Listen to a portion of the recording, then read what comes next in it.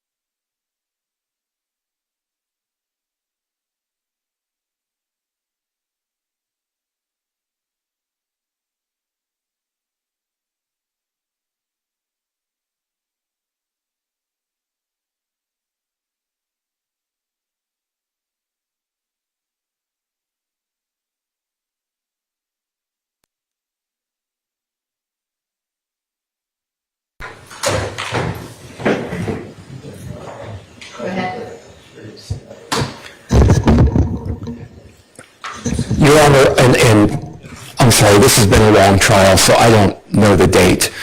But when Investigator Viverito, when we had the Daubert hearing related to her coming in as an expert, we, the defense, have repeatedly requested the training materials and other materials that she generated for use. We need those in our cross-examination of her.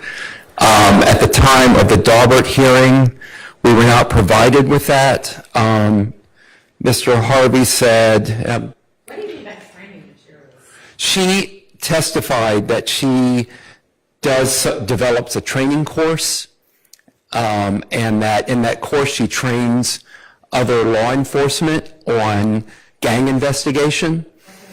And so we wanted the materials from that course because we believe that we need those on our cross-examination of her. You know, and of course I come from a civil background where I'm used to getting all kinds of information with regard to experts testifying, and we haven't received an expert report from her.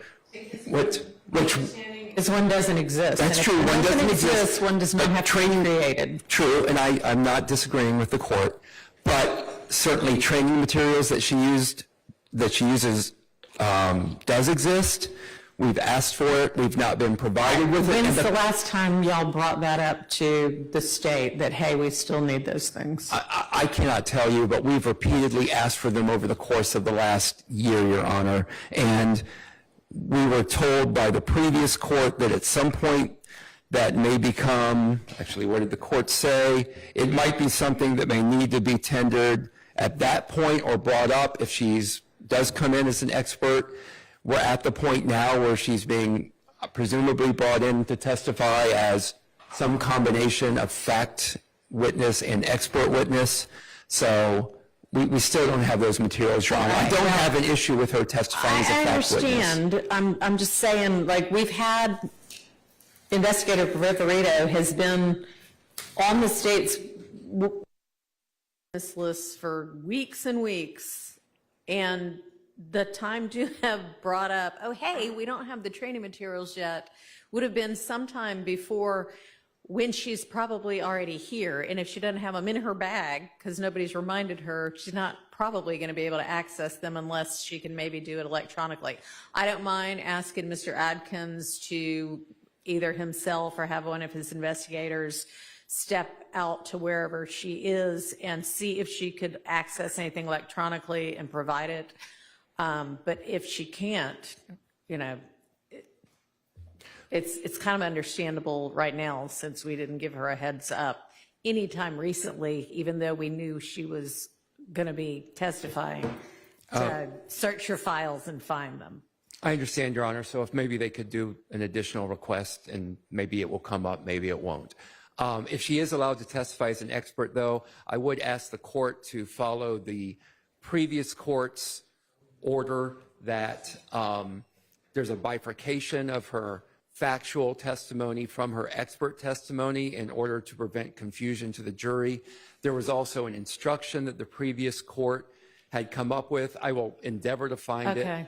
That was to be read to the jury prior to her testifying at, this is, by the way, not specific to her. It was all the witnesses that were in the dual, Okay, well, I'm not sure that it's 100% feasible to say, okay, for, you know, this set of questions, it's one thing, and for the next set, it's another. But I will instruct the state to instruct her, or in the way you ask your questions, make it clear to the jury, all right, at this point, I'm asking you your expert opinion about whatever it is you may ask. Yes, Your Honor. All right, and I mean, to the extent that you can separate them, do, but I mean, there may be times when she's saying, you know, here's some social media post, and then, for instance, she might need to testify, because I've got this background in gangs, I know that this particular emoji means something or another. So is the previous court's order no longer in effect about the statement that's to be read? I'm trying to say how it practically needs to be implemented. And if you want to provide me with whatever instruction you're talking about, I'll take a look. And Okay. And And then again, I'm going to, because of what the court just said, that I 1,000% agree with the court that it's very difficult to handle this dual witness, and it is why I objected to witnesses in this dual role. There's plenty of case law that goes against it, but I'm going to maintain an objection to a witness testifying in the dual role as an expert and a fact witness, Your Honor. Just like a continuing objection on that. All right, well, I think it happens fairly frequently. And she was qualified as an expert, right? I mean, y'all got a ruling after the Daubert hearing, right? I believe that's correct. Correct, Your Honor. That's what I thought. All right, anything else?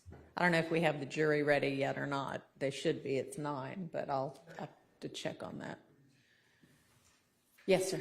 Your Honor, I believe Deputy Sprinkle is right outside. I'm just gonna go double check. Okay, thank you.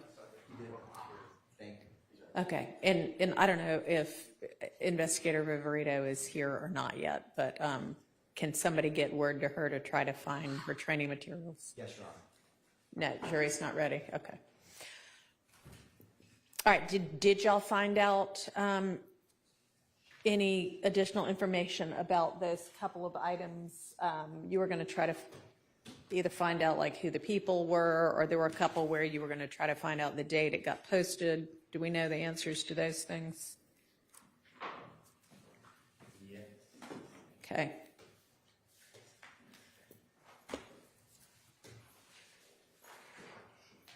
And Mr. Abate, did you get a chance to check the sound so that we at least believe it's going to be working right when Mr. Sprinkle?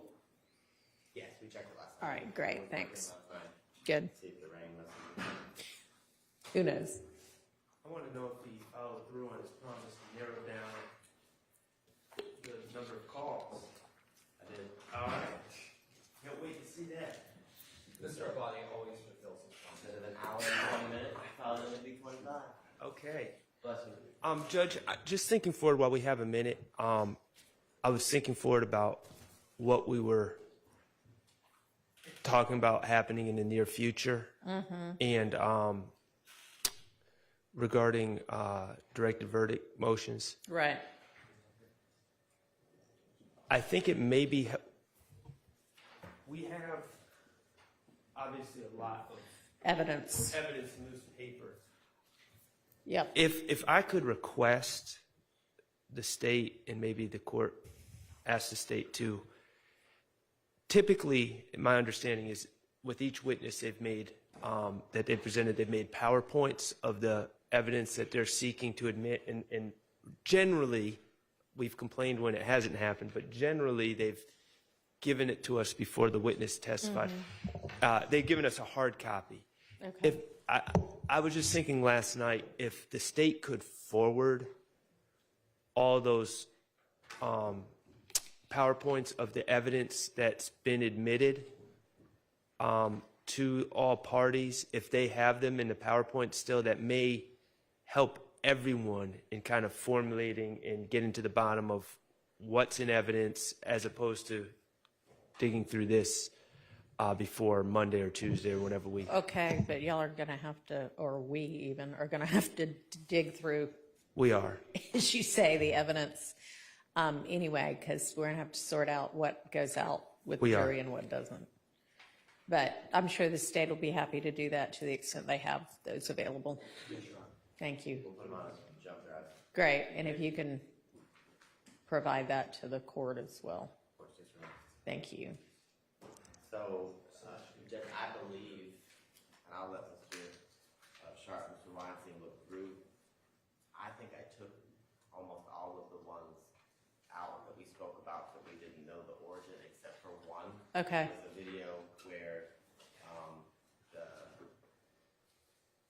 the name of the profile for the Instagram profile is Shell_8044, and I did determine it was taken from speaking with Investigator Viverito on April 1st of 2022. So during that time period, right after the Drinks murder, and but if she told me who it was, it's slipping my mind, and she's right outside, so I can go ask her about that and her training training materials, but I will let them flip through this. All right. This is your copy? And yeah, I'm just going to remind the state when we're going through the wiretap, and there are the two spots, I think, where I need to caution them that it's only Garlington's words. Just give me a heads up. Yes, Your Honor. Okay, I've made a specific note to. great, thanks.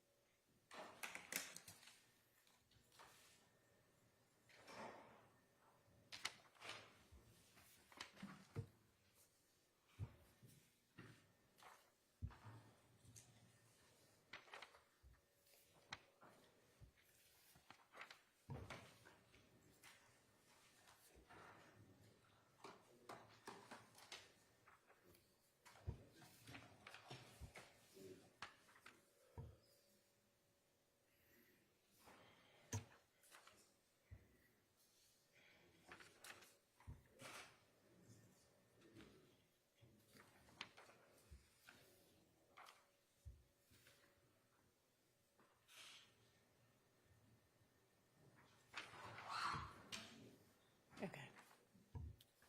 All right.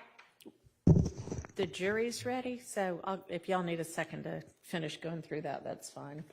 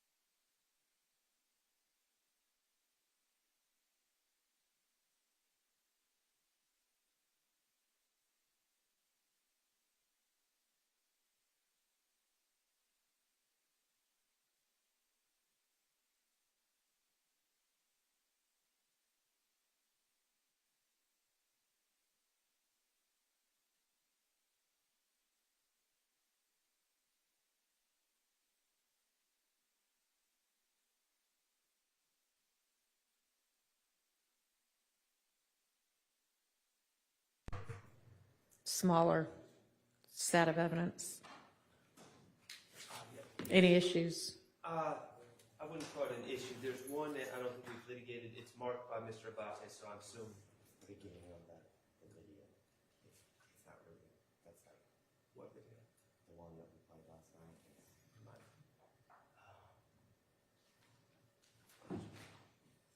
But it's just person.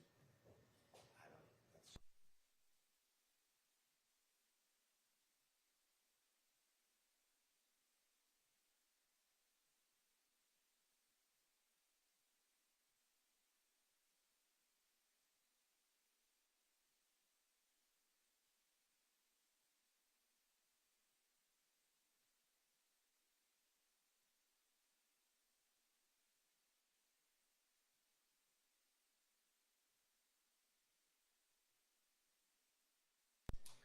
Don't know. I don't think so.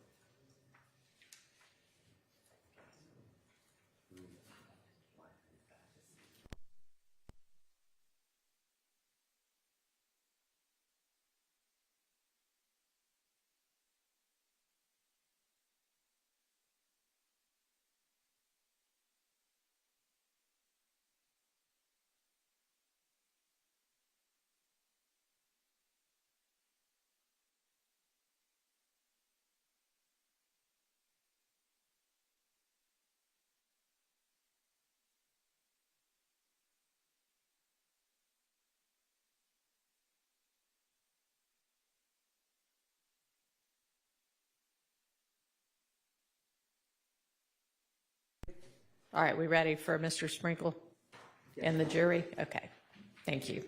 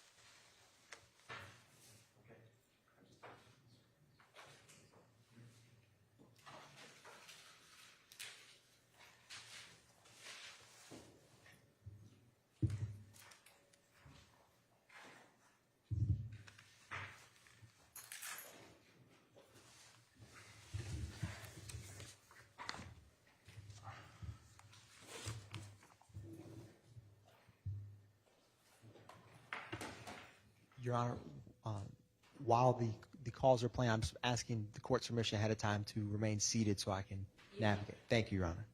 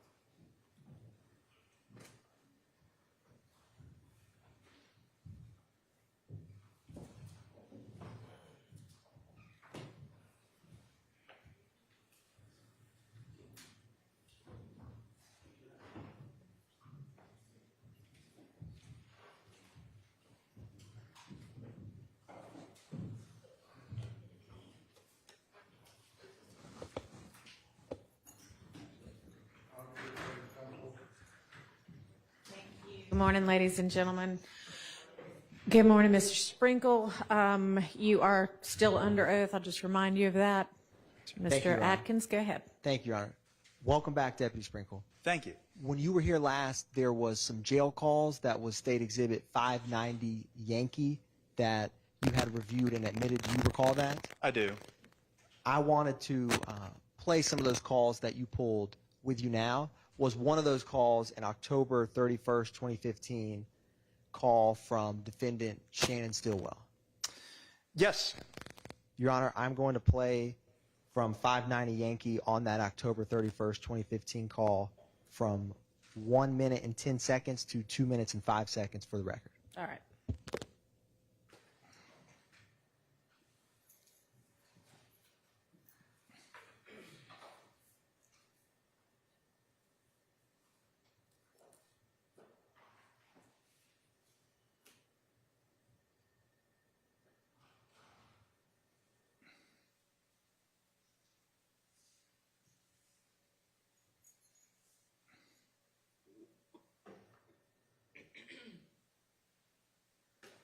Your Honor, I just noticed I'm in the Zoom, but for some reason when I shared,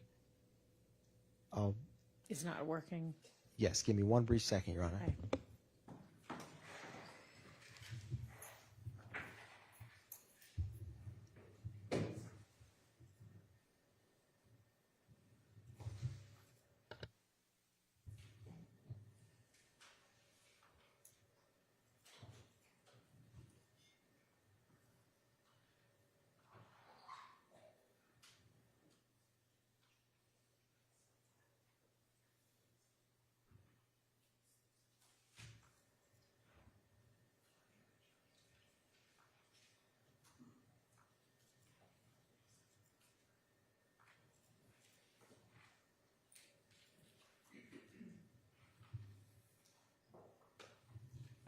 Thank you, Ms. Percival.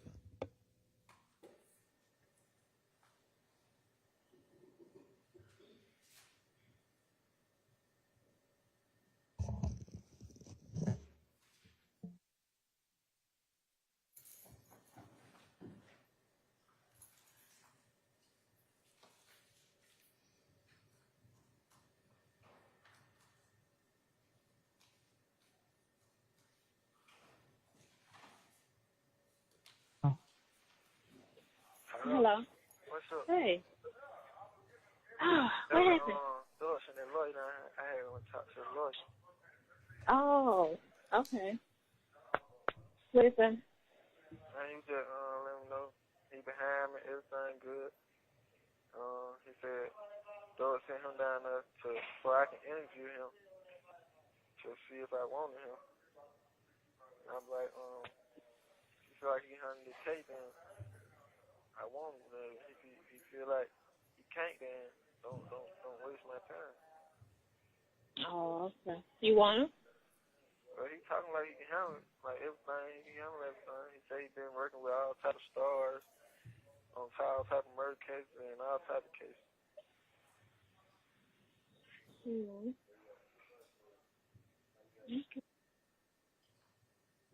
Stopping at 2:05.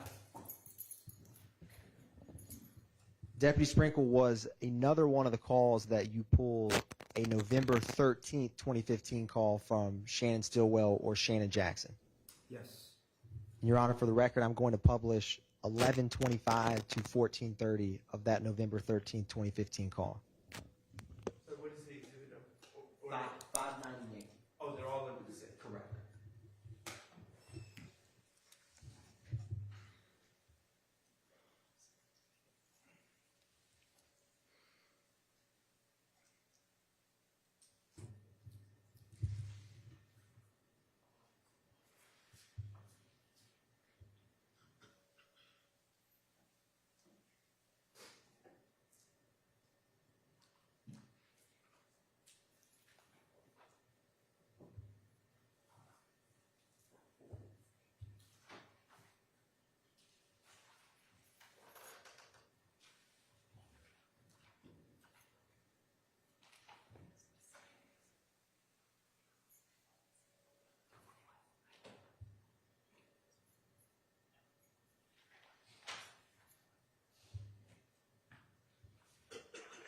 You remember I told you, I had wrote the treasure like, oh, we didn't know he had the same charge because Lloyd said he didn't.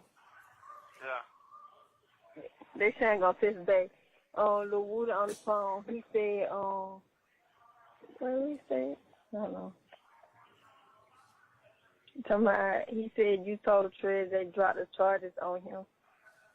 He want to know what was said. I said, I never said they dropped the charges on him. I said, I didn't know they had the same charges. Oh, I guess that's what Trish was talking about. Okay, thank you. But she. They trying to sit up, push that out for a nigga slap. Fuck yeah. I don't think she gets much. I would tell her. Stupid ass bitch. You and your pussy ass baby daddy got in there, fuck ass. Y'all both y'all on that lane, suck ass, little boy ass shit. Pussy ass hoe. Good ass hoe.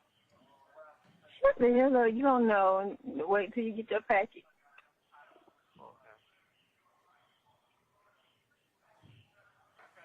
That fuck nigga envy me anyway, man.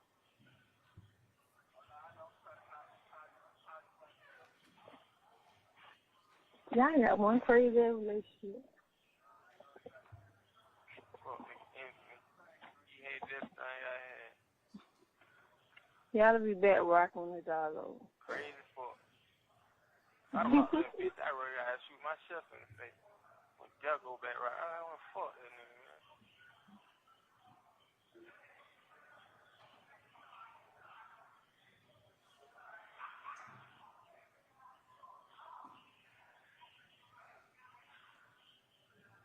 They just whoop this little young nigga ass in him. That ain't funny. I know you were laughing. I wasn't laughing. I was just like, eat that baby. Shannon, shit. Oh. Let me find him for you. I hear blood and he ain't real right. He what? He ain't real right for his blood. He what? He ain't real right. What? Shit, you know your own? It be different shit. Like, nigga push up on different niggas. And the wrong way. Nigga pushed up on me the right way. Nigga pushed up on him the wrong way. Like, hey, bro, you got to go and do this. Line, we finna goddamn gonna get at you, man. And that's what they did. They pushed up on me like, shit, bro, you know, they saying, man, listen, man, do you want to talk to these people because you stressing these big hoes, but you ain't on the phone with these folks. I got these folks, man, you want to talk to these folks. Yeah, bro. Now these niggas be goddamn. I be asking them, I like, bro, you locked up for rug, bro, but you ain't help panhandling, bro.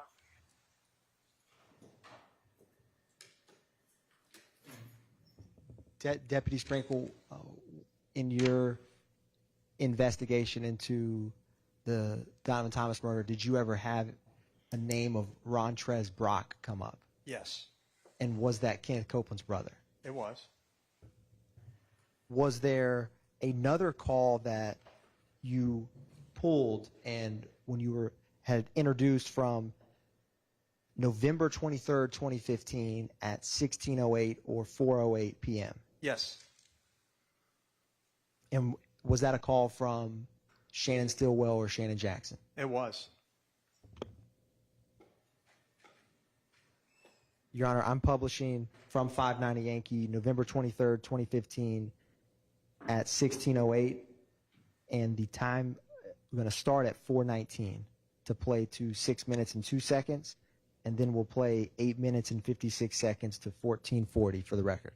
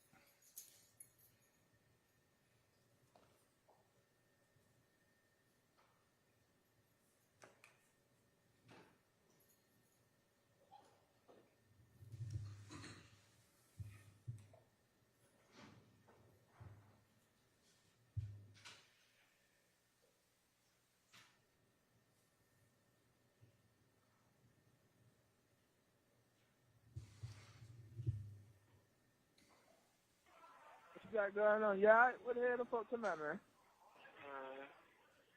Shit. Sounds crazy. Yeah, not the police, but they got. Yeah. Nick. Yeah. I am. Everything all right though. How the hell VO did? Huh? How the hell VO did? Yeah.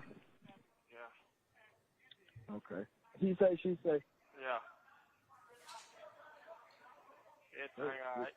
See that shit is different from the nigga who they got locked up with him, you hear me? Yeah.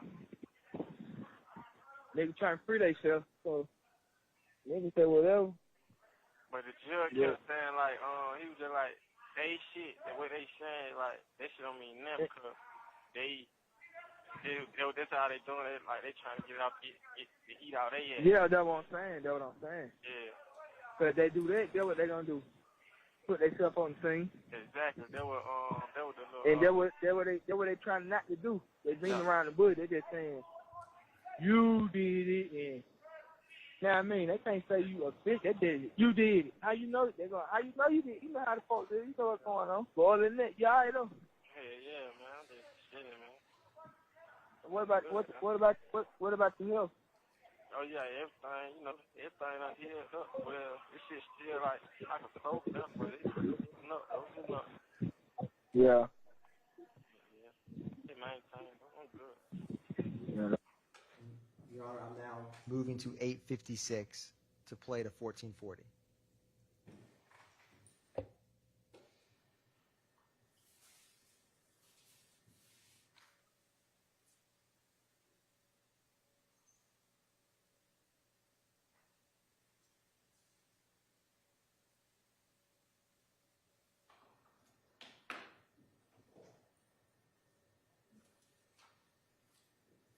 You look like you straight. Shit, I'm gonna have $6 on them.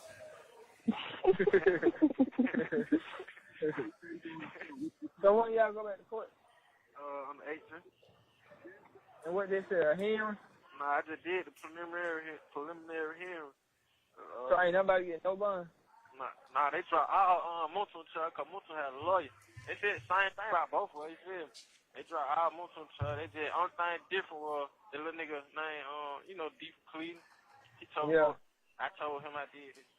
So they was, yeah, he said that's the only different thing. Then he just wrote multiple to my, man, on God, bro, I ain't say that, bro. I go to court before no police lying on me, did that, third. Fuck, nigga. So multiple got the lawyer. Yeah, multiple got all his shit, they missed. So if you would have had a lawyer, you would have got your own dismissed? Hell yeah. How much, what he paid on it? I call my man. Huh? I call my man and see what's going on. You ain't got nobody else who you think give you nothing on the lawyer? Shit, I ain't called. Well, Kim was just telling me to call him my knees on and shit. Who? Kim. I ain't calling it, though. Who? Can't say. Can't say? Yeah. Man, them niggas that be talking, bro. Yeah, that's what I be saying. That's why I ain't really just put no F like that fucking stuff. I was been sent the lawyer down here. That nigga, he keep coming down here, but he just like, shit, Doug keep telling me he ain't got all the money yet. The fuck you ain't got all the money yet. Who's saying that? Oh, that was the lawyer. Like, the lawyer keep coming down here though, but he just like, shit, I won't gonna represent you, but he keep saying Doug saying he ain't got all the money together yet. How much they charge? And this nigga, he ain't telling me the price. He just like, I told Young Thug he gotta give me everything or nothing. It's everything or nothing. That's how he kept saying. So he want all his money at one time. He don't want I believe down. he's doing that. He's doing that because of Thug. You feel me? Cause he knows home got money, so hey man, I want all my money. You ready? Yeah, that's what I'm saying. Cause most lawyers, they do a payment plan, bro. Yeah, exactly. New lady talked to some lady and she was like 4,000 some shit she was saying. 4,000 for it. Start. Man, that nigga I had him, he want that much, bro. Yeah, now nigga who beat my brother's murder case. You know, I'm cool with him. He don't even want that much. 4,000 start, that's too much. Yeah. I probably give him about $2,500. He probably put me on a payment plan like every 2 weeks. Probably pay like $350. Right? What? That's cool, man. Mhm. Hold on, cuz. So, all this shit. Well, so what you got out here? What you got now? What you got now? Most of they got now, they got all them aggravated assault shit that they had. Aggravated assault, aggravated batteries, all this shit, them gun charges. You know, they had So what part of that truck? That murder charge? Yeah, they just dropped the murder charge off them. Man, that ain't shit. That's base talk, just like that. Yeah. That's how he got like, you know, they got like 9 charges apiece. Drop that murder and stack some on the aggravated assault. Cause they're like 20 years. Yeah, what? That's what I'm saying. Them aggravated assault charges and all that shit still the same thing. Yeah. Well, murder, they just make niggas say, woof, at least I ain't got this. Still got to fight the aggravated assault. You know, that shit, they be better though, like the murder, you facing the murder charge and them out of aggravated, that shit better because them folks, aggravated assault. them folks telling on them, like, the nigga mama, she was like telling them folks, like, yeah, they did it. And then Lil D telling them folks, like, yeah, home with me that night. And they said Lil D already told them folks he did it. And Lil D told him he did it when he left the club. Lil D? Yeah, he told him he did it. And he told them that most of them with him when he left the club. So they like, shit, he with you, then he had to do that too. I don't even want to talk about that. Yeah.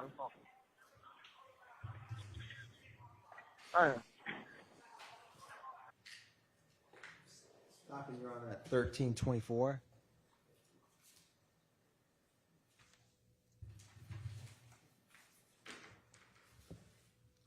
And Deputy Sprinkle, did you also pull a December 4th, 2015 call from Shannon Stillwell or Shannon Jackson that was made at 5:31 or 17:31? Yes. Your Honor, I'm going to publish from 590 Yankee that December 4th, 2015 call from 8:10 to 8:30.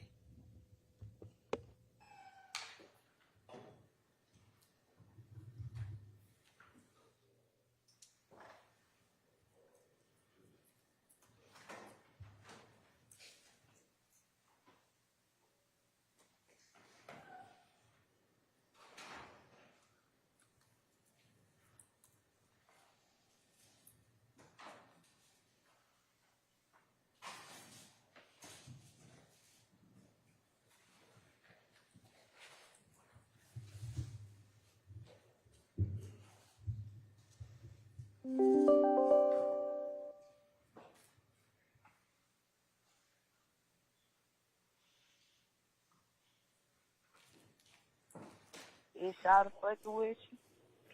Who? You know what I'm talking about. Who, nigga? No. Who? Oh. You talking about, him? Mm-hmm. Yeah, he the one paying for everything. Oh, okay.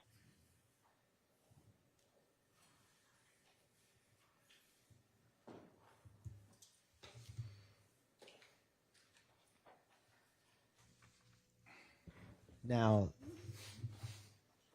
Deputy Sprinkle, did you also pull a January 10th, 2015 call at 7:42 p.m. that was placed by Martinez Arnold? I did. And was that call to Javoris Bradford? It was. Does he have a nickname of Tuda? He does. I'm going to play that January 10th, 2015 call at this time, Your Honor.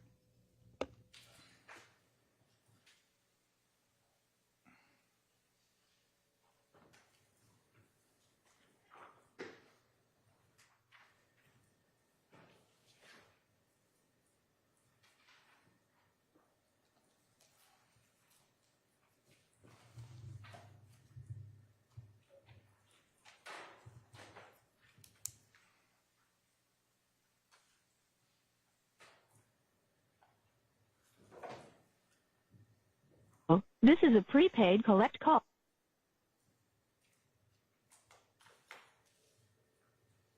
Call from an inmate at Fulton County Jail. This call is subject to recording and monitoring, and your location information may be collected and used by corrections and law enforcement personnel. To accept charges, press 1. To refuse charges, press 2. If you would like to permanently... For a limited time, visit an inmate from the comfort of... Y'all gonna set me up like Securus. You may start the conversation now. Dude. Cool. What's down? Call right back. Y'all gonna set me up like that? Nah, hell no, nigga.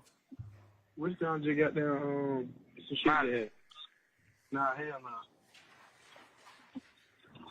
Y'all good? Yeah, hell yeah. Hey, Goldie Mott.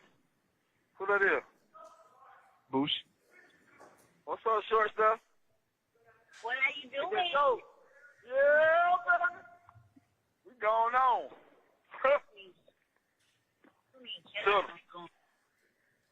Yeah. Yeah. Well, yeah, got it. Who went here to pull up? Oh. Yeah. Call Christopher, bro. All right. You keep calling all these girls.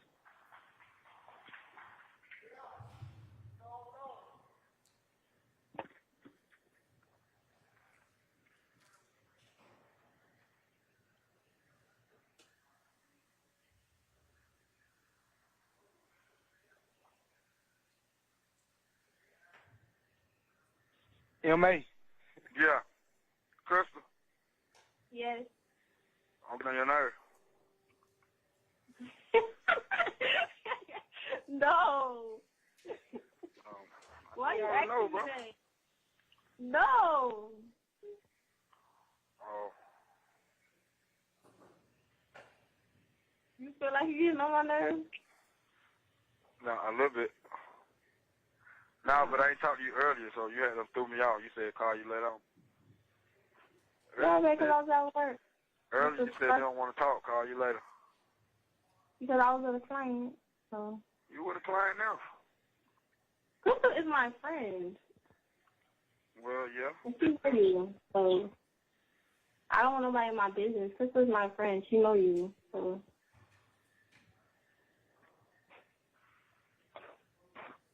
I don't know. Why would you ask me something like that? You want me to call Bobby back? Yeah, she answered. She called you back. Yeah, but she had went to the bathroom because you said something that she was going to go eat or something. Hold on. Call her. Okay. I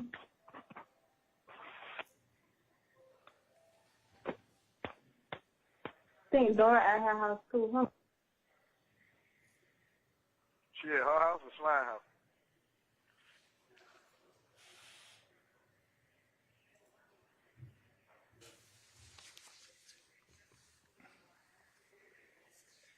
Dude. Yeah. Dude. Yeah. You hung up? She hung up? Yeah, she probably didn't try to. Her slow ass. Damn, Yo, bro. slow ass. Huh? Yo, slow ass. Who that, Boosh? Duh. You got your man out there, man. Yeah, you talking about. Who said it?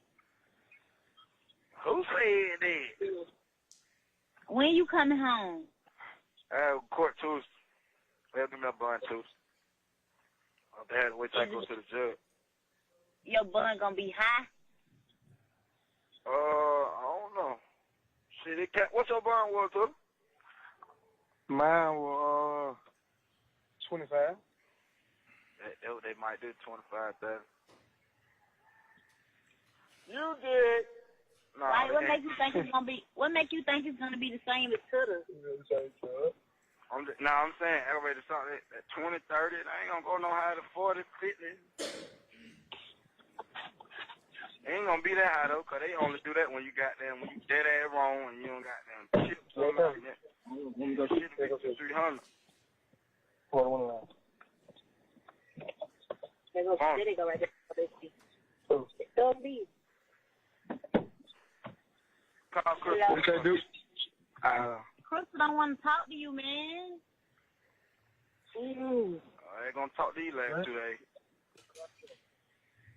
The girl don't want to talk to you. She hung up for a reason. Nah, she happy. Every time I call her, she get even happy. You dig what I'm saying?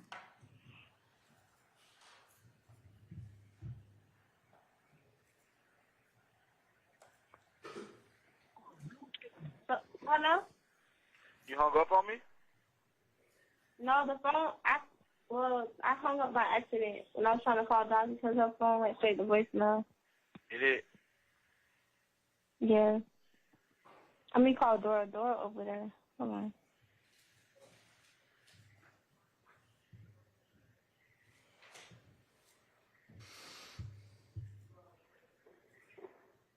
Hey, you slide that tray over here, bitch out.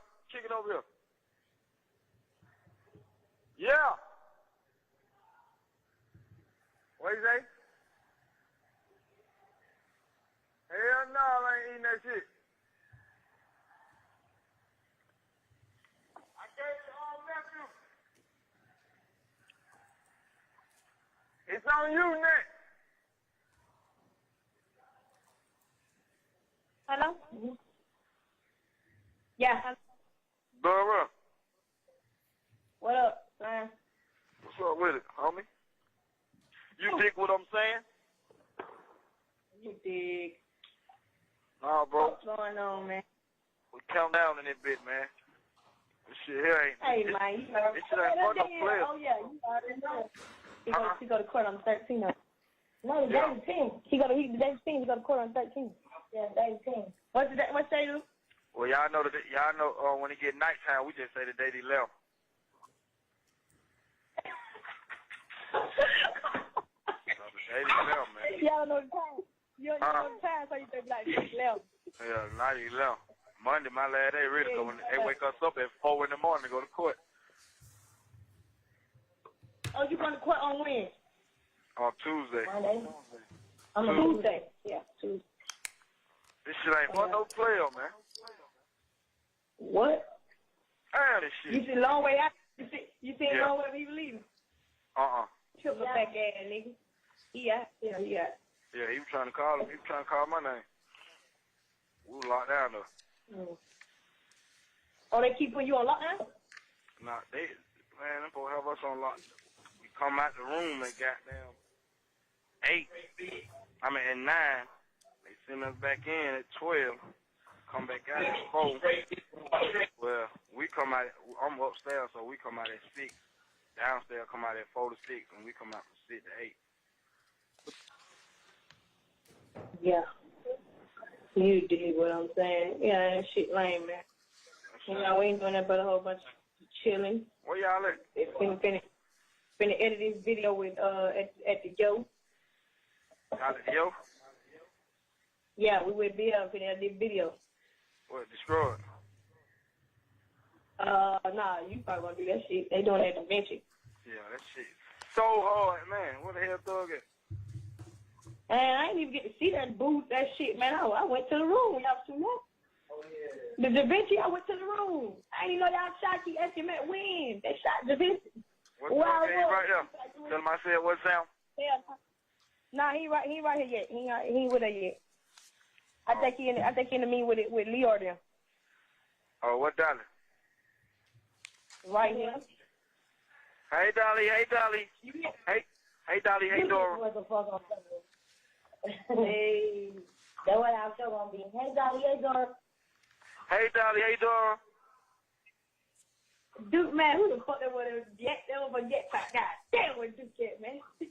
Now, I said, good morning, I said, man, free fucking Duke.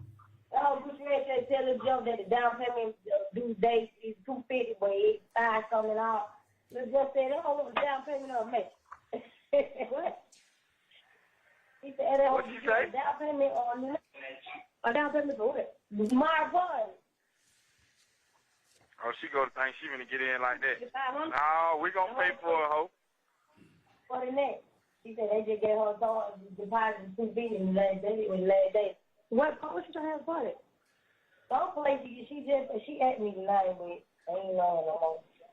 Hey, Dolly, they going crazy on my IG, bro?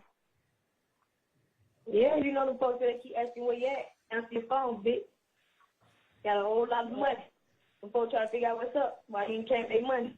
Who money? See, nigga ain't talking about no money. They'll get knocked out. No more niggas. See the people that charging her. No, she having that liqueur. She said she having that liqueur. LaCour. Man, you better have that baby put that fuck that glowing shit. Yeah. Tell her to go crazy. Hey, they just brought us some beans. Hey, Dora. Yeah. They just brought us. Hey, Chris.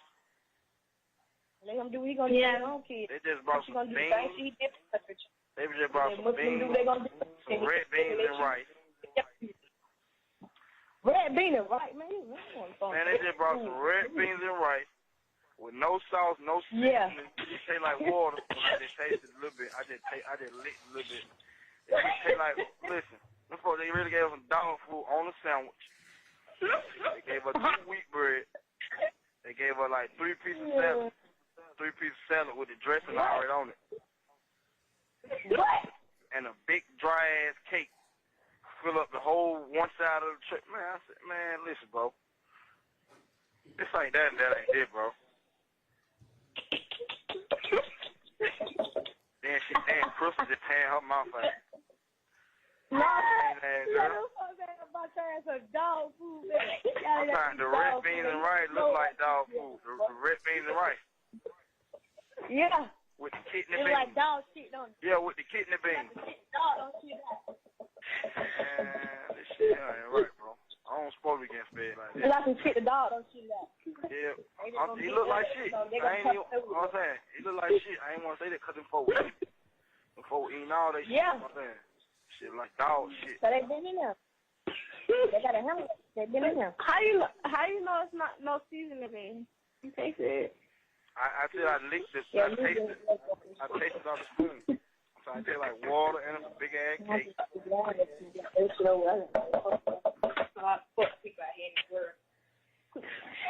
Crystal is cracking up, baby. Yeah, she said that. What Crystal is your friend? Yeah, she's cracking up. Oh, give a nigga some dog shit, man. Hey, Dora. Straight up, yeah. Hey, I need y'all to make this day. There you go by, man. Man, what? Hey, listen, man. We just Amina getting that money to your sister, put the money on your book, or you don't want that shit? Yeah, she said she was gonna give it to my sister said she called her in. Yeah, no. She putting 100 on your book and 100 on the phone. Don't keep trying to put that on my book. I ain't finna be here for that, man. Yeah, that was I was just thought maybe you might want to make stores and shit. You know what I'm saying? We can't even make it go down there where I'm at. You can't. Can't even spend it down. They don't even come to us with stuff. Oh, well, let me tell you, damn. I mean, they put it on there, they gonna give it to me when I get out. Hold on, Slime.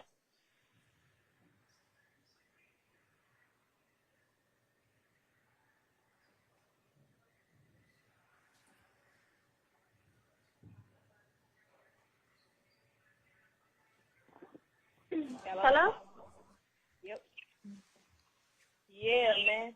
Nah, well then I tell her they ain't don't worry about that shit. Then we'll just keep on the phone. She can put it on there, cause I might walk the bend on when I get out Houston.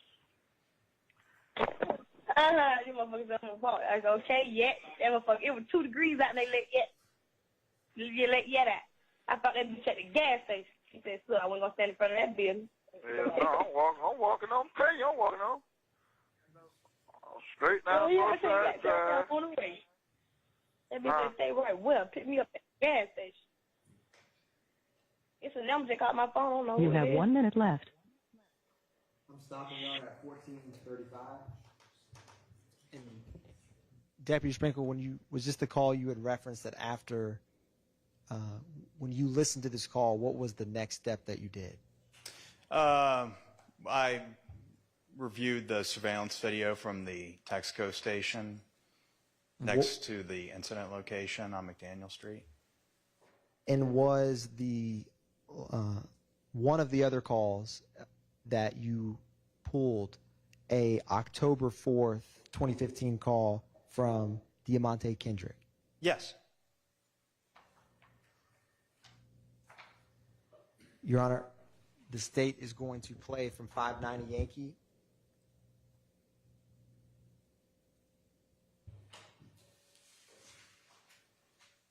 From 1 minute and 12 seconds to 3 minutes and 16 seconds.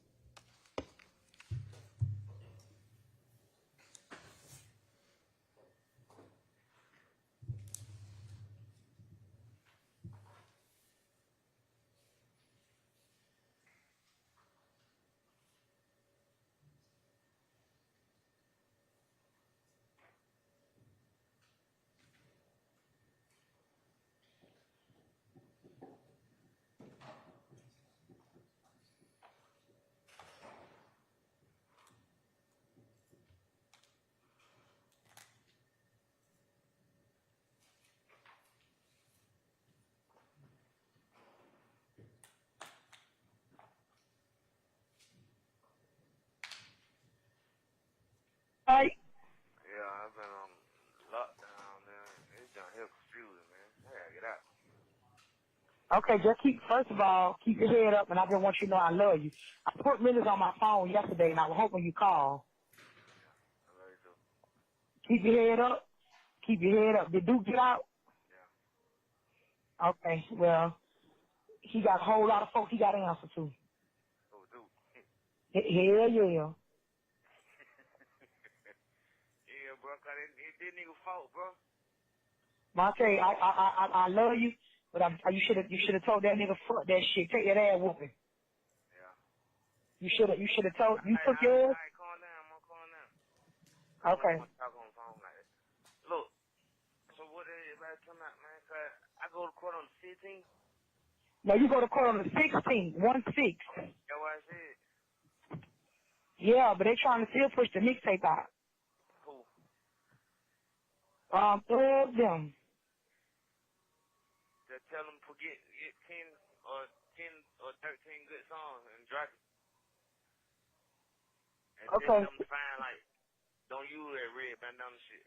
Even though the bandana burgundy, just tell them to find, like, a picture, like, on slime cheese. And what I was finna say? Man, these days going like so slow. Yeah, the day is only the 4th. But I'll be there. Your judge is Judge Atkins. Put his name in the universe. His name Judge Atkins. I done looked him up. I done saw him before, too. I got a lawyer. We gon' Thug, I'm working on that now. Just say You know, broke, not say name. huh? Just say broke, don't say the name. Broke, yeah, broke. Hey, Stop it at 3 minutes and 14 seconds.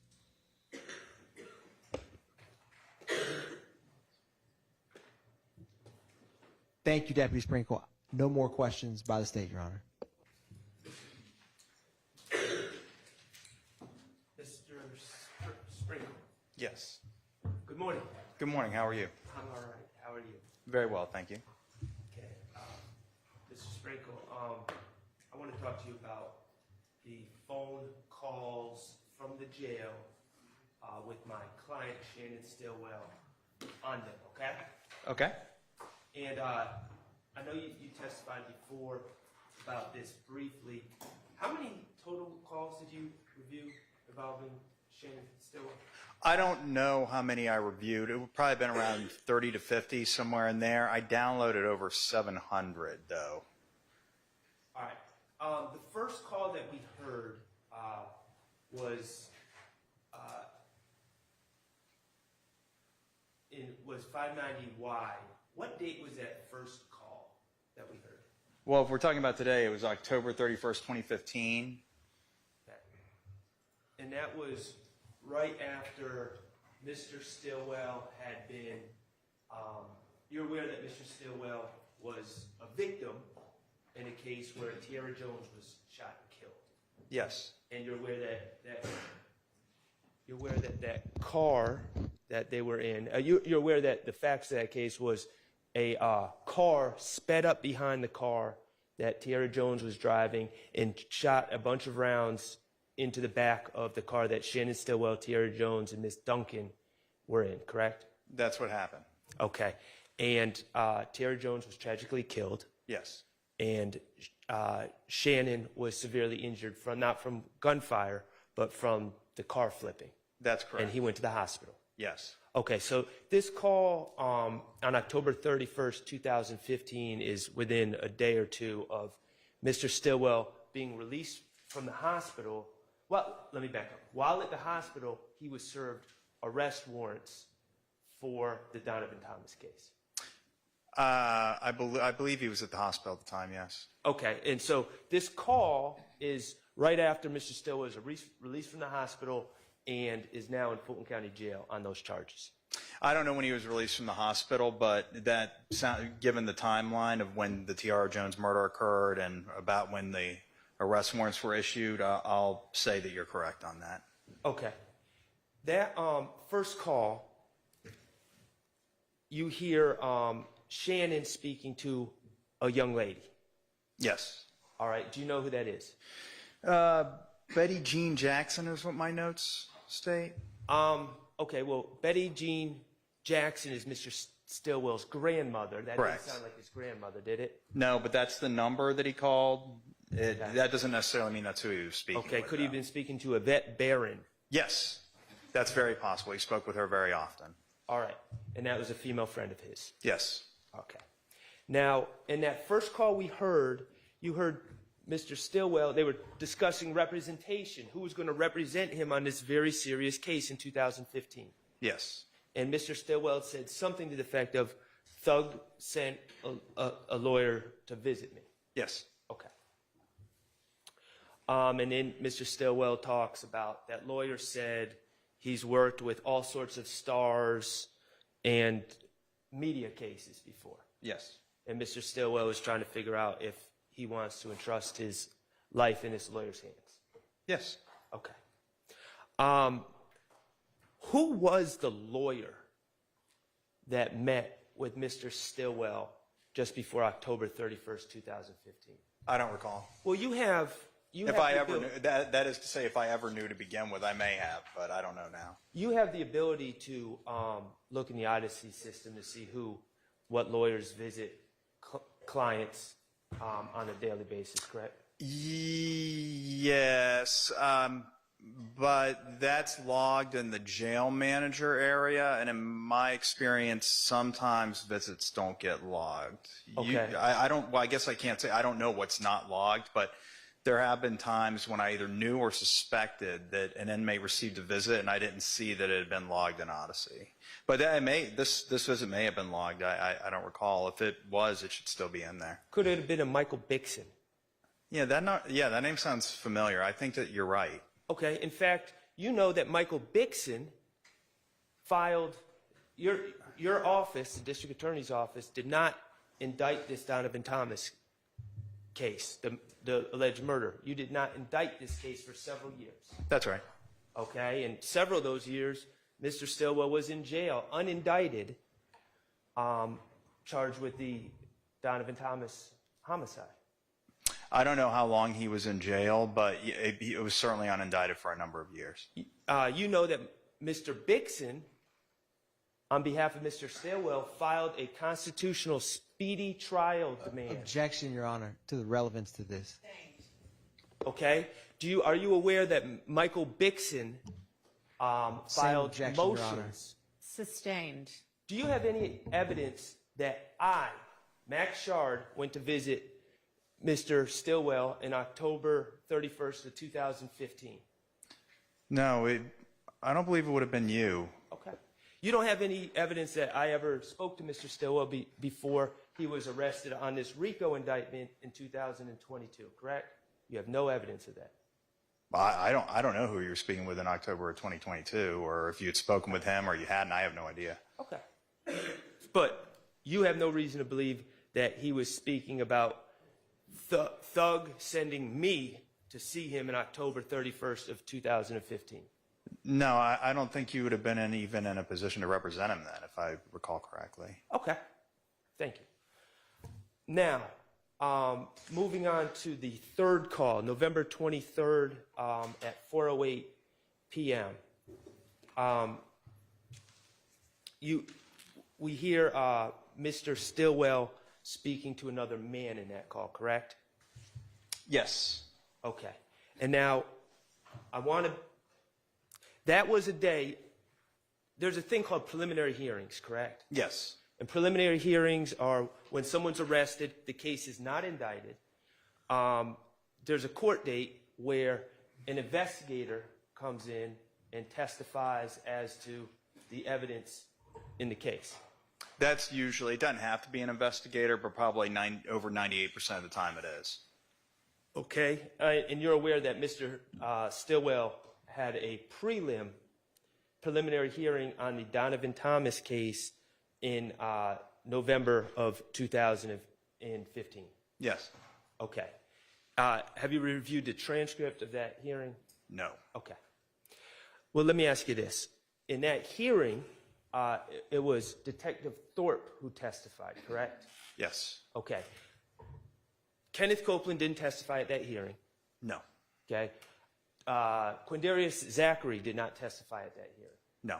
Okay, so when Mr. Stillwell is talking about what happened at the hearing, he's not talking about what Kenneth Copeland or Quindarius Zachary said at the hearing. He's talking about what Detective Thorpe is testified that they said. That's right. Okay. Now, I want to be very clear on this.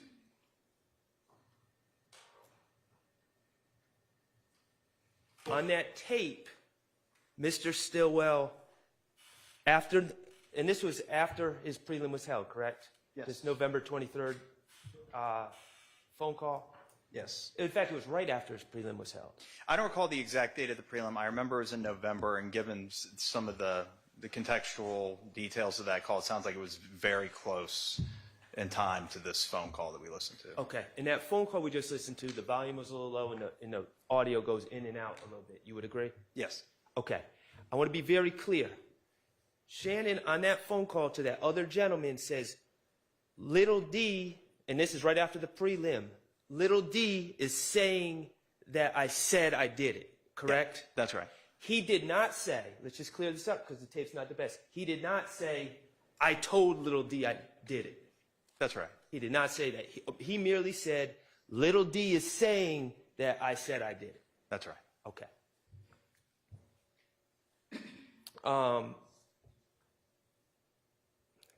Also in that tape, you hear Mr. Stillwell and this other gentleman talking about what's going on, the predicament that Mr. Stillwell is in, correct? Yes. Okay. The other gentleman says N-words trying to free themselves, correct? That sounds right, yes. They trying to get the heat off their ass. Yes, that was said.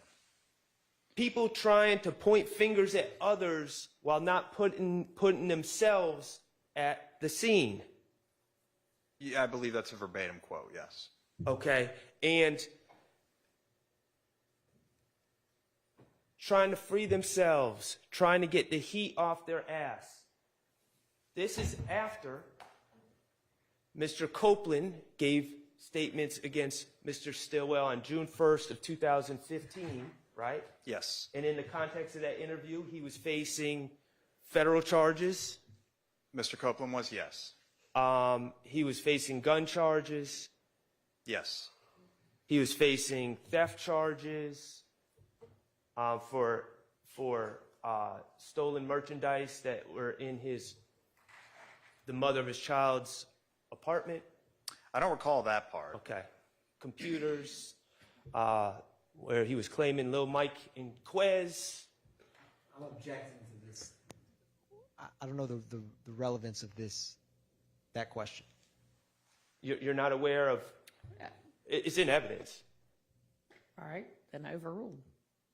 You're not aware that Mr. Copeland tried to blame a Little Mike and Quez for stealing things that ended up in... Hang on just a second. Are you saying whether he knows, whether this witness knows or not is not I guess relevant? I should have said foundation, Your Honor. Okay. Okay, you don't have any knowledge of those things that Mr. Copeland said? I don't remember that part of his Okay. statement now. Also, trying to get the heat off their ass. The statement by Mr. Zachary claiming that Mr. Stillwell confessed to him. That was made when Mr. Zachary was in jail for shooting up several houses. Yes. And was facing federal straw purchasing charges as well. Yes. Okay.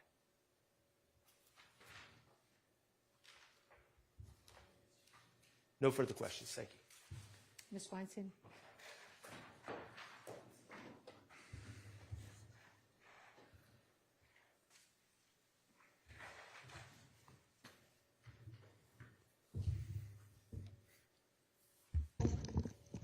Good morning, Mr. Sprinkle. Good morning. Regarding the call that that was played between Mr. Kendrick's mom, Tasha, and himself, you recall listening to that just now, right? Yes.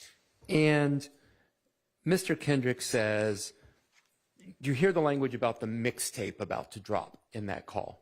Yes. Did you investigate that mixtape about to drop? If I did, I don't recall now. Okay.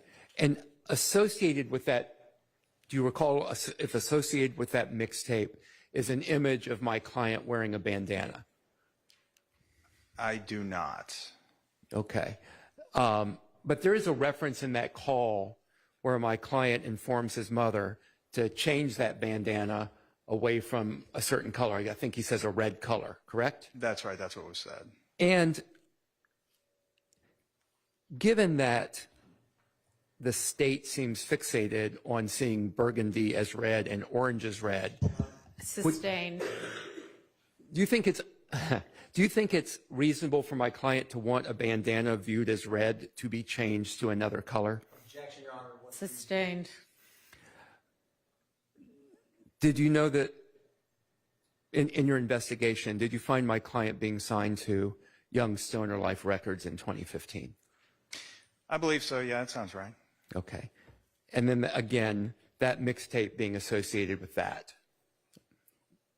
Yes, I believe. I don't recall exactly, but that sounds right. Okay. There's also a reference in there of my client's mom, Miss Tasha, speaking to, I think she said speaking to Thug about a lawyer, correct? Yes. Do you have, and I believe it was Mr. Bixson that represented my client at the time, do you have any evidence that anyone other than my client retained? It's not Miss, anyway, let's forget whoever the lawyer was. Okay. That's okay. Thank you for your help. The lawyer that was retained for my client at the time, do you have any evidence that anyone other than my client retained that lawyer? I don't know who paid for the attorney or, no, I don't have any evidence. Okay. Would you find it unusual that somebody would ask a friend to recommend an attorney? No. Okay. Thank you. Redirect. Yes, Your Honor. Now, Deputy Sprinkle, as part of your current job, do you handle a number of preliminary hearings that was discussed on cross? Yes. And were you at that hearing that was referenced on cross-examination? I believe so. If it was the same hearing in which Antonio Sledge his hearing was held, then yes, I was absolutely there. And I believe that Mr. Stillwell and Mr. Sledge, this was not over 9 years ago, or 9 years ago, almost probably to the day. So I'm pretty sure I was there. Now, on cross-examination, there was reference about the information at the preliminary hearing comes from, in this case, Detective Thorpe. Do you recall that? Yes. Now, if you remember, and there was reference about, on cross-examination, what little D or someone said at that hearing. Do you recall that? I do. At that preliminary hearing, for witnesses such as little D, were names used or was something else used? Well, their legal names would have been used. And is there any times in preliminary hearings where witnesses are referenced by something other than their name? Sometimes, yes, I'll often ask that the detective reference the witnesses by alphanumeric characters like A or 1, because, there's a variety of reasons for it, but the basic reason is the case isn't indicted, and so we don't have to turn over the witness list yet, and we're still investigating, et cetera, and so the witness is not compelled or isn't required to recite the legal names or any name of the witness on the stand. Yes. And if it's the hearing that you are thinking of, you said Antonio Sledge would have also been present? Yes.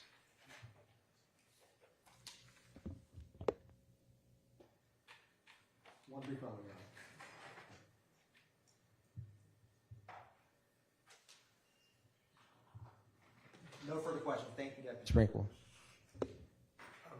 This prelim back in 2015, you don't have any recollection if actual names were used or like witness A, witness B, witness C? I do not know. Okay. And in the event that witness A, witness B, witness C were used, just hypothetically, the detective still testifies to the background of who these people are, such as, for instance, witness A, who we found receipts from a pawn shop showing that they purchased guns, said this, right? Or something of that nature. There's context behind these witness A, witness B, witness C.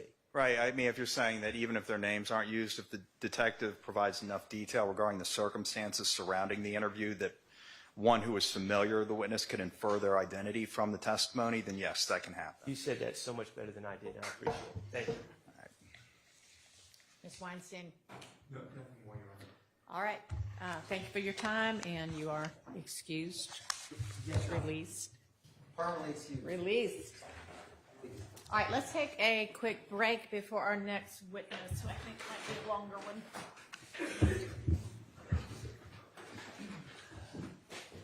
All right, for jury.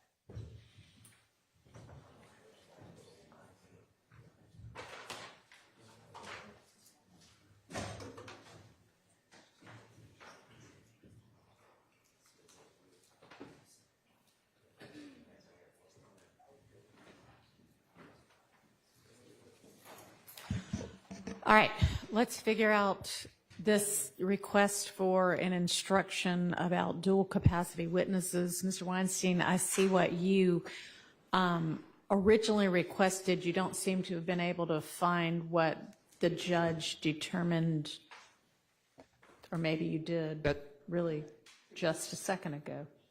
Give me a second.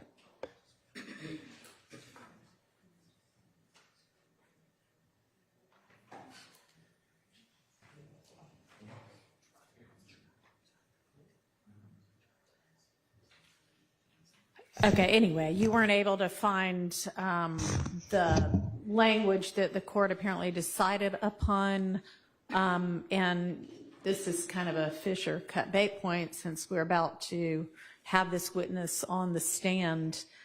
And I think Ms. Persfield has, just in the last few minutes requested if anybody has access to what exactly the language was to come up with it now, but in the absence of that, I think that what you originally requested, Mr. Weinstein, and I don't know if you want, I guess you filed that at some point, or do you want me to read it into the record? You can read it into the record. Okay. I believe that was an email that was sent to the court back on January 31st. Your request is that the court instruct the jury the testimony you're about to hear is the witness's opinion based on training and experience, not firsthand knowledge, and that it is for the jury to determine how much weight, if any, to give that opinion. And then after the witness has testified in the dual capacity, to say, you have heard the testimony of this witness who testified to both facts and opinions. Each of these types of testimony should be given the proper weight. As to the testimony to facts, consider the factors discussed earlier in these instructions. As to the testimony on opinions, you do not have to accept the opinion. In deciding how much weight to give it, you should consider the witness's qualifications and how the witness reached their conclusions, along with other factors discussed in these instructions for weighing the credibility of witnesses. One problem with that is we don't have whatever those prior instructions that whomever this court was would have given. So it would be a little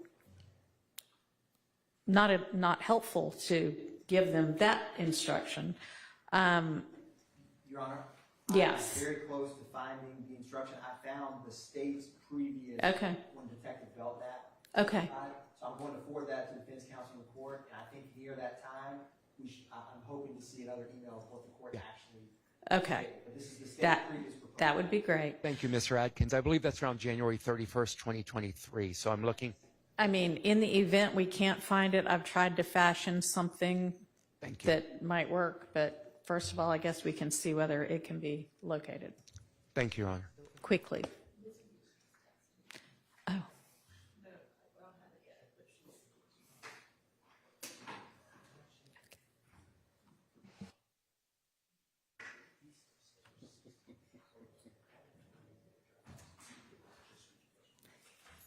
All right, and if either defendant needs to be excused to the restrooms while the attorneys are looking, y'all can go ahead and do that. I'm going to do the same, and I'll be right back.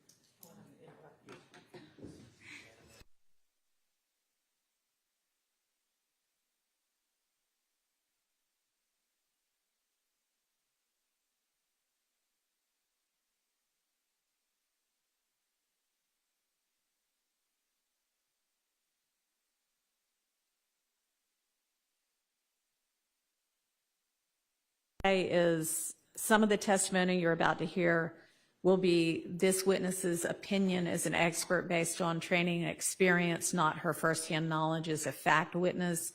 Other testimony will be as the so-called fact information gleaned during the witness's investigation. I've instructed the state to the extent possible to try to make clear when they're asking for or when the witness is giving expert opinion versus fact testimony.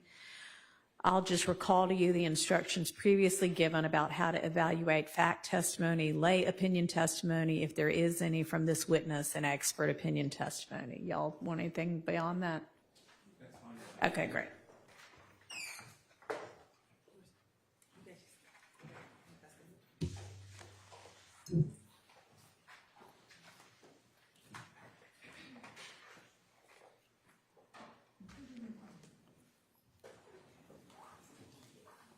Are we ready for the jury? Okay.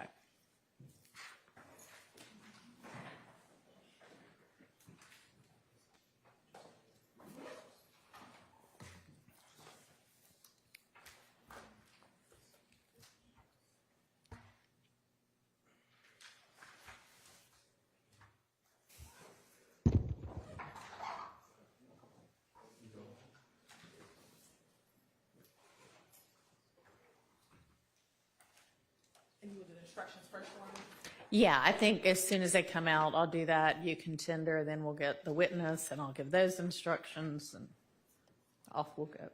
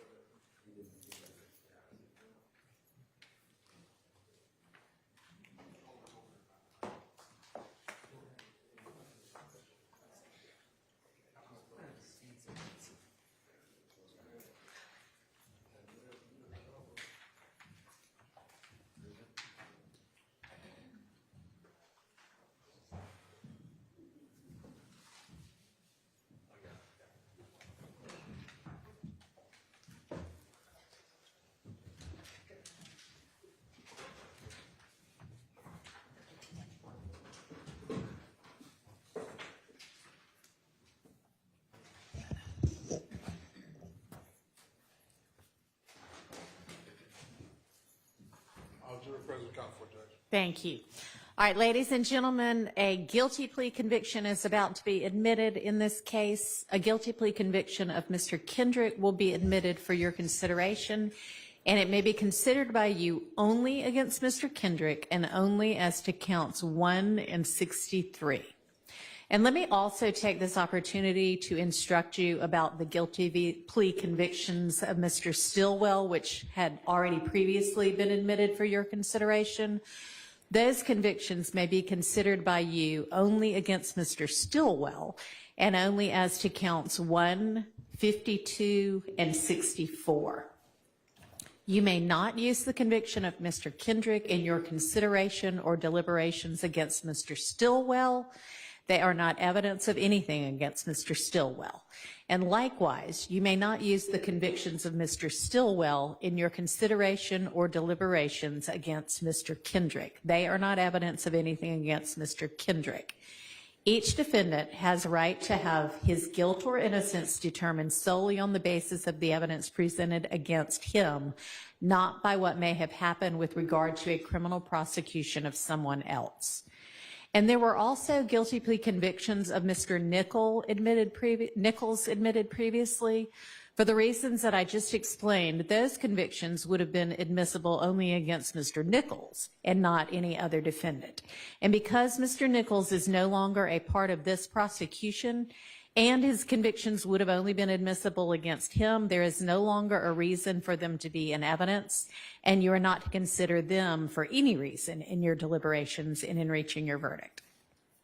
And you also heard testimony about a guilty plea by Mr. Winfrey. Whether Mr. Winfrey pled guilty to something is also not to be considered against any of these defendants. This proposition is true about the guilty plea convictions of any co-defendant.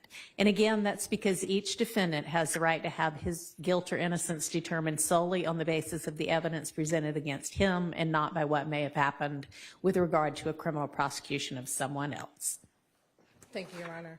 And Your Honor, this time the state would like to tender State's Exhibit 438 VV pursuant to 24-9-902, which is a self-authenticating certified copy of conviction of Mr. Deamonte Kendrick in indictment 15 SC 140116, where Mr. Kendrick pled guilty to participation in criminal street gang activity, conspiracy to commit a crime, possession of a firearm or knife during the commission of or attempt to commit certain felonies, theft by receiving stolen property, VGCSA for the purchase, possession of a controlled substance in Schedule 1 or Schedule 2, driving, fleeing, and attempting to elude, and possession of marijuana less than an ounce. All right, that is admitted. And you can call your next witness. Your Honor, the state calls Investigator M. Viverito. All right. And while that investigator is making her way to the stand, I'm going to give you another instruction. And this is kind of just a reminder instruction. So some of the testimony you're about to hear from this witness will be the witness's opinion as an expert based on training and experience, not her knowledge as a fact witness. But other testimony she's going to give will be so-called fact information gleaned during the witness's investigation. I've instructed this, go ahead. I've instructed the state to the extent possible to try to make it clear when they're asking for or when the witness is giving expert opinion versus fact testimony. And I'll just recall to you the instructions that were previously given before another expert's testimony that was going to testify in a dual capacity about how to evaluate fact testimony, lay opinion testimony, if there is going to be any from this witness, and then expert opinion testimony. All right, thank you. And if you can swear the witness. Raise your right hand. You swear firm testimony to give the truth, the whole truth, nothing but the truth? I do. State and spell your first and last name for the courts. I'm sorry. First initial, last name for the courts, okay? Sure. It would be M. Viverito, Viverito. And good morning, Investigator Viverito. How are you? Good morning. I'm well. Where do you work? The City of Atlanta Police Department. And how long have you worked for the City of Atlanta Police Department? Since February of 2023. And what are your current job duties and responsibilities with the City of Atlanta Police Department? Currently, I hold the rank of investigator, and my position is unique. It's the first of its kind for the Atlanta Police Department.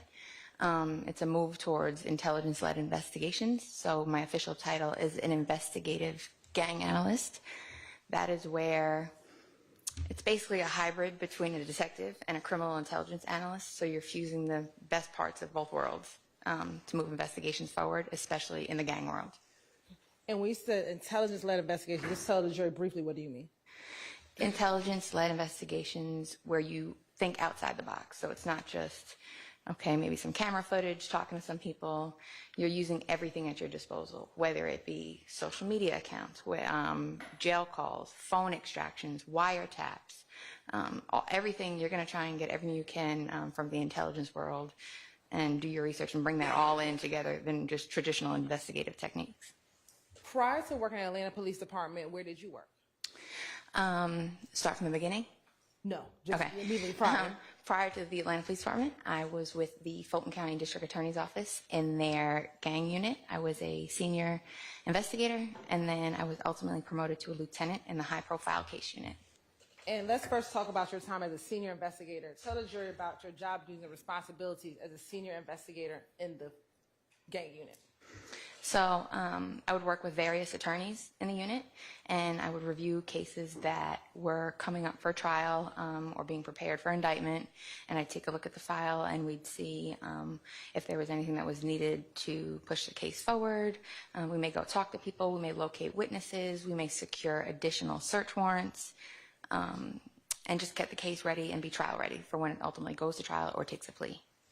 And as a lieutenant, what did you do when you were with the high profile unit? It was things of a similar nature, but it was a little bit more, again, as the title would allude to, high-profile cases, media cases, cases that involve difficult witnesses, in cases that were a little bit more complex. Now, prior to working at the Fulton County District Attorney's Office, did you work for any other law enforcement agency? I did. If you could tell the jury about your career in law enforcement. Sure. I graduated from the University of Tampa with a bachelor's degree in criminology. I did about a year down in Tampa working at a juvenile facility to get some experience. Then after that, I moved to Atlanta. I started my career with the Georgia Department of Corrections as a felony probation officer. While I was there, my career has exclusively been in the city of Atlanta. While I was there, I started out with a normal caseload. Shortly after that, they started a program what was called the Atlanta Community Impact Program. It was a pilot program driven to reduce recidivism for people returning back to the community from prison. So somebody may get sentenced to a prison sentence that includes probation. So they partnered us with, every day we were partnered with Atlanta police officers. We would ride with them. They would come with us to do home visits. So we'd get a list of returning citizens from prison, and we'd offer wraparound services. So if you need a job, if you need housing, if you need clothing, if you need education, if you need anything you need, we offer it there as like kind of a one-stop shop in an effort to reduce recidivism. So on the other hand, then, if you want to get out of prison and say, you know what, not interested, I'd like to engage in a crime spree, thanks. We have the Atlanta Police Department with us every day to say, okay, we're going to stop that before you get hurt or before anybody else gets hurt. Anybody in the community is I want you to slow down a little because you are going so fast, and I will ask a different question further. All right. While you were with probation, did you ever have an opportunity to work with the GBI? Yes, later on in my career. Okay. So when did you work with the GBI later on in your career? Okay, several years later, I was promoted to probation and parole has there are different ranks. I was promoted to a criminal investigator. So what's that? You don't have a caseload. You're operating as a slow down. Sorry. You're operating as a law enforcement officer within probation and parole. Typically, you're assigned to the Special Operations Division, and then you're assigned to either a federal task force. In my case, I was assigned to the GBI Gang Task Force. That's the Georgia Bureau of Investigation. It's a statewide gang task force. And what did you do when you were part of the GBI Gang Task Force? Although we were statewide, my experience was here in the city of Atlanta, so I took on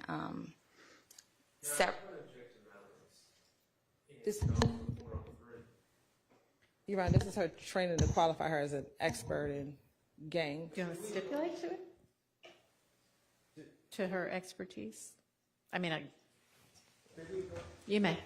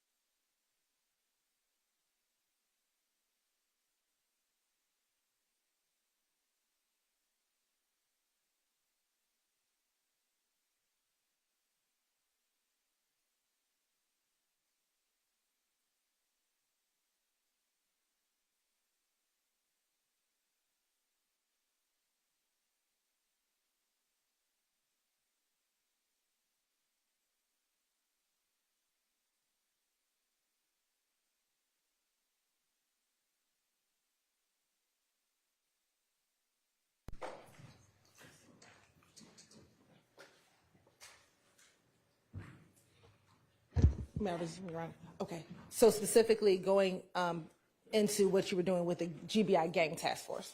You can continue. Okay. So we had agents some agents like to work in North Georgia, some South Georgia. I was familiar with the city of Atlanta. So during my time there, I investigated several complex, multi-defendant gang cases that were focused on violence within the city of Atlanta. And in additional, do you have any formal training that you've taken to assist you in identifying gangs here in the city of Atlanta? Sure. Back when I first started, there's a 40-hour course down at the Georgia Public Safety Training Center that you take as kind of a introductory course down there. I completed that. I'm also a member of the Georgia Gang Investigators Association and completed the beginner and intermediate certification through them. I attend there. They have a biannual conference, a summer and a winter typically, where it's a week full of just training. Every year the topics vary. They bring people in from all over the country to teach. I attend both of those. I attend various trainings throughout the year and just keeping myself abreast of the topics and trends in the gang world. And just briefly tell the jurors, what type of courses are you taking in these training sessions? It just depends what they offer at the time. It could be best practices in gang investigations. It could be technology focused. It could be narcotics focused. It could be focused on street crime enforcement. They try to keep a good variety so their members are well versed and have a well-rounded training background. Yeah. Can you pull that? Yeah, it worked great for a minute, and I don't know what happened, but just pull that mic towards you. Yeah. Is that better? Yes, Okay. thank you. In addition to your formal training, do you have any other training or experience to assist you in identifying criminal street gangs and determining gang culture? I'd say my experience here in the city of Atlanta, working here, my career has been exclusively here. Probation and parole gave me a great knowledge base to start my career. I do have a lot of in custody and custodial, non-custodial interviews with people. I like to talk to people. People talk to me. And I listen to a lot of jail calls. I feel they're great to get information, phone extractions, wiretap calls. You kind of learn from the gangs themselves. And you just talked about speaking with individuals. At your time, have you had the opportunity to speak with gang members and or their family members while you've been working in law enforcement? Yes. Multiple times I've talked to gang members. I've talked to the mothers of their children, their mothers, their grandmothers, brothers, sisters. Sometimes I remember one time recently I was out at a crime scene and somebody's sister came up to me and said, "Hey, how you doing?" Sustained. Let me ask you this. Do you gain information to assist you in your investigations with your cases? Absolutely. And then you talked about jail calls and wiretaps, and listening to those jail calls and information you get from the wiretaps or intercepted calls. Does that help provide you information, assist you with your knowledge of gangs and gang investigation? It does. Now, as your time as an investigator and working in all of your law enforcement capacities, have you had the opportunity to use social media to assist you in your investigation? I have. How does social media assist you in your investigations? So typically in the past with gangs, graffiti used to kind of be the newspaper for the gang. You'd go to neighborhoods and you'd look at graffiti and see who's been dead or who they're disrespecting, who's claiming the territory. Now, modern day, that's all basically shifted to social media. It allows you to still do that and not assume much of the risk that you have standing out there doing those kind of things. Gangs love social media, and it's probably one of the most important things you need to pay attention to in gang investigations. Now, do you use certain tools in order to assist you with investigation that the general public does not have access to? Yes. What are some of those tools? Of course, we have our jail call system. We have phone extractions are a huge, huge thing. So any cell phones that we recover during arrests and we secure a search warrant, I'll have them extracted by a qualified examiner. Interviews that wouldn't be available to the general public, the access to certain people. There's a lot of people that I've talked to that not everybody has access to talk to. So there's several things. As a gang detective with Atlanta Police Department, were you trained in the method and protocol of the Atlanta Police Department in determining whether or not a person is either associated or a member of a criminal street gang? Yes. Now, when you were with the other agencies, were you trained in other methods or protocols to determine whether or not a person is either associated with or a member of a criminal street gang? Yes, the different agencies have their different methods, but yes. As an investigator, have you had the opportunity through your work in Atlanta to interact with persons who claimed association with a gang called Young Slime Life? Yes. Can you just tell the jury generally about your interactions with individuals regarding the Young Slime Life gang? Objection, Your Honor. Hearsay. Let me just ask generally, then I'll go specifically. Have you had conversations with individuals who are a member of Young Slime Life? Yes. Have you had the opportunity or occasion to review social media accounts of individuals who claim affiliation with Young Slime Life? Yes. Have you had the opportunity to listen to jail calls of individuals who associate themselves with Young Slime Life? Yes. And have you had the opportunity to intercept phone calls with individuals who associate themselves with Young Slime Life? Yes. Now, I want to ask you, through your work as well in Atlanta, have you had the opportunity to interact with individuals who claimed association with a gang called YFN? Yes, I have. And I ask the same series of questions. Have you had the opportunity to listen to jail calls of individuals who associate themselves with YFN? Yes, I helped investigate and was part of the team for the YFN RICO indictment, and jail calls were an integral part of our investigation. And we're going to talk about that indictment in a moment. Have you had the opportunity to look at social media of individuals who claim affiliation with YFN? Yes. And what about interception of cellular phone calls? Have you had that opportunity with individuals associated with YFN? Not as YFN as the target, but it's happened with other cases. And when you say not with YFN as a target, what do you mean? When you intercept phone calls, you have a target phone number that you're intercepting the calls from. I haven't had a wiretap case. I've done a few of them. I haven't had one where a YFN person was a target.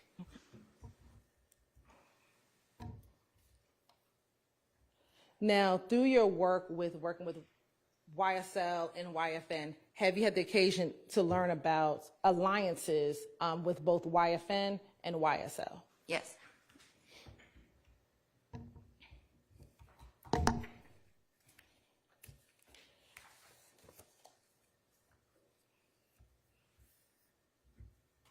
Now, I think you mentioned briefly GGIA, but if you can explain to the jury, what is GGIA? That's the Georgia Gang Investigators Association. Many of us are members and we attend the conferences. They offer great trainings and certifications throughout the year. And like I said, they have a winter and a summer conference. You can go there, you can meet gang experts from throughout the country will come present and just learn from a variety of experienced individuals. And I think briefly you mentioned, have you had the opportunity to teach courses in gangs? I have. What type of courses have you taught? I serve as an adjunct instructor for the Georgia Gang Investigators Association. Typically, I teach social media investigations and advanced investigative techniques.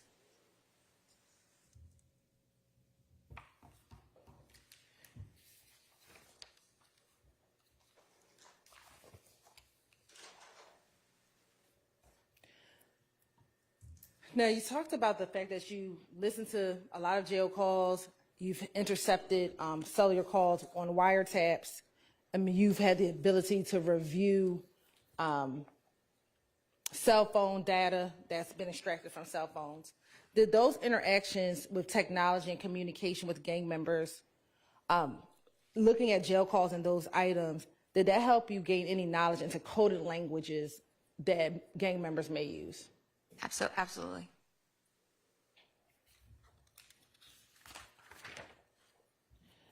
Have you had any training on gangs and music? I've had, at the Georgia Gang Investigators Association, I believe a few years ago, they had some blocks on music and gangs. And have you had the occasion in your experience to investigate gangs with people who have ties to the music industry? I have. In Atlanta, it is very common. And is YSL and YFN both of those gangs that you've been able to investigate? Yes. And have you listened to music of individuals associated with both those gangs, both YSL and YFN? I have.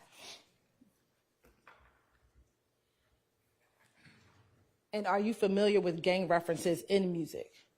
I am. Your Honor, this time the state would like to tender Investigator Viverito as a witness, as an expert in criminal street gangs and criminal street gang activity, Your Honor. All right.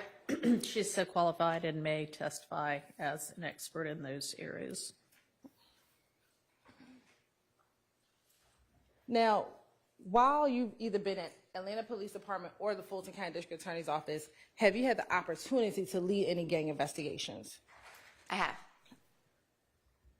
And specifically, I want to direct your attention to this particular case, this indictment here, where you wanted to lead investigators on this indictment when you were at the Fulton County District Attorney's Office. Yes, I was.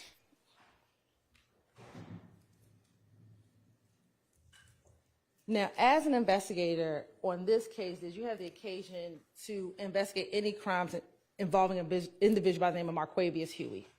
I did. And specifically, did you investigate an armed robbery that occurred in October of 2020? I did. All right.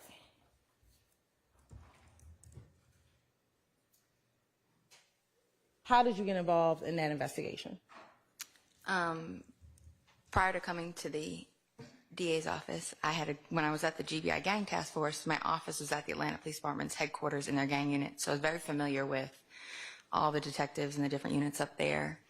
I was approached by a detective, Jeffrey Henderson, from the robbery unit regarding a robbery case involving Mr. Huey that he had. And when he approached you, what, if any, steps did you assist him when he approached you? I did. What steps did you take to assist him with that investigation? Just identifying Mr. Huey's gang involvement, who he was affiliated with, who he would have had alliances with, who he would have had rivalries with, things of that nature. And how did you go about assisting to identify Huey's relationships with any gang involvement? Well, the first thing I did was review Mr. Huey's social media accounts. The name has changed a few times, but when I reviewed it, it was Mr. Huey's very proud of his affiliation with Young Slime Life. Yep. Sustained. Don't provide commentary like that, okay? Just, if you're testifying to facts, just give us the facts. Disregard that last comment. So just, what were some of his names? JBS Quay for Jonesboro South Quay. I can't remember the rest of them off the top of my head, but it changed a few times. And when you looked at his social media, did you also do any other investigation to assist Investigator Henderson? When Investigator Henderson, following Mr. Huey's arrest, obtained his cellular devices, Investigator Henderson did a search warrant for his devices with a scope of 30 days. So what that means is when the phone is extracted, it's permissible to review 30 days worth of data. I think the time frame was just around the time of the robbery. Within that time frame, there were additional crimes and evidence in the phone. I secured search warrants to expand the scope of what was allowed to be searched to the entire phone, on 2 phones. And once you were able to secure a search warrant, did you then look into the phone, the expanded phone? I did. And in preparation for your testimony today, have you had the opportunity to look at some of the contents in that phone? I have. You want permission to approach? You may.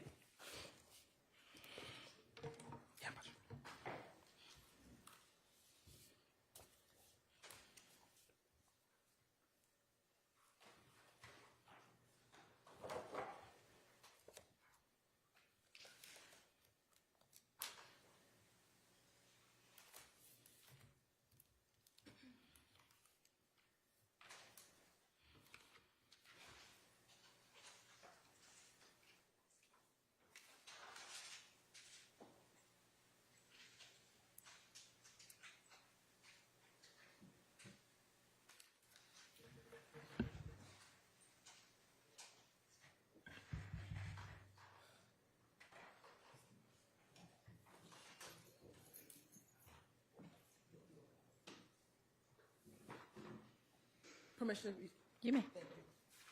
I'm going to show you what's been marked as State's Exhibit 227 VV2A,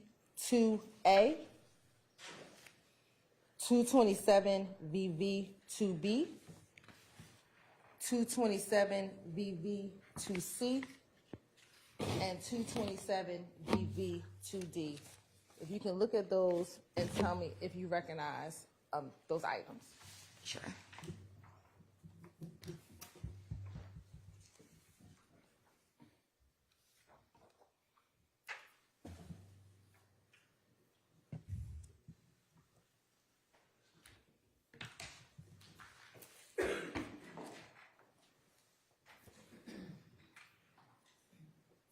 Yes, I recognize them. And how do you recognize them? They are text messages that were extracted from Mr. Huey's phone, his phones, as well as 2 contacts that were stored in the phone. Okay. And those appear to be accurate depictions of text messages and the contacts that were in the phone that you reviewed back in 2020. They do. Right. Your Honor, this time the state would like to admit State's Exhibit 227 VV2A, 227 VV2B, 227 VV2C, and 227 VV2D into evidence. Admitted. Now, Investigator Viverito, when looking through the phone, well, let me ask you this. Prior to getting involved with this investigation with Marquavius Huey, did you have any knowledge of any beefs between YFN and YSL? Yes, since 2015, YSL and YFN had an ongoing conflict. Overruled. And when you were working with the GBI task force in 2020, did you have knowledge of that beef? I did. All right. Now, when you looked inside of Mr. Huey's phone, did you see any conversations in his phone regarding an individual by the name of Lucci? I did. Okay. And generally, what information was in the phone that you saw about an individual, Lucci? What did you see in the phone? I would see that when Lucci or Mr. Rayshawn Bennett, when Mr. Bennett would have, there was a handful of performances or appearances within the city of Atlanta. The flyer would be shared either by Mr. Williams or Mr. Huey, and Mr. Huey would talk about going to handle that. And would be told or asked to go handle that.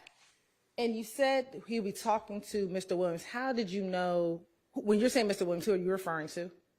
Jeffrey Williams, also known as Young Thug. How did you know he was speaking with Jeffrey Williams? Based on the phone numbers that he was in communication with, as well as how they were named in the phone, but the phone numbers themselves. I'm going to first show you what's been admitted as 227 VV2C. Okay. And it should come up on your screen in a moment.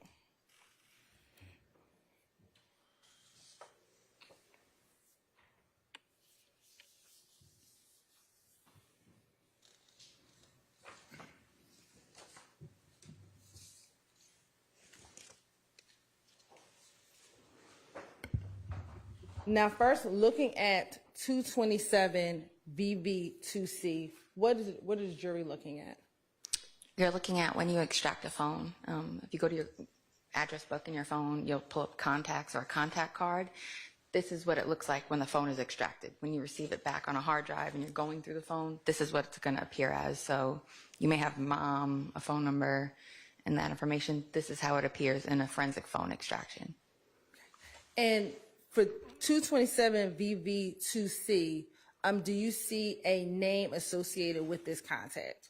Yes. And what is the name? It's named Slime, and it has some emojis with the name. Okay. And are you able to tell what the emojis are? It looks like a snake emoji, and I don't know if you guys can see. It should be like the iPhone emoji. And then in this phone, when it says deleted, do you know what that means? I would assume that I don't see it on my copy where it says deleted.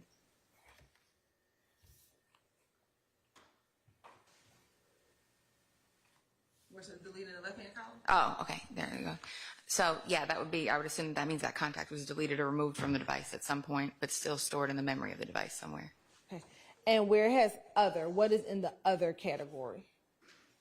That would be the number associated with that contact. All right. And then for the created category, what's the created category? That's going to be the date that the contact was added to the phone. So say you meet somebody, you add their contact to your phone, you put them in your address book, that's going to be that date. Okay. And then if it was modified, what does that mean? Modified could be you change their name, you add a last name, you delete the contact, or you modify the number in any way. All right. And what was the phone number associated with this contact in the phone? 213-910-1192.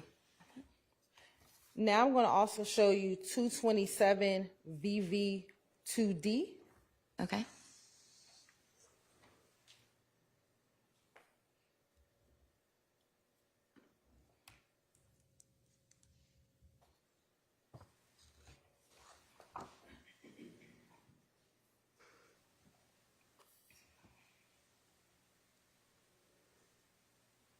First, I want to start with the other. What is the phone number associated with this contact? 213-910-1192.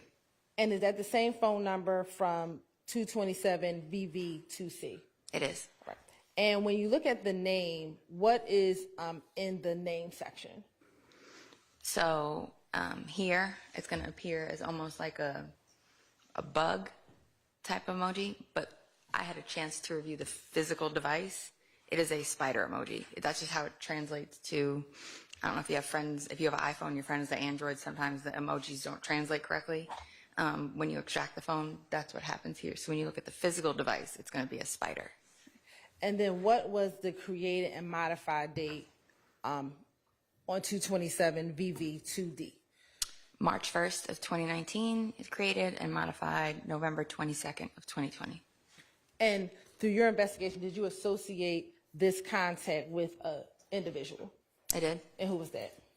Jeffrey Williams. All right.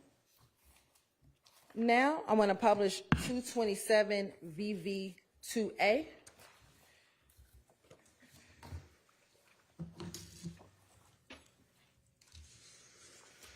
Okay.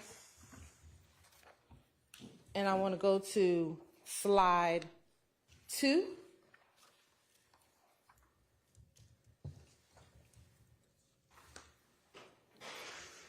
What's being depicted in slide 2? And if we can zoom in, because I know it's pretty tiny. So just like in your phone when you send a message, typically the message you're sending is going to be in green for iPhones, blue if the sent recipient has an iPhone. It's going to be on the right-hand side of the conversation. What that is going to be is it's a flyer for a YFN Lucci performance or appearance. Okay. And who sent the flyer, and to whom did the flyer get sent to? Mr. Huey sent that flyer to Mr. Williams.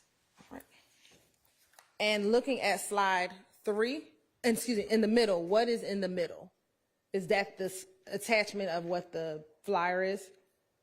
Yes. Now looking at slide number 3, is that the attachment? It is. All right. And for the record, what does the attachment say?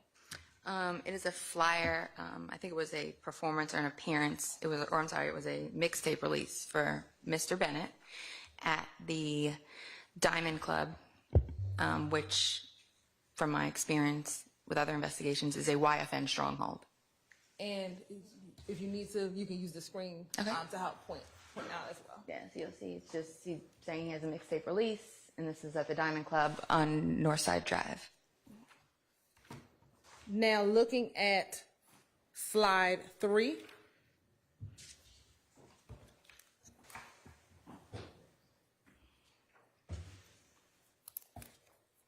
Okay.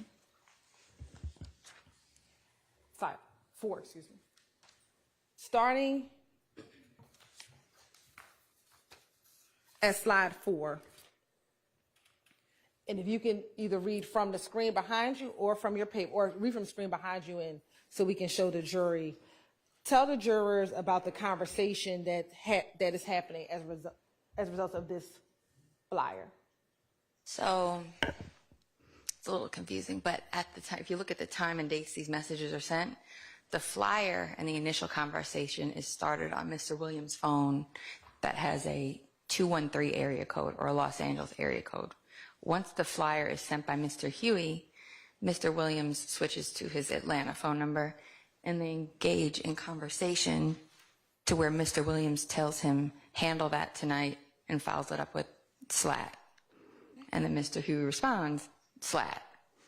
And you said that this was Mr. Williams' Atlanta number. On the left-hand side, it says slime. Would that be the contact, how the contact is saved in Mr. Huey's phone? Yes, that's how it would appear in the phone.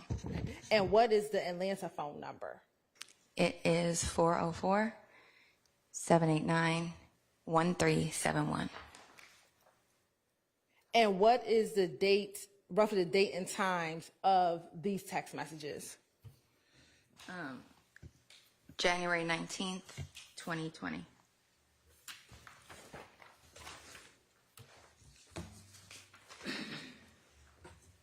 Now going to page 5. What is being depicted on slide 5 of this PowerPoint? That is Mr. Williams using his Atlanta number to tell Mr. Huey on August 15th of 2020, go handle that, and he responds, slat.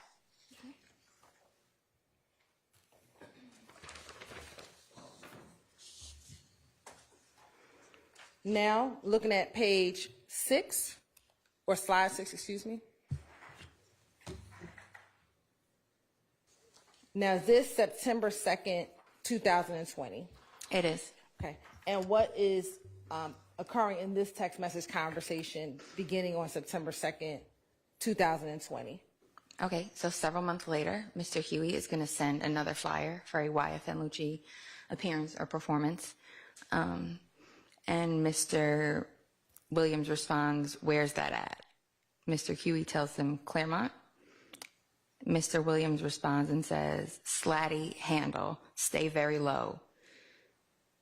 And Mr. Huey says, slat, for sure, I've been out the way. And looking at the next slide, is this a copy of that flyer? Yes, it is. And when is the date of the appearance that Mr. Bennett is advertising? September 6th. Right.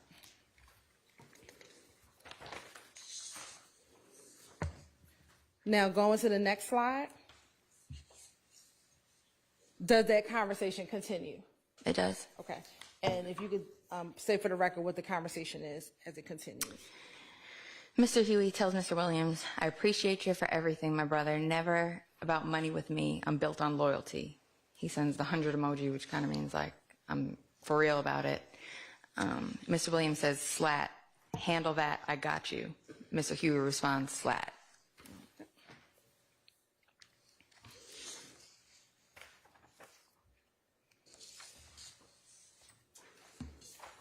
Now, going to the next slide, is there some additional conversation now with the 213 number that's identified as Spider or Mr. Williams? There is. Okay. And when is this conversation? July 20th of 2020. Okay. So this is after the first Lucci conversation, but before the second Lucci conversation? Yes. All right. And what is occurring in this conversation? Mr. Huey sends, in the first message, you see an attachment. It's a video clip of a friend that wanted really bad. He was like trying to get his career off the ground as a rapper here in Atlanta. He says, post this for me, my brother. And then he uses a derogatory term for somebody and says, that person's out here in LA, twin. Not referring to his friend, he's referring to somebody else, somebody of the opposition, it appears. Your Honor, I'm going to object to this Sustained. Yes. And is that just generally the context of this conversation? Correct. All right. I want to move to the next slide. I'm sorry, the next slide. Specifically, on this slide, do you see a message with an individual by the name of Javon Fleetwood? I do. And are you familiar with that individual? I am. And how are you familiar with that individual? He's a member of YSL. Okay. And as a part of your investigation, have you had the occasion to investigate a shooting involving Mr. Fleetwood, where he is been charged with aggravated assault? Yeah, I wasn't the lead investigator, but I had a chance to review the investigation. Okay. And did you have an opportunity to prep that case for trial at any point? I did. Right. What were the charges that he was preparing for to go to trial on? I believe it was aggravated assault. Okay. And do you know the approximate date of the incident in which he was being charged with? I believe it was May 10th of 2019.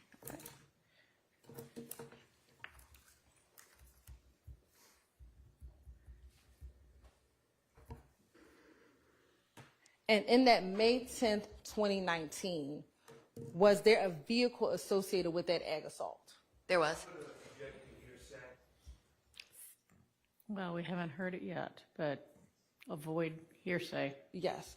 As a part of your investigation, when you were investigating that case for trial, I'm going to get the hearsay. Don't elicit hearsay. I won't elicit hearsay. Because right now it sounds like she's testifying as a fact witness, right? Yes, Your Honor. Okay.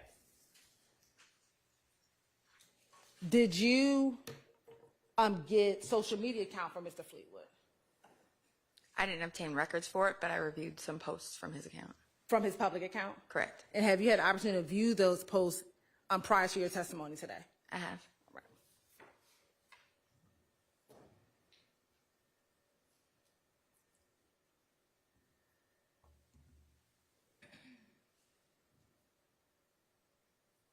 Permission to approach, Your Honor? You may.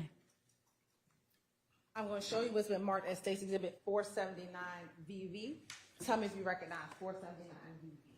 I do. And how do you recognize 479 VV? That's a photo of Mr. Javon Fleetwood from his Instagram account.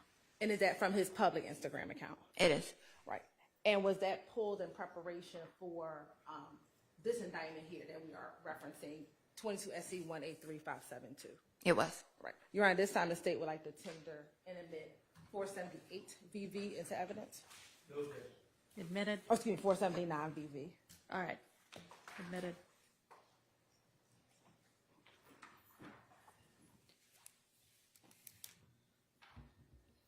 And we'll publish that in a moment.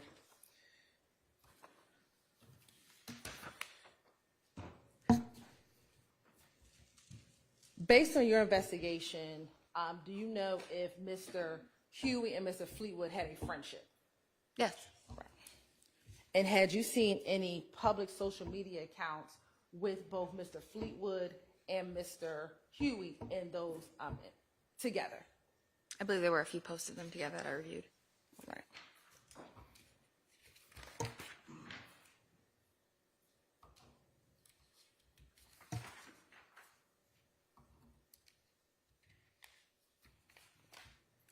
Now, I want to go to, I think, slide 10.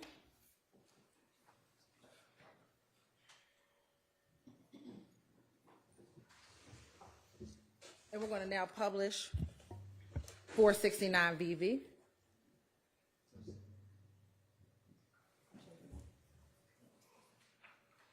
Four 471, 479 VV.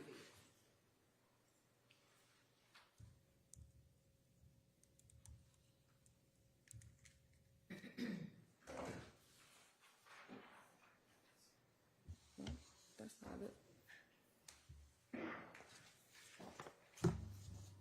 And is that Mr. Fleetwood? That is. Okay. And what was his Instagram name? _TV World. And I want to zoom into his face. Do you see any tattoos?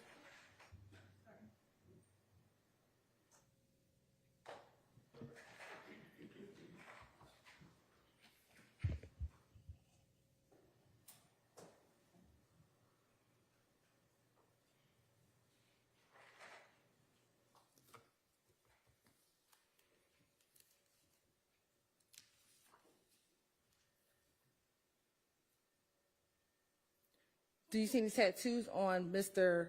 Fleetwood's face? I do. And specifically, do you see the tattoo with the star? I do.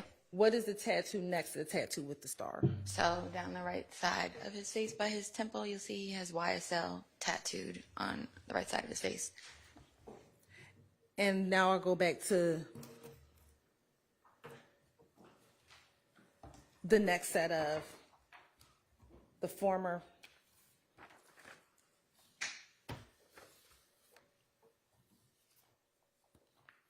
States Exhibit 227 VV2A.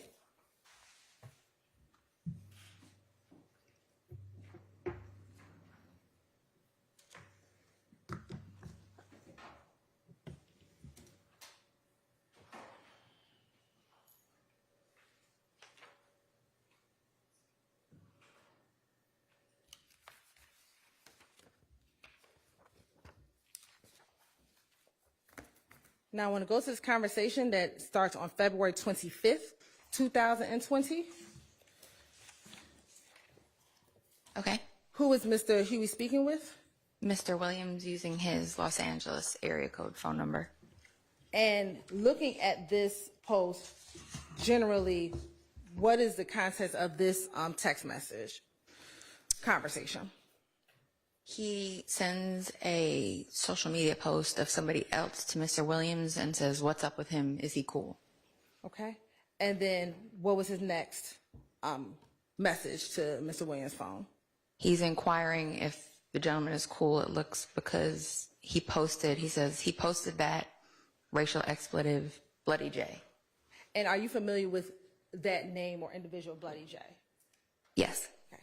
And are you aware if he's associated with any gang? Yes. What gang is that? He's associated with the YFN, or Atlanta Blood Gang, criminal street gangs. And do you know Bloody J's given name? Yes, it's Justin Ushery. And have you had any investigation involving Mr. Ushery? I have.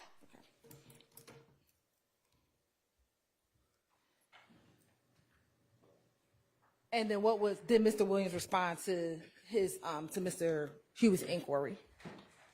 He says, "Who is that?"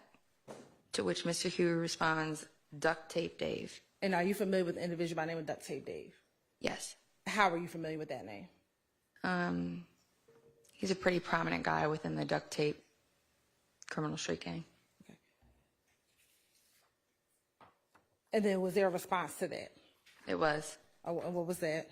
Mr. Williams says, "He's a buster too," to which Mr. Huey responds, "Slat." And he tells Mr. Williams, "I told him, fuck them, racial expletive. He hit me back laughing and shit."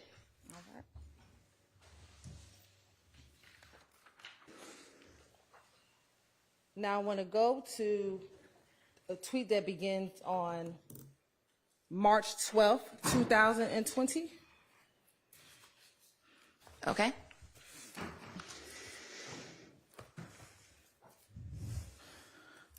Now, what is going on within this group of text messages on March 12th, 2020?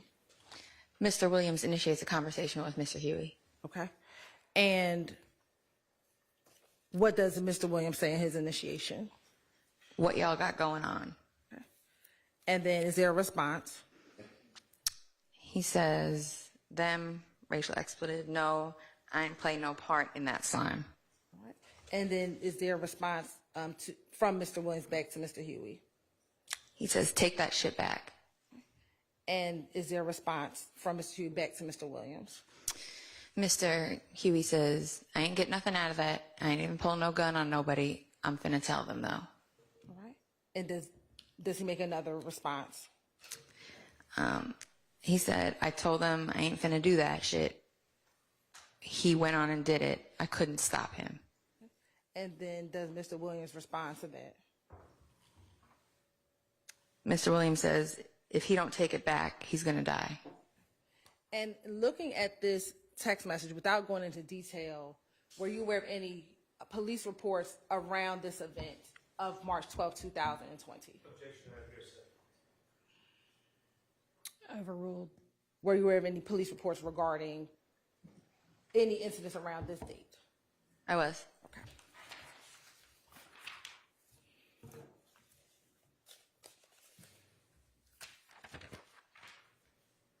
Now, I want to go to 227 VV 2B.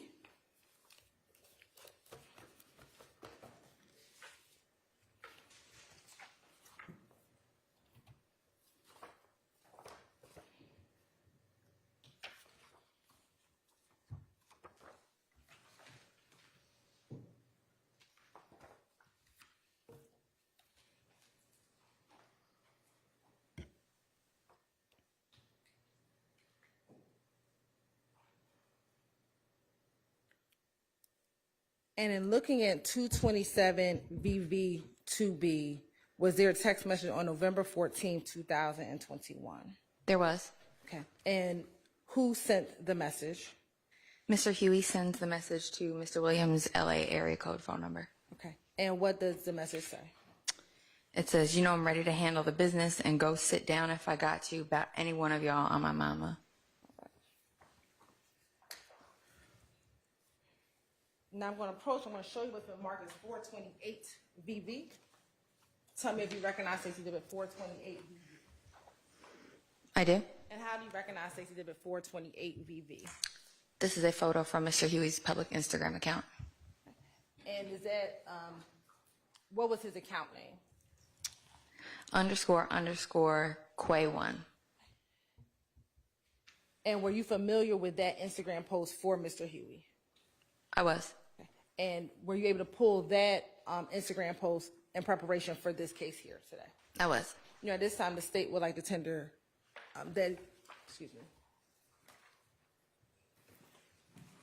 tender 428 VV into evidence. I'm sorry, 28? 428 VV. Okay. Admitted. And permission to publish. You may.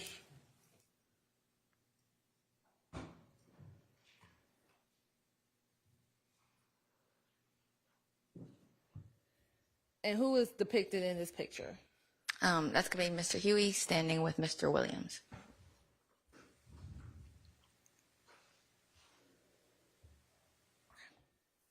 And is there a caption? There is. What's the caption? It reads, from lockdown to a jet, slap biz. And is there a date to that post? September 4th.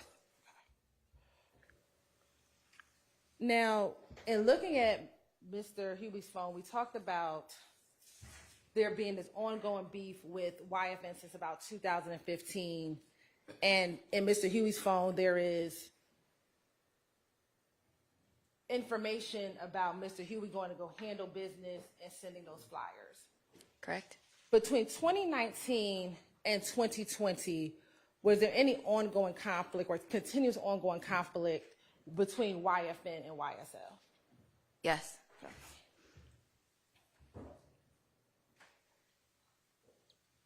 And through your investigation, were you made aware of incidents that occurred between 2019 and 2020 between those two groups? Yes, several. How did you learn about those incidents?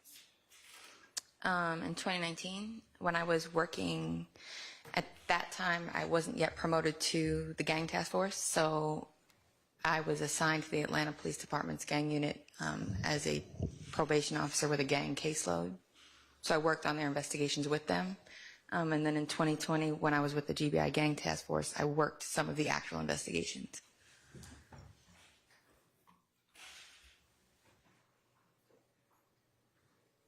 Specifically, did you ever work an investigation regarding a May 2019 incident involving YFN Lucia or Mr. Rayshawn Bennett? I was aware of the incident, but I was not an investigator on it. Okay. Did you investigate any shots fired call from May 22nd, 2019 in the Cleveland Avenue area? Yes. How were you involved in that investigation? Can I refer to a timeline? Yes.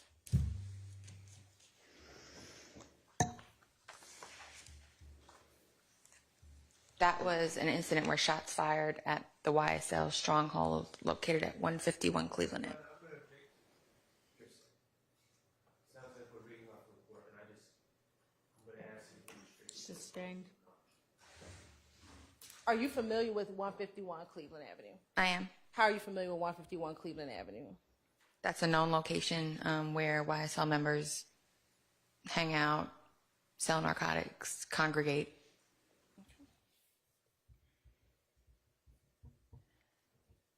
And have you had your own opportunity to investigate crimes that occurred in that area of 151 Cleveland? I have.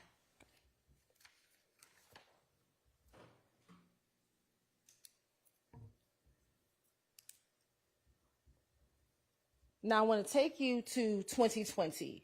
Did you have the occasion to investigate any specific incidents involving YFN incidents towards YSL members or YSL members towards YFN members? I did. Okay. In 2020, how many such incidents did you yourself were part of the investigation? There were numerous incidents that we worked on as a team. And in 2020, were there a lot of back and forth shootings between those two groups or associates of those two groups? Yes, almost daily.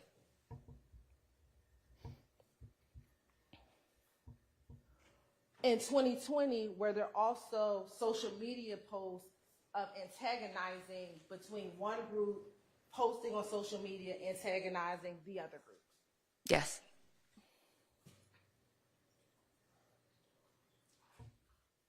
Do you know of an individual by the name of Tinquarius Mender? I do. How do you know that individual? How are you aware of that individual? I want to make sure I answer that. Is it okay to answer? Let me ask you this. Is Mr. Mender associated with YSL? He is. Have you seen social media posts of Mr. Mender driving around in YFN territory? Yes, he would post himself driving around, and he would tag, in case you didn't recognize it from sight, he would tag Summerhill.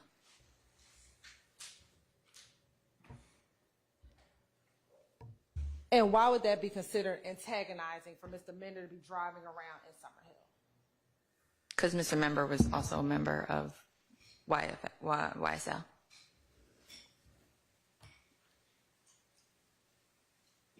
In 2020, did you have the occasion to investigate a case involving Mr. Mender and Mr. Deamonte Thomas at Greenbrier Mall? Yes, but I think it was Dontavius Thomas. Excuse me, Dontavius Yeah. Thomas. Are you aware if Dontavius Thomas is related to Donovan Thomas? Yes. How are they related? I believe it's his brother. How were you involved in the investigation regarding Mr. Mender and Dontavius Thomas? At that time, like I said, there was a conflict. The conflict had reignited. So almost daily, every day we had incidents happening. I remember that day we were at work, we got a call about a vehicle that was fired upon while it was driving on the highway, and it had flipped over, had 2 victims inside the vehicle. Myself and Investigator Storno of the Atlanta Police Department's gang unit began to look deeper into that case and realized that the victims on the case were Dontavius Thomas and Reginald Carter, the brother and cousin of Donovan Thomas. And you said you began to dig deeper. What else did you do as a part of that investigation? Once we got into the investigation, we located a suspect vehicle that I knew to be associated with Mr. Mender and his cousin. Wayne Alford.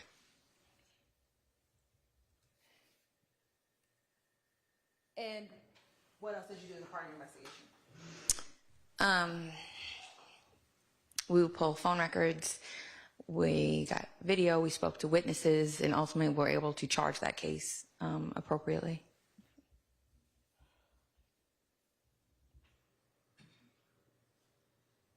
Were there other conflicts that occurred in 2020? Yes, following that case, I mean, it was, like I said, it was daily. It was constant shootings back and forth between the Summerhill neighborhood of Atlanta and some of the other areas where the YSL associates would hang out. It resulted in murders. It resulted in aggravated assaults. There were numerous incidents.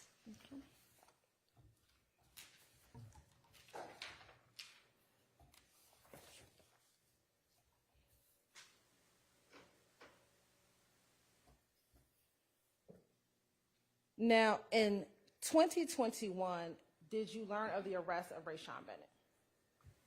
I did. Okay. And when he was arrested, where was he housed? At the Fulton County Jail.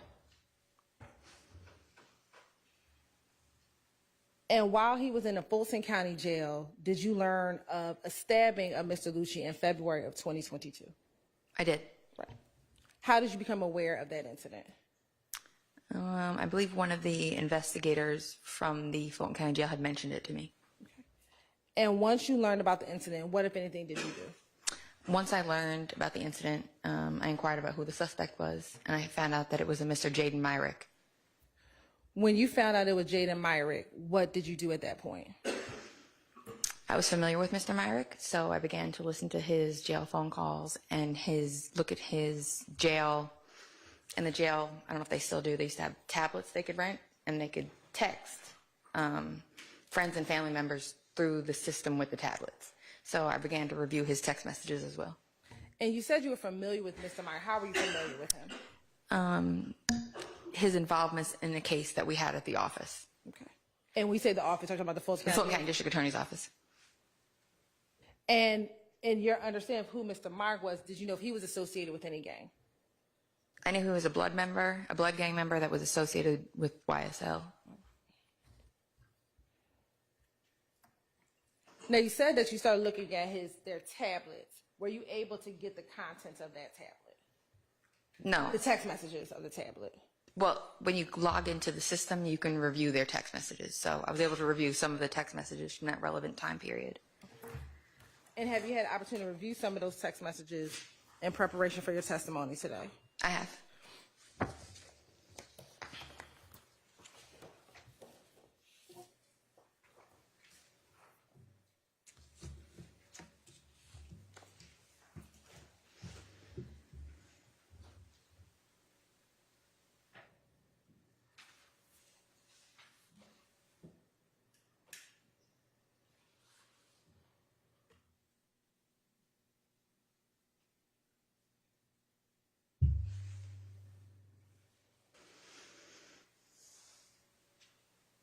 And let me ask you this. When you first learned that Jaden Myrick was the person who stabbed him, did you know if there was a plan to stab Lucci? Did you know anything about what led up to the actual stabbing? I did not, which is what led me to review his phone calls and text messages because I was trying to see what had happened. I'm going to show you what's been marked as Stacy Exhibit 5TT. Tell me if you recognize Stacy Exhibit 5TT. I do.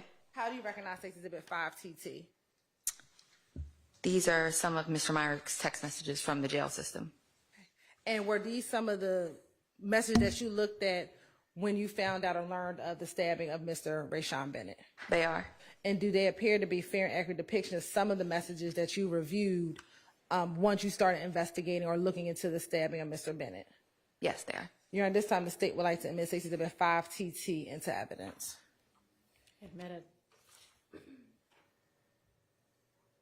Once you started looking at these messages, what, if anything, did you learn or glean from these messages?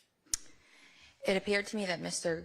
Myrick's girlfriend, Ashley Ellison, was acting as a third party for communication with somebody else. And once you started looking at determining Ms. Ellison might have been serving as a third party, what did you do at that point? I began to try and identify the third party and a phone number associated with that party. And how did you go about doing that? There were context clues from the text messages. On a text message from February 6th, she says, your folks, this message is from your folks, 706, which is an area code that I know. So I think, okay, maybe that's a clue. Maybe that's the person has a 706 area code. Okay. And what did the text say? It does. So Miss Ellison is conveying the message from the 706 area code to Mr. Myrick. And she says, and the person is telling her to tell him, tell lil bro, I talked to the biggest, just now waiting on the news. He thinks we're flexing. I talked to the biggest, he thinks we're playing because the racial expletive in the same house and it ain't handled. I done put the food on the table. Make me proud. My name is on the line on this one, so don't make me look bad. And what was the date and time of that message? February 9th, 2020 at 11:32 p.m. Is it 2020? I'm sorry, 2022. Okay. And in reading that, did you have an understanding of what they were even talking about? A basic understanding, yes. What was your understanding of it? That they were waiting for confirmation that the act had happened, saying that we think we're flexing, he thinks we're trying to get one over on them. And they think that they were kidding because I guess they'd been housed together for a little while and nothing had happened up until that point. He tells them he put the food on the table, like he gave him the opportunity and make me proud. And once you saw that message, how did you go about determining if 706 was a phone number or what 706 was? I reviewed Mr. Myrick's jail calls. You can pull jail calls by the inmate themselves. And I looked at his jail calls to see if there are any phone numbers that he had called with a 706 area code. And were there any phone numbers he had called with a 706 area code? Yes, there was one. Now, once you saw the phone number that he had called, what, if anything, did you do about the phone number? I requested the records for the phone number. I learned that it was a Verizon phone number. When you have Verizon, they retain what is called text message data. As long as it's not an iPhone, if you have an iPhone, as long as it's not iMessage and it's Android to Android or iPhone to Android, for 7 days they will retain the contents of those text messages.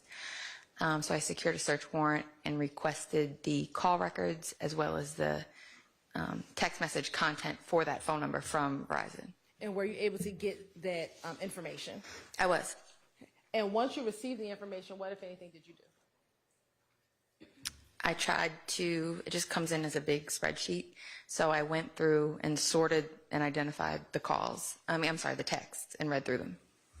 And when you said you sorted, how did you go about sorting and identifying the text messages? To make it comprehensible and able to be read, I color-coded the messages from each person so people could kind of track and follow along with what was being said. And have you had an opportunity to review a copy of a demonstrative showing how you kind of color-coded those text messages to help determine what people were talking? I have.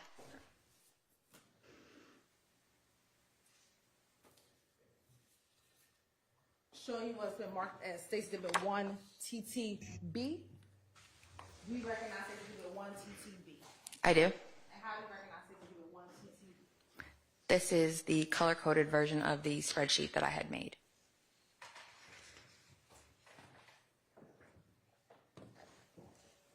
And I'm going to show you here Stacy Exhibit 1 TTC1, 1 TTC2, 1 TTC3, and 1 TTC4.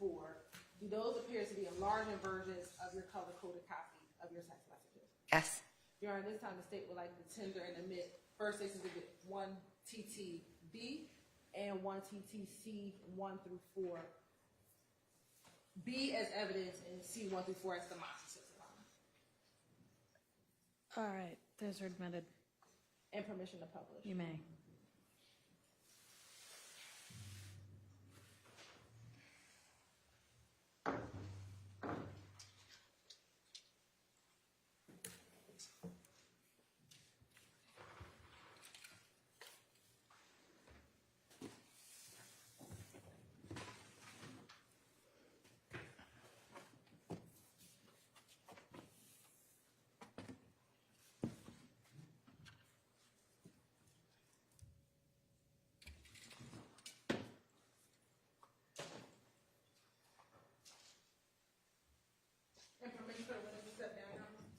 Yes, she may.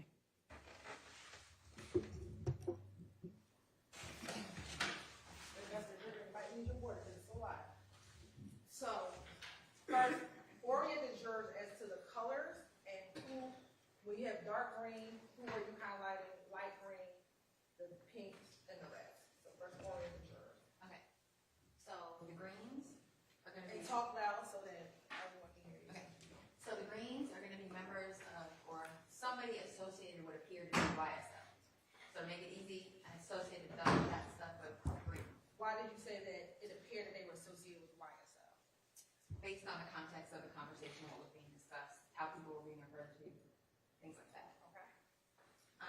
The red is going to be a conversation with Ashley Ellison. That's Mr. Myrick's girlfriend.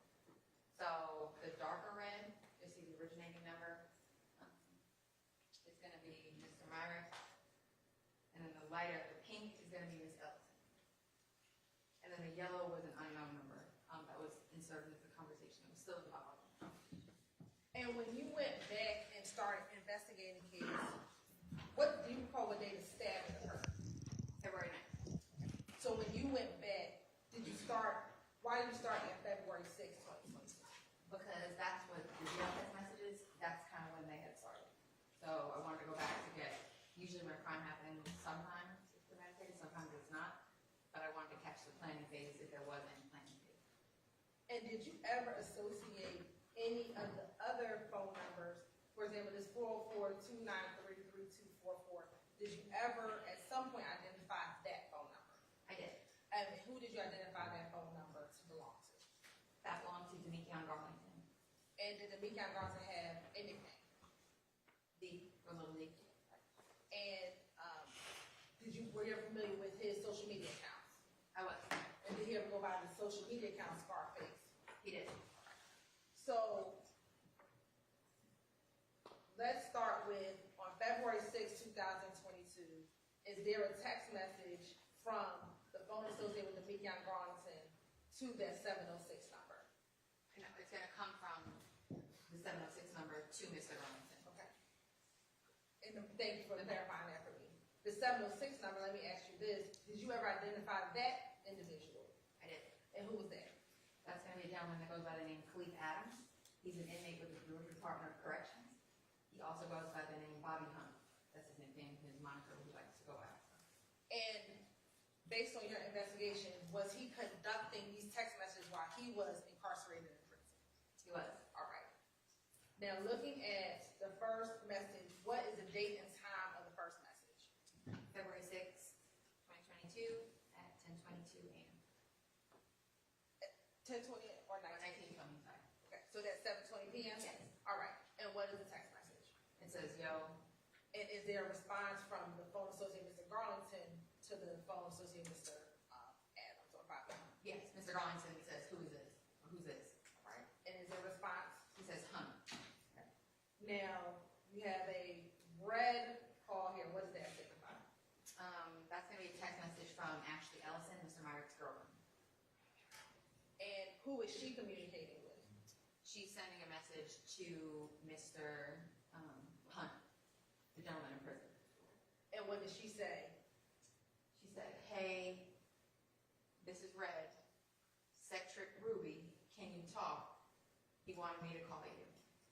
Now, Cedric, do you know who that is? Mr. Hunt, that's the nickname that he goes by, Cedric.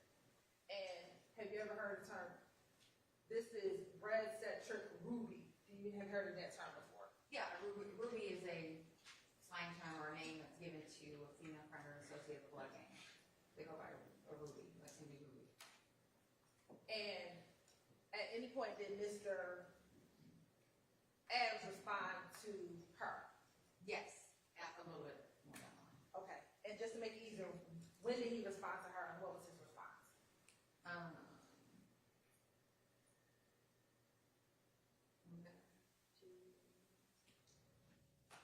When I call you, it might have gone through the jail messages. It's hard to piece things. Okay. So then next, on February 6, 2022 at 1951, is there a conversation between Mr. Adams' phone and Mr. Garland's phone? Yes. Okay. go through that conversation, the next set of conversation. So, Mr. Garlington says, what it do, twin? Mr. Adams, who's been in communication with Mr. Myrick, says, my little man, right there with the F-U-C-K, racial expletive. And Mr. Garlington says, oh yeah, where about? Mr. Adams says, you know which I'm talking about, right? The singer. And Mr. Garlington says, who's locked up? And Mr. Adams says, 650. To which I know that to be a nickname for Mr. Bennett. He will wear a 650 chain. He goes by 650 Blue. He has music. He has a Maybach, 650 Maybach. That's where it comes from. So Mr. Garlington responds, oh yeah, need him. And then Mr. Adams says, my little man gonna call back tomorrow. Mr. Garlington says, okay, let me know. Mr. Adams, attempting to use code of language, says, I'm gonna let you know. He's been ready to get an autograph for the game. And then Mr. Garlington says, okay, let me know ASAP. To which Mr. Adams responds, red. And when you said he's using coded language, what do you mean?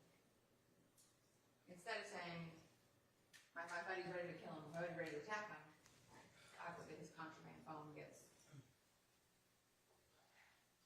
Taken. Right. Okay. That's what I'm saying. If the calls were to get intercepted, when phones get taken, it's an attempt to conceal the activity to the person that receives it. So they're not really trying to get an actual signature autograph for the guy? No, I'm not trying to get all that. Okay. Now, after that conversation, is there some conversation between Ms. Ellison's phone and Mr. Adams' phone? Yes. Okay. When does that conversation begin, and take the jury through that set of conversation?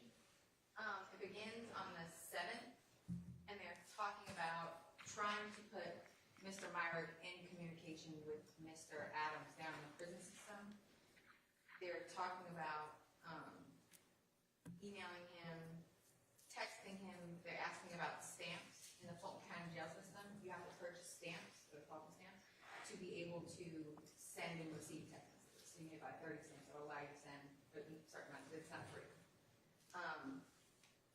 So she's asking Mr. Adams for money for stamps from Mr. Myrick because they used their last, and she's facilitating Cash App or Chime, Apple Pay to get the money to him to be able to facilitate stamps being purchased so they can communicate. And is that communicating via phone? It's going to be through the jail. All right. And then there's a intercepted call from a number that you're unaware of. Correct. And that was not a part of your investigation, investigating this kind of back and forth. Yeah, it was just somebody trying to, like a third party trying to send the money. Maybe somebody didn't want to use their Cash App, Cash App blocked, or whatever might happen, so somebody else trying to help out. Okay. And then do they pick up that same conversation trying to get stamps for Mr. Myrick? Yeah, the unknown number says I sent 15. I'm trying to get in contact with, or Mr. Connolly in jail. They'll send one inmate may have a Cash App account that they're using in the jail, and everybody can send money to, and might change if somebody's phone gets taken, if the Cash App account gets shut down. So Mr. Adams, in this text message, sends the $15 to somebody for section. And then he tells Ms. Ellison, I sent the 15. And she says, I got it, I'm gonna get the stamps now, and tell him to call me. Okay. Now, going to February 8th, 2022, is there more conversation between Mr. Adams' phone and the Garlington phone? There is.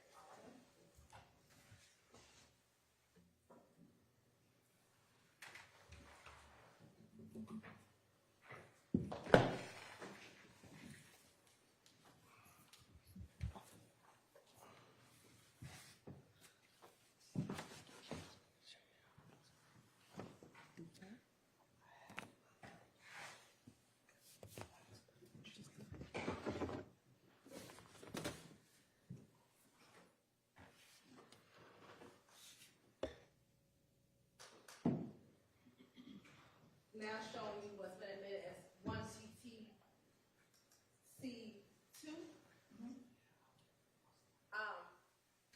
Is there a conversation between the phone associated with Mr. Garlington and the phone associated with Adams?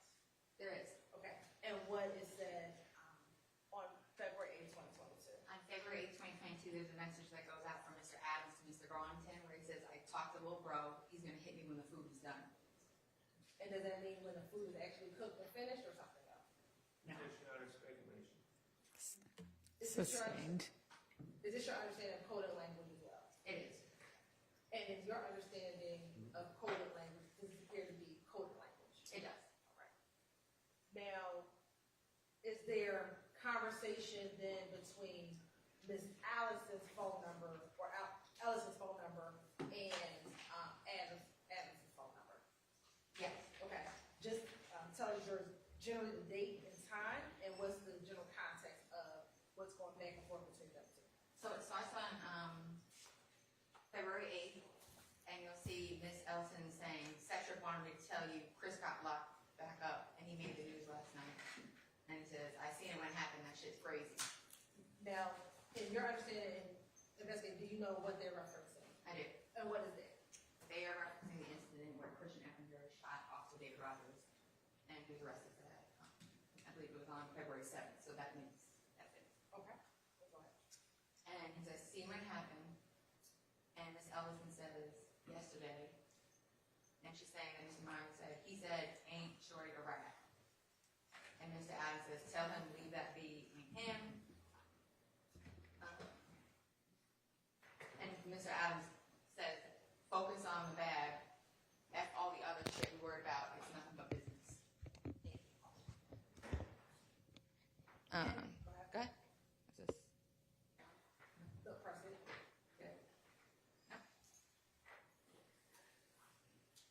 Okay. Nothing but business. And they start talking about,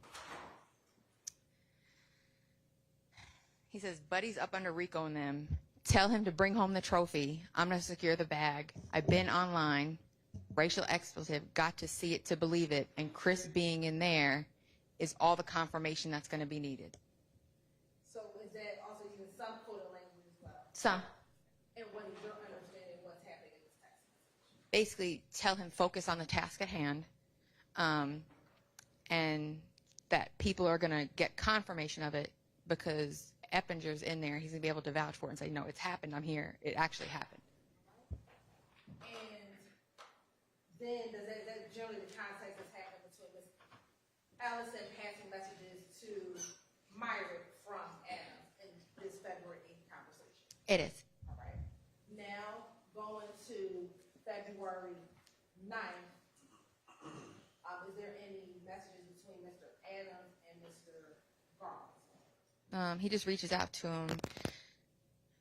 To me, it appears that maybe Mr. Garlington may have attempted to call him and he couldn't answer. And he says, yo, 12 is on the floor. 12 being a slang term for police. When you're in the prison system, the guards should come around and do rounds. If that's happening, he wouldn't have been able to answer his phone if the call came in. And then are there conversations between Allison and Adam, also now on February 9th, 2022? Yes. Okay. And tell us the general, what's the conversation happening here on February 9th, 2022? Mr. Adams is engaged in a conversation with Miss Ellison, and he says, yo, and she says, what's up? And he says, tell Lil Bro, I talked to the biggest, just now waiting on the news, they think we're flexing. And she says, okay, I'll text this to him. And then Mr. Adams says, my name's on the line on this one, don't make me look bad. Oh, it's a follow-up. So, yeah, my name's on this line.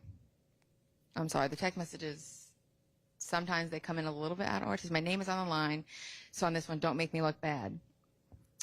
He said, I talked to the biggest, he thinks we're playing because the racial expletive is in the same house and it ain't handled. I done put the food on the table, make me proud. Now, is this similar to the same text message that you saw in the JPay system when you were first just trying to pull the case? Is that same text message that was in the JPay system? Yes. And is that the same text message you read a few months ago? Yes. All right. And is there any further conversation between Ellison and Adams and her passing that information on somebody? It looks like there was based on the context, there was I think, and there's a phone call that happens where there's a three-way call that's attempting to happen. Isn't great service in most of these prisons. So he wasn't able to hear him. So they're trying to get the message across about what had happened in the payment and things like that. And you'll even see he texted this yellow number, He says, nothing, just trying to get confirmation of this thing.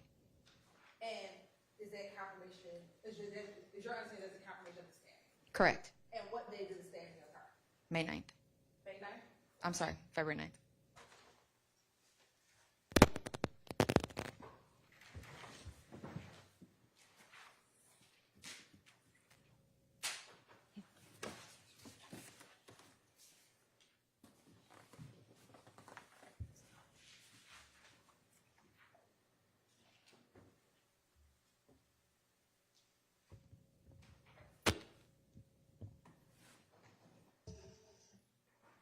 Now, on February 10th, is there some conversation between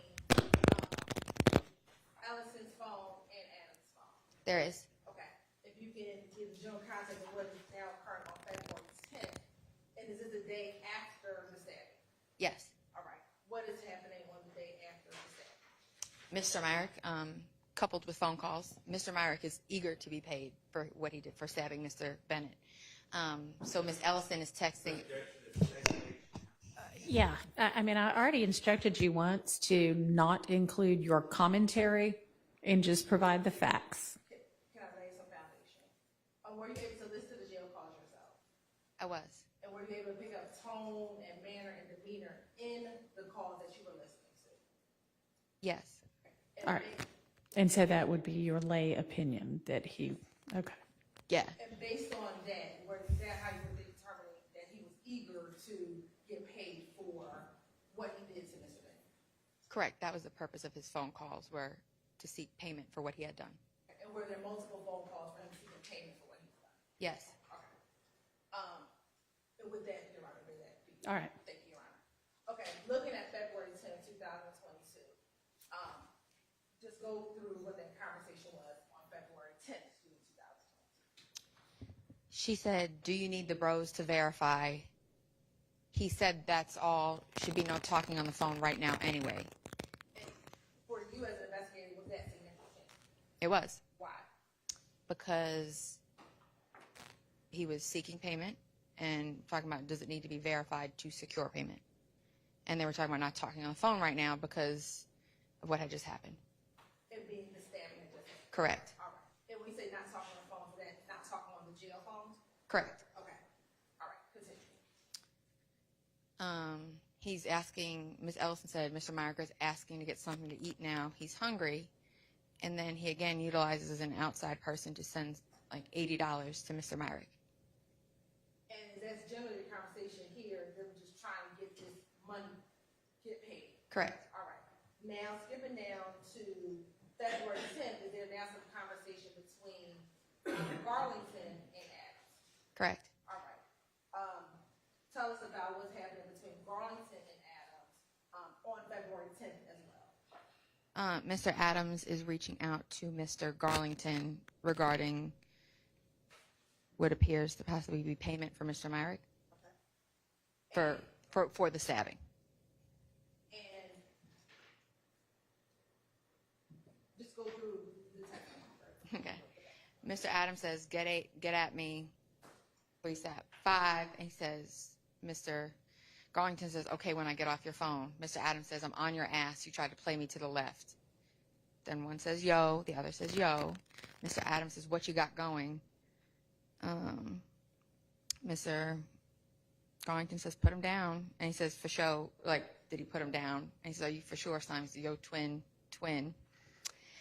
And again, Mr. Adams reaches out and says, look, just keep me posted so I can make sure little bro gets something because he's on my top bad. And I told him I was going to get him the back end for his show. Got to pay him a couple racks myself to make sure he's in gang. I recognize when they say Jeezy typically means good. I ain't looking for nothing for me. I'm just invested in my artist. Smell me. I need me and mines. Looks like gone. Gonna get it done for sure. Slat, I'm out here. Hit me, gang. And then Mr. Garlington responds, it's hard to get in touch with him. I just be seeing him when I go up there. To the yo. You know I understand that shit, gang. I'm with you, Slat.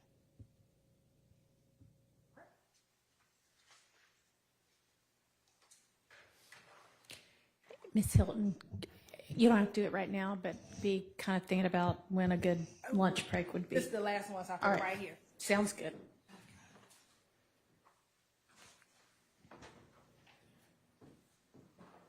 All right. And while we wrap this up, we go to lunch. So what is this still on February 10th, 2022? Yes, it's a continuation. Okay, and just go through the last bit of that conversation between Mr. Garlington and Mr. Adams on February 10th. Mr. Garlington says, okay. And Mr. Adams says, for sure. I know it's going to take time, bro. Bro is bigger than big, and he got to be hands off with everything. We locked in from county to 4-4 ever. Slime, I'm rocking, and mine's going with me. It's all hands on deck. And does that text message repeat itself? It does. All right.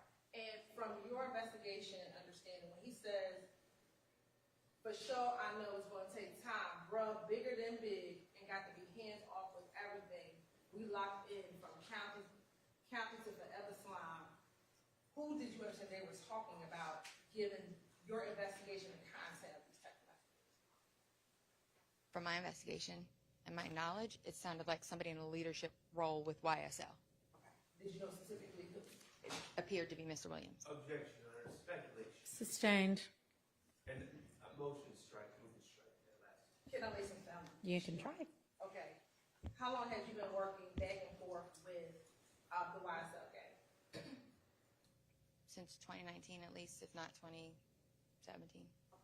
And when you were working with these cases, did you ever have any other evidence in which individuals from YSL, from your own investigation, attempted to conceal Mr. Williams' identity? Yes. And how have you seen that occur? With the use of FaceTime to conceal his identity, so text messages or phone calls go undetected. Okay. Have you ever seen in your investigation or listening to jail calls that individual YSL would try not to use his name? Correct. Okay. Have you ever seen through social media where individuals will try to conceal and say, don't say his name, say a different name? Correct. Right.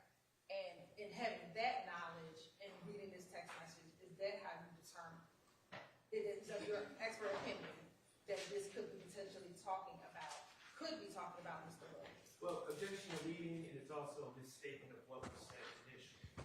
Since, in her opinion, it's Mr. Williams, and All right. it could be Mr. Williams. I'm going to let you clear that up on cross. I originally May said answer. somebody with a leadership role. I can't definitively say Mr. Williams. I said somebody within a leadership role, so that's who is in the highest leadership role. So. All right. No, I think this would be a good time. Okay. Let's take our lunch break and let's plan to be back at 1:15, please.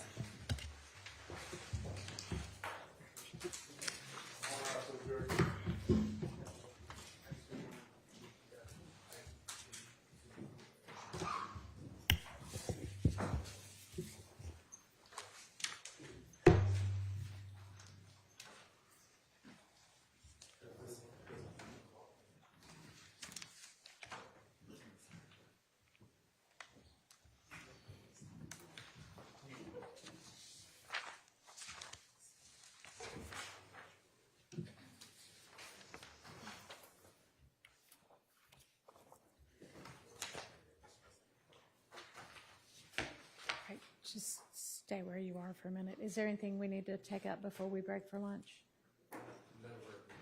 Okay, we're in recess. Thank you, Your Honor. Your Honor, it's nothing to take up, but I printed and was gonna bring to defense counsel in the court two cases the state wanted to provide counsel in court for issues that may come up Okay, during this testimony. thanks.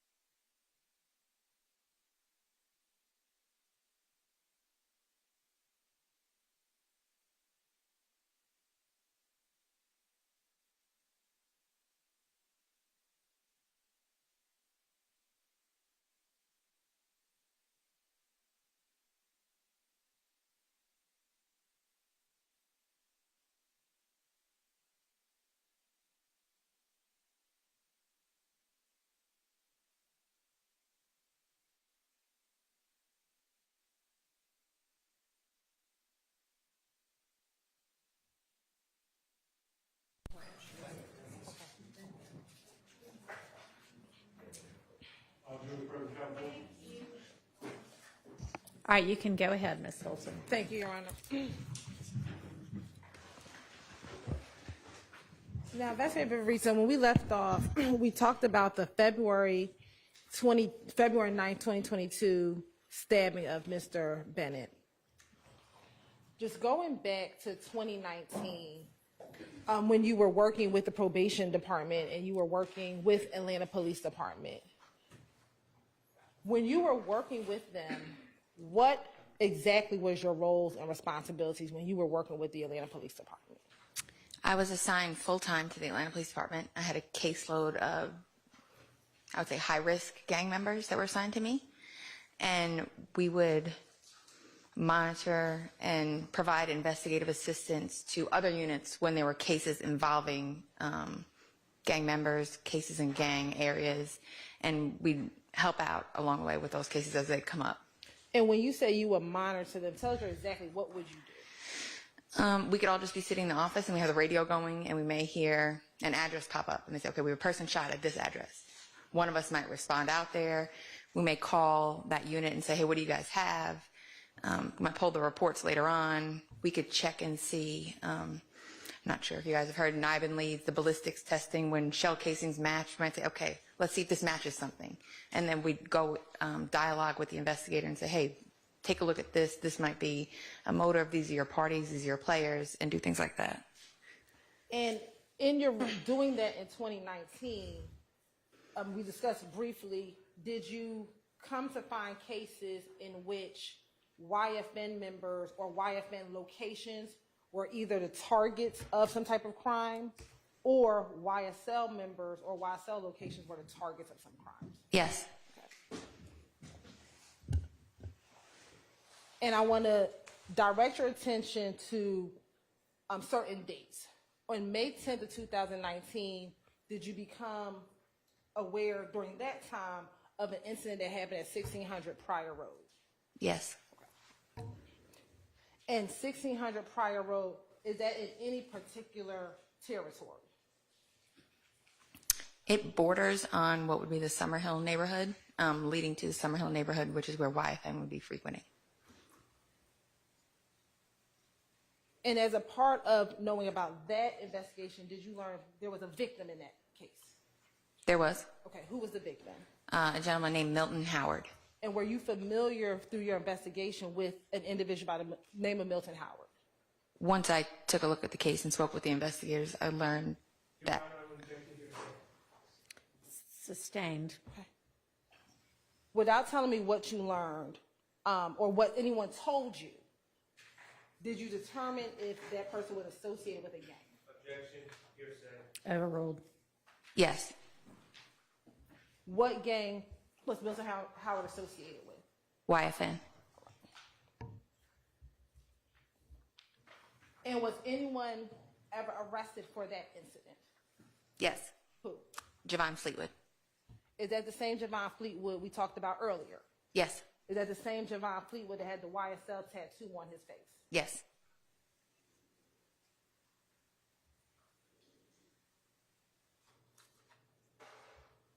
Also in 2019, in that same role that you had, did you become aware or did you receive police reports about an incident that happened on Crew Street? Yes.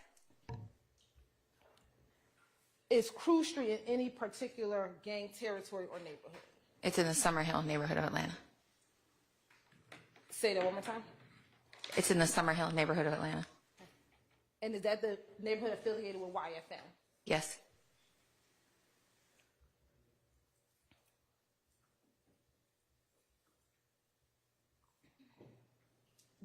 Do you know that location specifically of 1040 Crew Street? What can you define? Do you know, is it a store, is it a house, is it a shopping center? Do you know what it is? That was over 5. I'm not sure exactly what it is.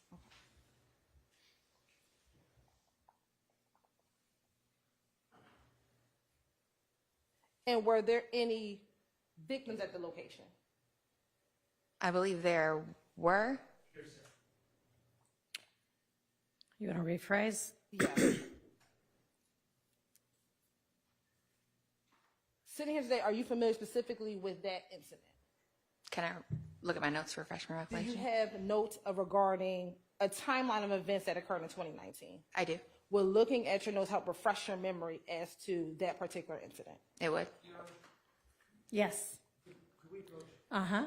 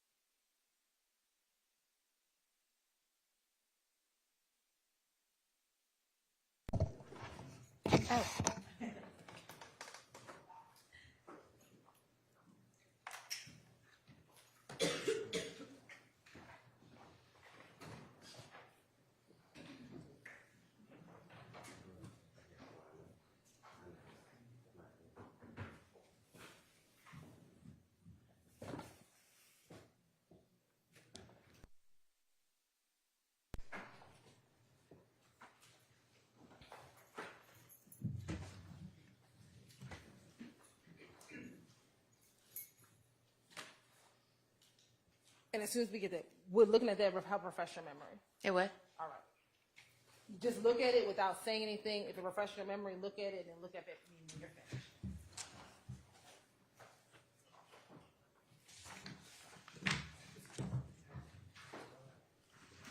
Okay. Okay.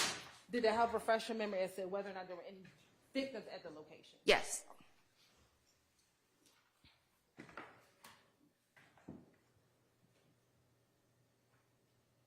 Was YSL Lucci at that location? I learned through the investigation that he was present, had been seen at the location, yes. And was that incident on May 22nd, 2019? It was. On that same day, did you learn of or did you have the case to investigate a shooting at 151 Cleveland Avenue? I learned that there was shots fired there, yes. Okay. And was that also on May 22nd, 2019? Yes. And as we talked about earlier, that's in the Cleveland Avenue area. Correct.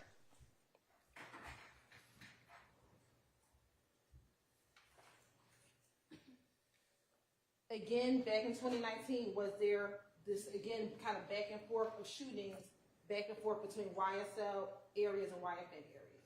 Correct. On May 25th, 2019, was there a shooting at 211 Cleveland Avenue? I believe there was a shots fired call that came up at that location, yes. Yeah, okay. And is that in the Cleveland Avenue YSL area? It is. Objection. Okay. YSL area. Sustained. Is 211 Cleveland Avenue in an area frequented by YSL members? It is. It's in that neighborhood, yes.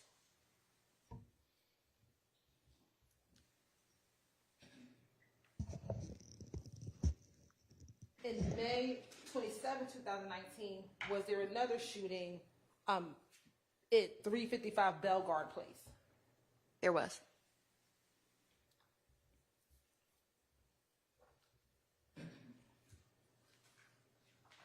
And were there victims a part of that shooting? I just need to refresh real quick. There's several incidents I want to misspeak or confuse them. That's all.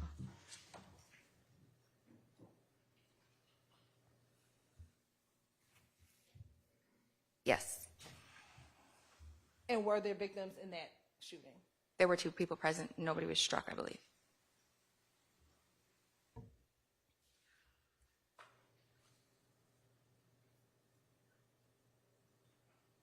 Now, with the instance that we just referred to, outside of the one that happened on Pryor Road, for the Crew Street and the 2 Cleveland Avenues and the Bellegarde Place, was there anyone ever apprehended, to your knowledge?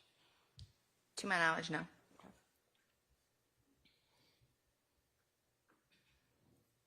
Now, taking you to June of 2019, did you ever learn of an incident in which the grave of Donovan Thompson was defaced?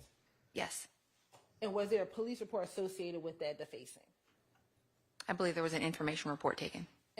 What's the difference between an information report and a police report? I mean, it's a type of police report where just information was given, and they wanted the incident documented.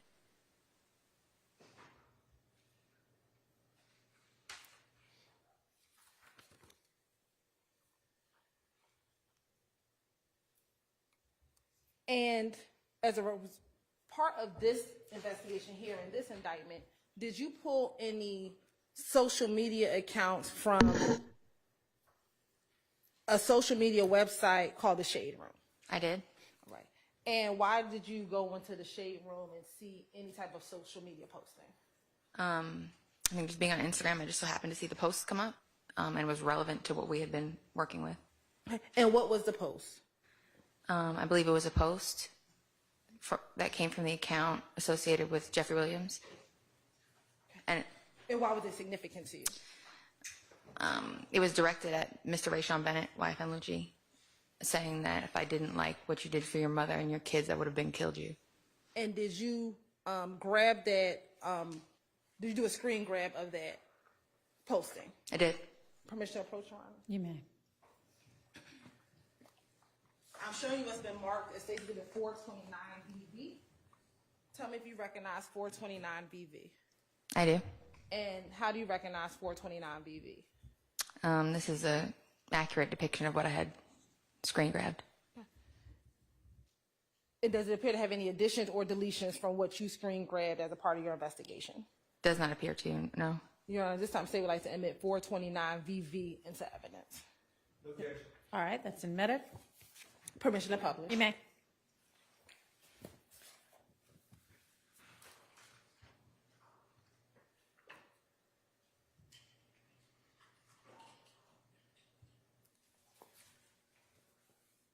And what was the date of the post? When it was posted on the Shade Room, I believe it was August 19th of 2019.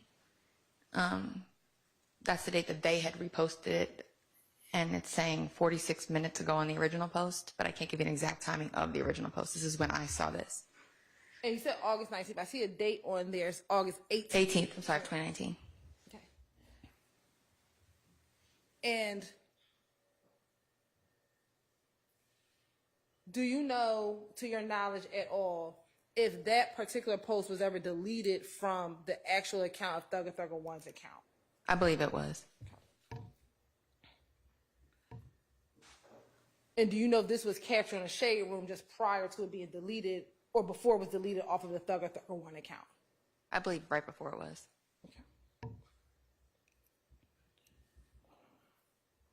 And this is posted or around the time of August 2019. Is that towards the end of this back and forth that we just discussed? Yes.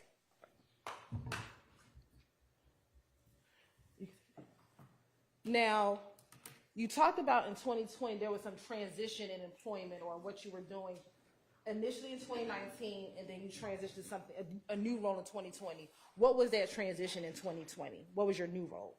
So I had been promoted to criminal investigator, and I was sent to the special operations section, to where typically once you arrive there, you're assigned out to a task force. Could be the ATF, the FBI, the DEA. I went to the GBI gang task force. I then went through a police academy associated with that position. I graduated and then went to, because my whole career had been spent in Atlanta, I was assigned to the Atlanta Police Department, and I worked out of their gang unit. And what were you able to do now that you weren't able to do in 2019 with those 2019 cases? What were you able to do with the 2020 cases?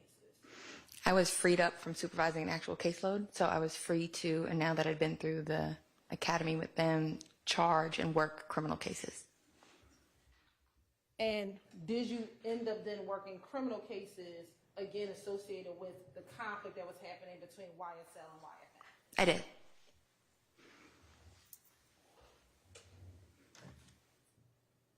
I want to direct you to May 4th, 2020. Did you have the occasion to be a part of the investigation of an incident that occurred at 1220 Gun Club Road? Yes. How did you get involved in that investigation? I believe that night we were out on the street working and we heard the 911 call come up for the incident.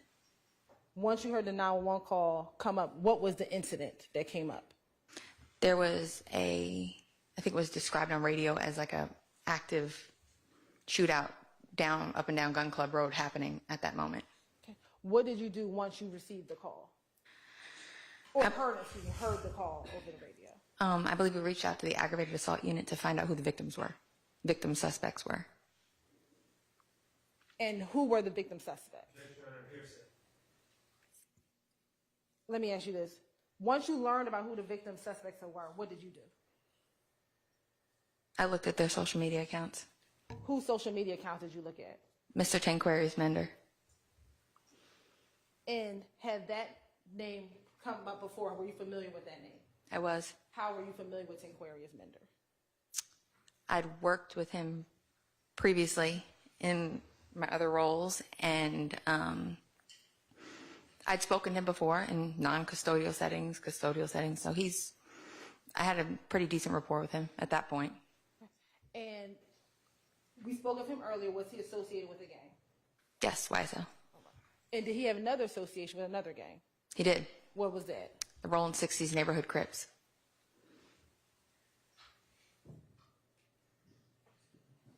And did Mr. Mender have a nickname?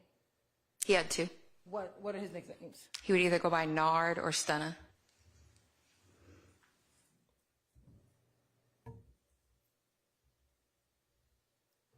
Now, you said you looked at his social media. Did you look at anyone else's social media? No, just his at that point. Okay. Once you looked at Mr. Mender's social media, what, if anything, did you do next? When I spoke with the aggravated assault unit, I let them know about a post I'd seen the day before. What was the post? Mr. Mender had been driving around Summerhill, tagging Summerhill, kind of laughing while he's driving around Summerhill. Is that the post that you talked about earlier this morning? It was. Okay.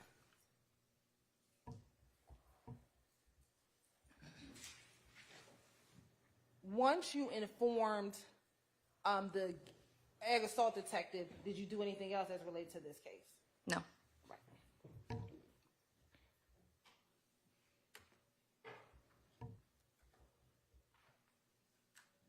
Did you ever look in Marquavius Huey's phone around the time of this investigation? No. Nope.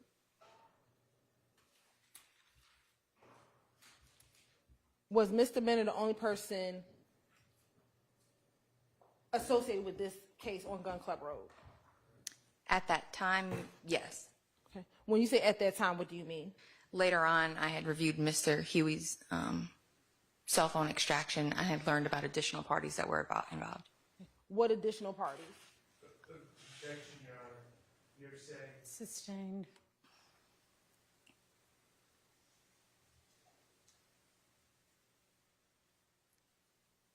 Let me ask you, when did you look at Huey's phone?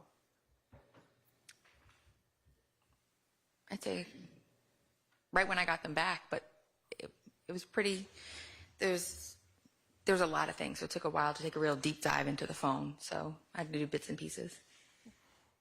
Did you look at Huey's phone around the same time when you were assisting Sergeant Henderson with his case in October 2020, or had you looked at Huey's phone prior to that? No, around October 2020. Okay. So when you were looking through his phone in October 2020, is that when you saw information about some stuff that happened in May of 2020? Correct. All right.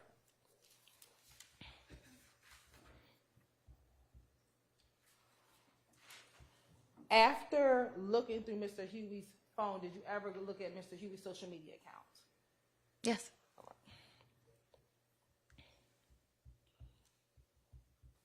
Do you know an individual by the name of Kenneth Copeland?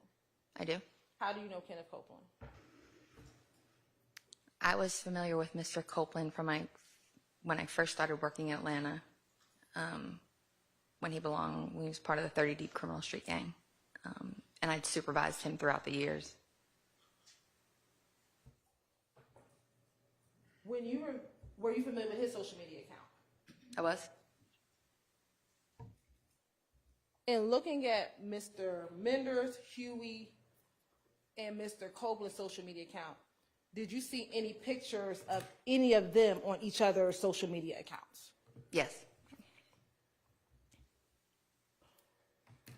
When looking at their social media, when did you see them starting to post or have interaction with each other? April or May, probably, of 2020.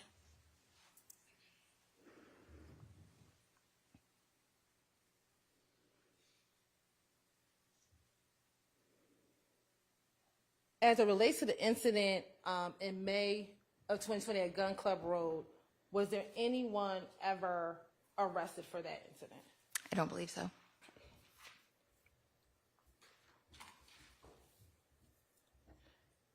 And was Mender the victim in that incident? He was. All right.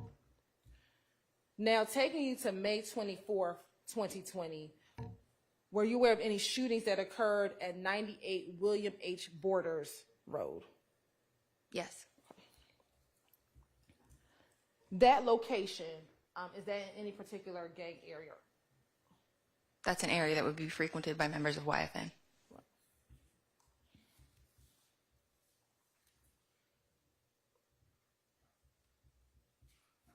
Taking you to May 25th, 2020, did you investigate or have the occasion to investigate a case that happened at 411 Parkway Drive?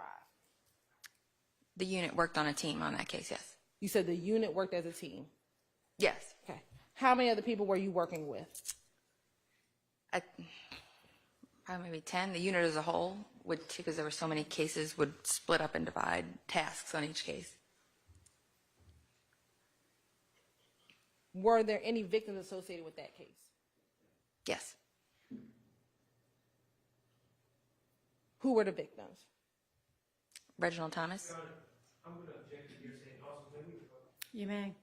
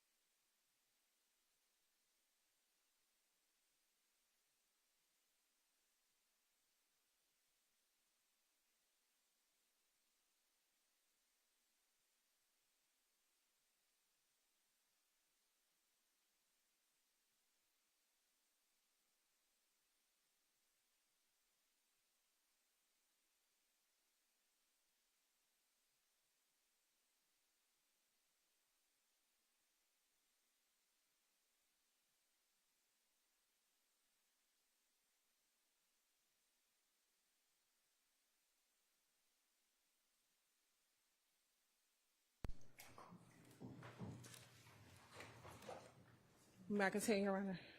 Who was the victim in that case?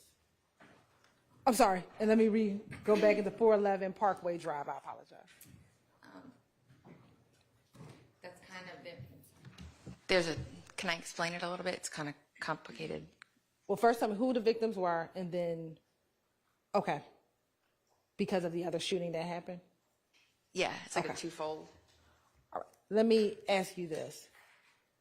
411 Parkway Drive, are you familiar with that location? I am. How are you familiar with 411 Parkway Drive? That is traditionally Rolling 60 Crip from my experience in Atlanta, Rolling 60 Crip territory in Atlanta. That's somewhere where you'd find them, especially on a nice day, hanging out in the parks, the areas throughout the 4th Ward.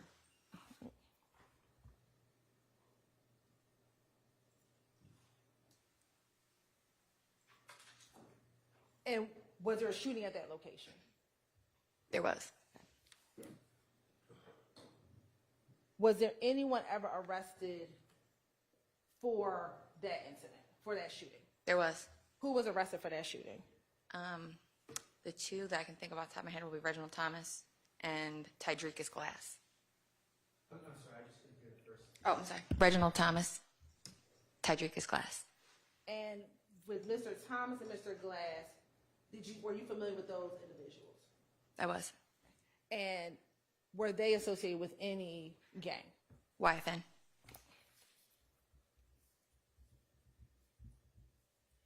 And I think I asked earlier about Mender being a part of Rolling 60s Crips.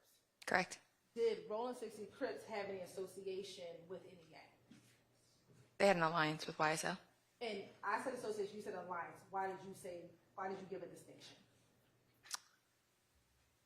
Because association would just say, like, we're cool, we know each other. Alliance would be like, to me, from my investigative experience, means that they'll work together and they'll partner on things.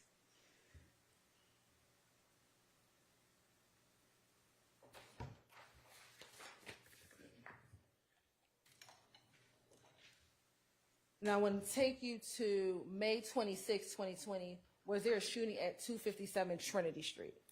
There was. And was there a victim of that incident? There was. And who was that? Marcus Sims. And were you familiar with that individual? I was. How? He was a friend of Tanquarius Mender. And to your knowledge, do you know Mr. Sims was a part of any gang? No, we'd classify him as an associate, but I wouldn't say he's a gang member. Okay. And associate of what gang? The Rolling 60 Crips. Is that because of his relationship with Mr. Alford? Both Mr. Mender, Mr. Alford. Sorry.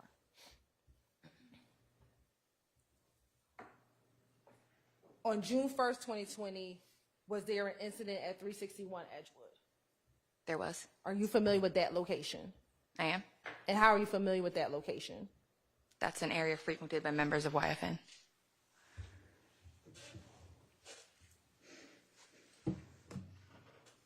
Was there anyone injured during that shooting? I don't believe anybody was injured, but I think 2 people were shot at. I want to take you to June 3rd, 2020. Was there an incident at 600 Martin Street? There was. Okay. And did you have any part of the investigation of that incident at 600 Martin Street? May I just look quick to make sure we're speaking about the right incident? Yes.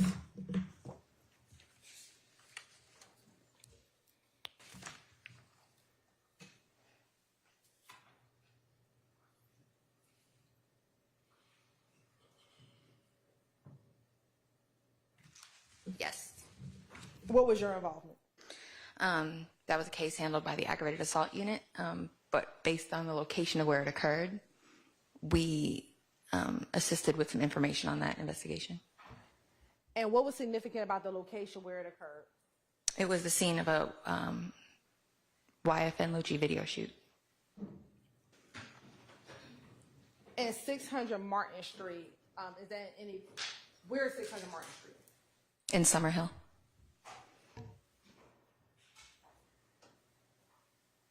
And were there any victims in that case?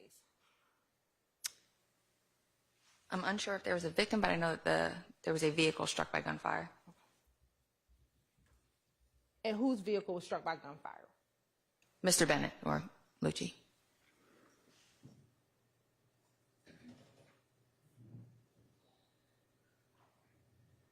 I want to take you to June 4th, 2020. Was there an incident at 1044 Hank Aaron?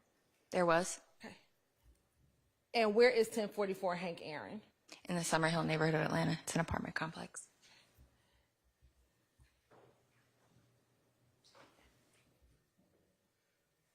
And was there any apartments or homes shot at or shot up? There was. Who do you know whose home was shot at or shot up? It was the home of, for a family home of Sabian Cluster, better known as YFN Fat.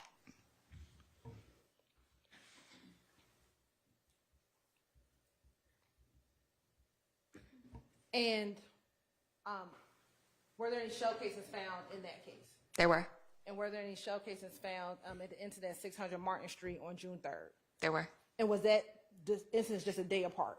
There were.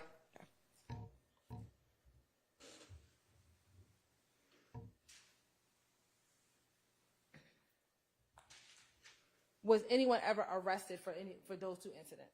They were not. And then I want to take you to June 30th, 2020.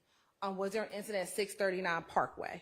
There was. Okay. And is that in the same or similar location as the incident that happened on May 25th, 2020, near 411 Parkway Drive?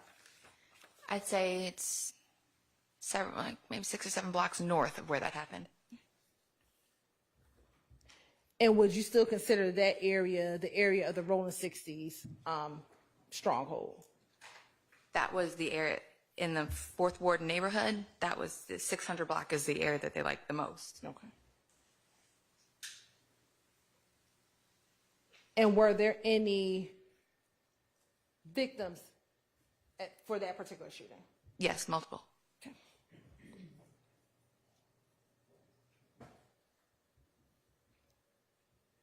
Who were some of the victims? There were multiple members of the Rolling 60s Crips, including Shadari Mitchell, Kenneth Long, Demario Franklin, and Marcus Sims was shot and killed that night. Is that the same Marcus Sims that we talked about from the May 26, 2020 incident? It is.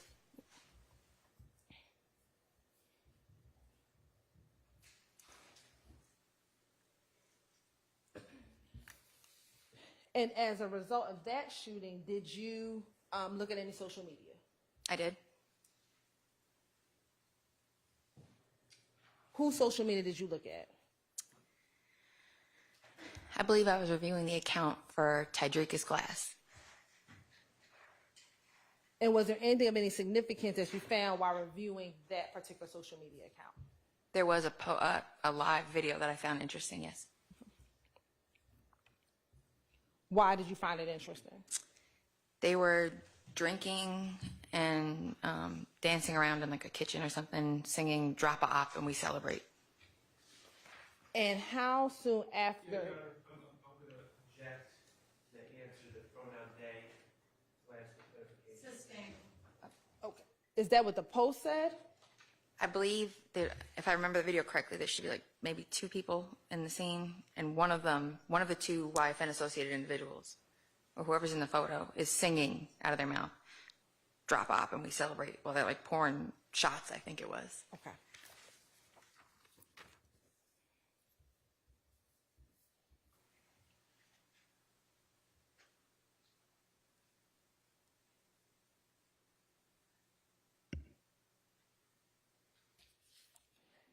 And throughout the rest of 2020, were there just other shootings that you, being a part of this unit, found of note to you?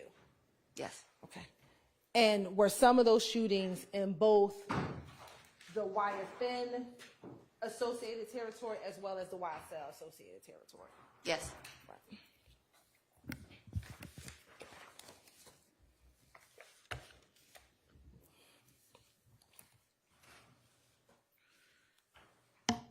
Now, I want to go back to the stabbing of Mr. Bennett in February of 2022. Once you received the text messages and you reviewed them, what, if anything, did you do next as a part of your investigation in determining what was going on with the stabbing of Mr. Rayshawn Bennett? I continued to monitor jail calls for any chatter that was going on within the jail because Mr. Bennett, of course, luckily was not killed, to make sure that nobody else was going to attempt anything or a way to harm Mr. Bennett. And as you continue to review jail calls, did you find any additional jail calls of note to you regarding any stabbing of Mr. Rayshawn Bennett? I did. Okay. What was that? What did you find? I found a phone call made by YSL member Christian Eppinger. And what did you do once you learned or heard that call? As far like once you listened to the call, what, if anything, did you do? Again, it was a call where a female was acting as a middleman.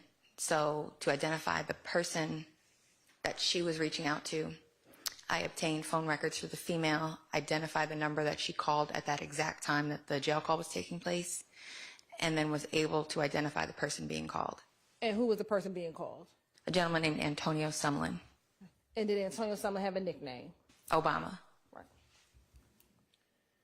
Once you heard that jail call or learned of that jail call, what, if anything, what steps did you take after that? I then decided to apply for wiretap applications for the phone lines of both Deamonte Garlington and Antonio Sumlin. Why did you decide to apply for a wiretap? Because we were fearful that until Mr. Bennett was severely harmed or killed, this plot would continue. So we felt that was the best course of action at that time. And were you able to secure or be able to go and have a wiretap for both Mr. Garlington's phone and Mr. Sumlin's phone? Yes. Now, tell the jury, what are the steps that happens once you secure a warrant and you're able to get a wiretap? I was the case agent on the law enforcement side of things. Then we have like IT people or technical people that they take the paperwork you receive from the judge and they forward it to the phone company. And then usually it takes a couple hours. You have a wire room set up. It's a private, secure location. And I'd say within a couple of hours of submitting the paperwork to the phone company, you'll start receiving data coming in the wire room. You'll start receiving phone calls, text messages, and you'll see sometimes just data, like when you're browsing on your phone or making a video call, you'll see that stuff starts coming in and being registered. Okay. And as far as the wire room, does that have to be maintained 24 hours a day? It does. And why is that? Because you have to you're now responsible for monitoring what's coming in. You can't leave it unmonitored. Somebody has to be there monitoring. Now, when you are monitoring those calls, are you able to listen to every call, or are there times you have to minimize or stop listening to the calls? So everybody gets what's called a minimization training. They get informed of the basis of a case. They're passed out copies of the affidavit so they know what's going on, what allowed us to get there. They read through that. We conduct a meeting. Everybody's informed. We talk about what they should listen out for, what's going on. And then they're explained on minimization procedures. So if somebody calls their grandma, for example, and she's talking about what she's going to make for dinner, or what do you want for me to buy you this year for your birthday, you listen for 2 minutes, and if at the 2-minute mark there's no criminal activity, you mute or you minimize for 1 minute. You give the full minute, you resume, you click back in, and you listen for another 2 minutes. If there's no criminal activity, you mute again. And I'm sorry, I say mute, I mean minimize. At that time, once you minimize, you cannot go back. The recording stops. And you do that. Now, if there's criminal activity heard that's related to your case, you can listen. And when you got the warrants, do you remember when you got the initial warrants for both the phone from Mr. Garlington and Mr. Sumlin? I want to say we went up on the line somewhere around like the first week of March. So it should have been around there, like the 10th, maybe, or somewhere around there. As it relates to Mr. Garlington, were you able to initially listen to his calls? No, Why not? What happened? Coincidentally, he had changed his phone number. Once he had changed his phone number, what, if anything, did you do? Let me ask you, did you try to secure another number for Mr. Garlington? I did. How did you go about securing another number for Mr. Garlington? I reached out to his probation officer to see if, to remain in compliance, he may have updated her with his new phone number. And had he done that? He had. And then for Mr. Sumlin's line, were you able to go up on his phone immediately? Yes. How long were you on, how long did you have a wiretap on each of those phones? The initial application goes for 30 days, so I know we had 30 days on both. And then I did renewals on both, so we did 60 days. I can't remember if Mr. Garlington went into custody before his 60 days was up or not, but we had authorization for 60 days ultimately on both. Why did you choose to extend the first 30 days? Because the criminal activity was still pretty active. There were still crimes being committed, still intelligence being gathered.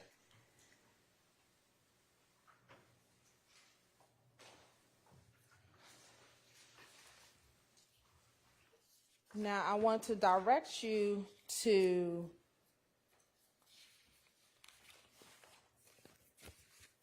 March of 2022. Okay. With the stabbing of Mr. Bennett inside the Fulton County Jail, did that information ever get released to the public? It did, but it was delayed. Okay. And when you said it was delayed, what happened? I don't believe it hit the news until some court documentation was filed. And what court documentation was filed? An emergency motion for bond on Mr. Bennett's behalf. And do you know when that documentation was filed? I want to say the first few days of March, I believe.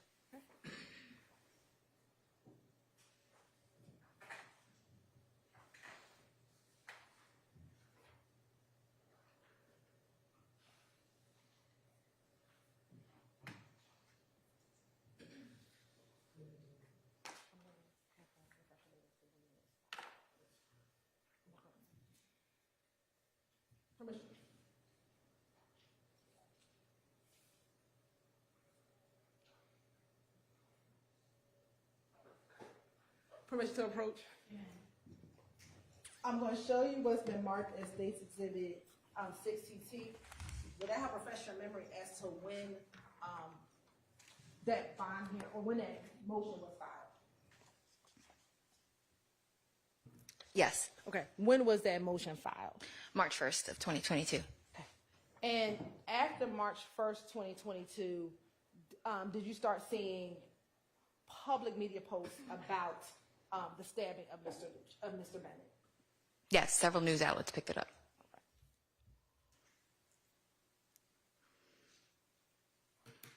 Once several news outlets began to pick it up, did you, as an investigator with the gang unit, have investigated this YFN, YSL conflict? Did anything about that report spark any investigation on your part about anything that you were going to do as it relates to the conflict between YFN and YSL? Based on my experience with with these two groups and the conflicts, we were on heightened alert for any events that or shootings or incidents that may occur. Okay. And by the time the media release occurred, were you already up on the wire, or did that come after the release of the information to the media? I believe it came after. Okay.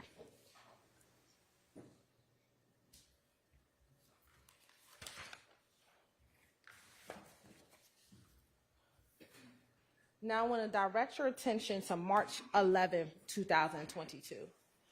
Did you become aware of a shooting on I-75-85 northbound? I did. And did you become aware of who, if anyone, was killed as part of that incident? I do. Okay. And who was that? That would be Christian McMiller and Darius Big Ford.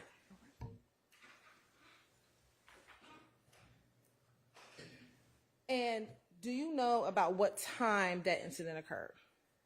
I believe it happened around 3:30 a.m. And have you had any involvement with any investigation as it relates to that case? I have. And is that still an open pending case at this juncture? It is.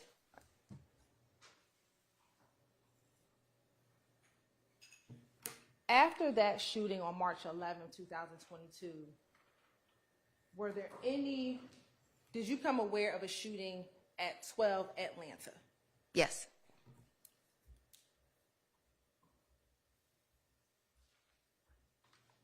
When was that shooting? I believe that the incident on the highway took place at 3 a.m. Fast forward to about almost just before 10 o'clock, the shooting at 12 Atlanta took place. 10 o'clock a.m. or 10 o'clock p.m.? PM. I think the call for service came in around 9:47 And where is 12 Atlanta? in Summerhill. And are you familiar with that location? I am. How are you familiar with that location? I believe in 2019 and 2020, it was 12 Atlanta itself. The convenience store was the target of drive-by shootings. And was there anyone injured on March 11, 2022? Yes. And who was that? I believe the gentleman's name is Cortez Houston. He's a YFN associate.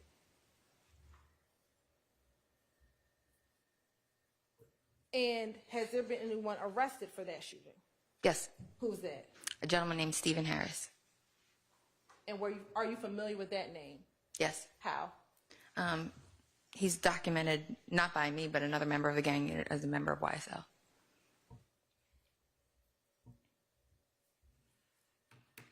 After that incident on March 12, 2022, did you become aware of a shooting, without saying any name, of a shooting on Cleveland Avenue? Yes. Without saying any names, how did you become aware of the shooting on Cleveland Avenue? I was in the wire room monitoring the calls in the wiretap, and we heard a shootout being described on the wiretap.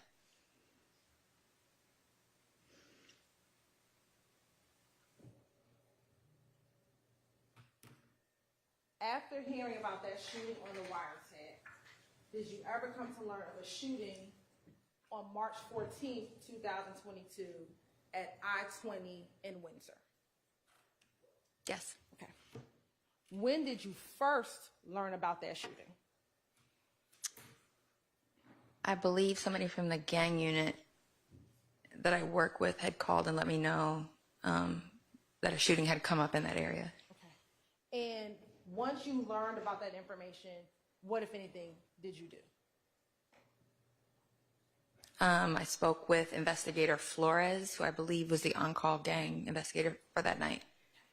And did you learn of the individual, was someone killed at that location? Yes. Okay. Did you learn of the name or the identity of that individual? A gentleman by the name of Shamel Drinks. Now, when you first heard that name, were you familiar with that individual at all? I was not. When you first heard that name, did you know at that time if this murder had anything to do with any gangs? No. And you say no, why is that? Just because I did not recognize him, I didn't know him, so I had no reason to believe at that time it was. After hearing about the shooting at I-20 Windsor Road, did you look at any social media accounts? I did the next day. Why were you looking at social media? Just in conjunction with The Wire, we were always monitoring what was going on just to be abreast of anything we may hear, just so we were aware of what was going on so we can understand the context of things we were hearing. And as you were observing social media, did you see anything of note to you as you were perusing social media the next day after the March 14th killing of Mr. Shamel Drinks? I did. What, if anything, did you find? I saw several posts of a gentleman that matched the photo of what I saw of Chamel drinks at the crime scene being made. Okay. And when you say was being made, who was it being made by? Members of YFN. And about how many posts did you see when you were just kind of viewing and observing? There were numerous posts. I don't think I could put a number on it. And when you saw those posts, did you ever capture those posts? I began capturing them just in case they were needed. You said you captured just in case they were needed? Correct. Okay.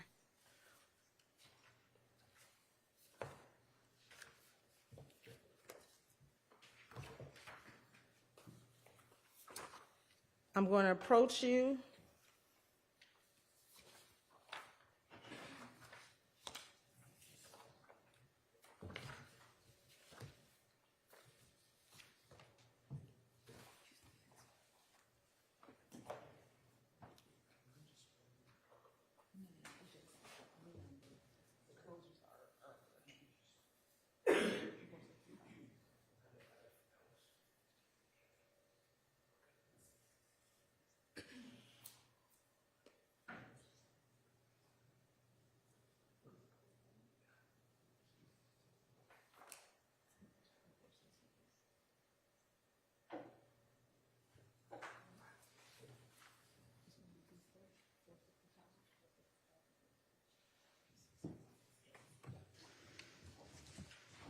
Permission to approach, Your Honor.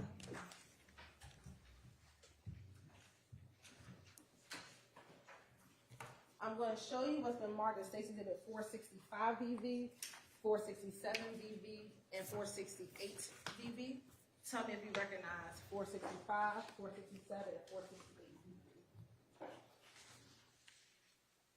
I do.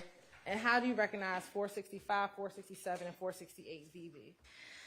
These are three of the social media, of the several social media posts that I captured following the death of Mr. Drinks. And are those three just some of the examples of what you were seeing being posted on the day after Mr. Drinks passed away? Yes. And do those appear to be fair and accurate depictions of the social media accounts that you observed and that you screenshotted back in March of 2022? Yes. Your Honor, this time the state would like to admit 465, 467, and 468 BV into evidence. And, Your Honor, just confirm that continuing objection, correct? Yes. Permission to publish.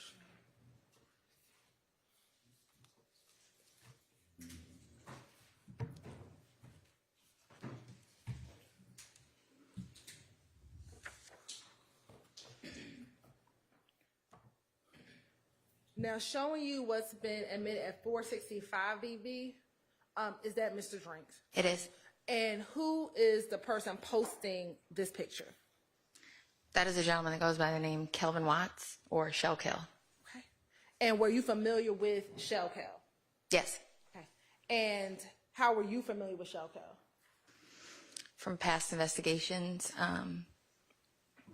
involving both of these groups. Okay. Now I'm going to show you 467 BV. Who is the person? Is that also Mr. Drinks? It is. And who is posting that? Who made the post? It's made by 44 Steve-O, which I know to be Steven Johnson. Okay, and I apologize. Going back to 465, what was Shell Kel's Instagram handle? It's Shell Kel _ Nutlife. All right. Now back to 467 BV. 44 Steve-O, what's his given name? Steven Johnson. All right. And was he associated with YFN? Yes. All right. And next is 468 BV. Who made the post? The username is going to be YFNFat14. That's going to be Sabian Cluster. And is that the Sabian cluster that we talked about a few moments ago with the back and forth shooting? It is. All right. And what was that? What did that post say? I don't feel right putting that behind your name nut with the broken heart.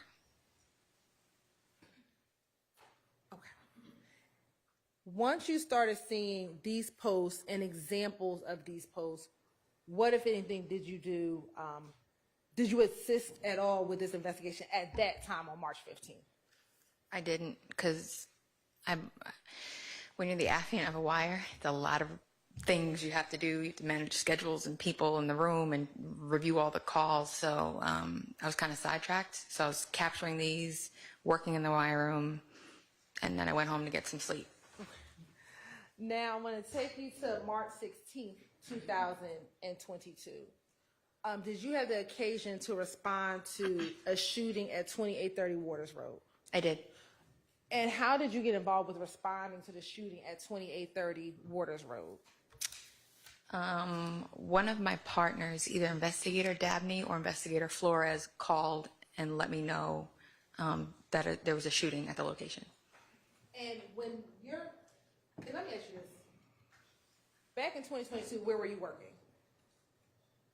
The Fulton County District Attorney's Office. And was that a common practice that members of the APD gang unit would reach out to you if there was a shooting that they were responding to? If it was gang related and something that we had been working on, absolutely. I talked to them daily. All right. And did you respond to that location? I did.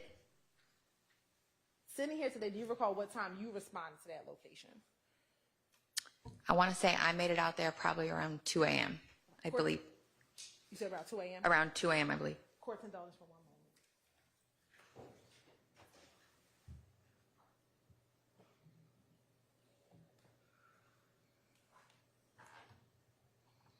Once you got to the house, what, if anything, did you do? I met with my partner, Investigator Flores, and I spoke with the officers on scene, and they said they had several victims that were separated amongst different cars on scene while they were still sorting out what was going on. And I got the names of the people that were present. Okay. And were you familiar with any of the individuals who were present? Yes. Okay. Who did you know? I knew Mr. Garlington, of course, because he was one of my wiretap targets that we had running. And I knew Mr. Shannon Stillwell. I know Mr. Stillwell, I think he goes by Jackson also. Okay. And how long have you known Mr. Garlington? Probably say since 2014, if not longer. Right. And how long had you known Mr. Jackson? 2013 or 2012. All right. When you went out there, did you speak with Mr. Garlington or Mr. Jackson? I spoke with both.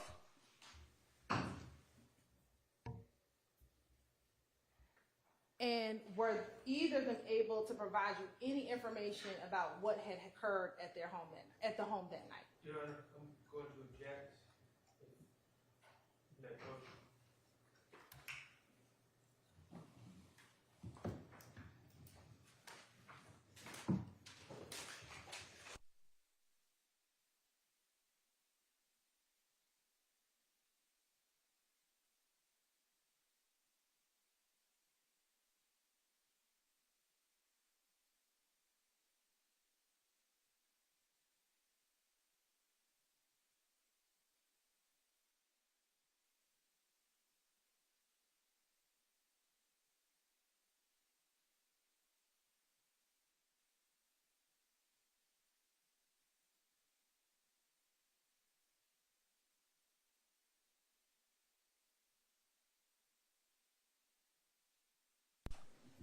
Did you speak with Mr.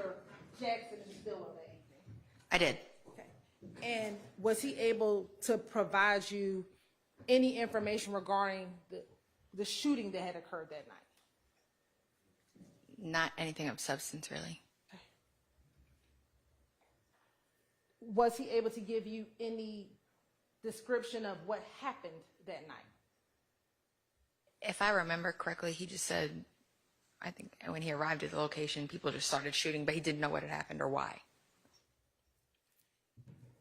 And while you met with him, when you got to the scene, were there cars in the driveway?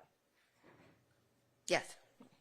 And was he able to identify a car that he was driving? Yes. Okay. And what kind of car was it? He said a white Audi. And did he point out that Audi to you? I don't know if he pointed it out. I think he may have said like that one over there. And I looked, and there was one closest to the street, and there were cars parked in the yard on the right side of the house. And there was a white Audi that was like an Audi sedan closest to the street. There was an Audi SUV and an Audi sedan, and it was the sedan that was parked closer to the street. And did you ever take pictures of that Audi? Or you were Investigator Flores take pictures of that Audi? One of us did, yes. And did you take pictures of Mr. Garlington? Yes. Okay. And what about Mr. Stillwell? One of us did, yes. Were you familiar with an individual by the name of Miles Farley?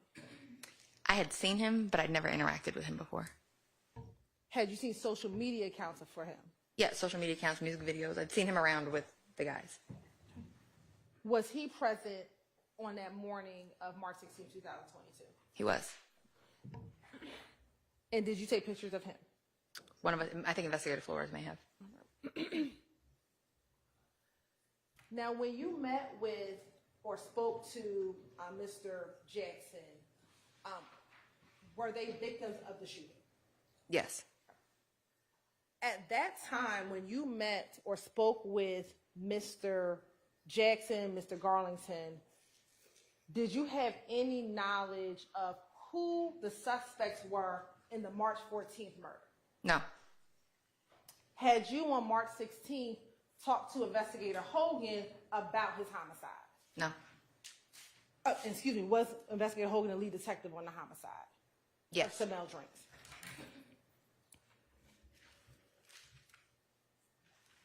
When you spoke with Mr. Garlington and Mr. Jackson on March 16th, had you seen any surveillance video from the homicide on March 14th, 2022? No.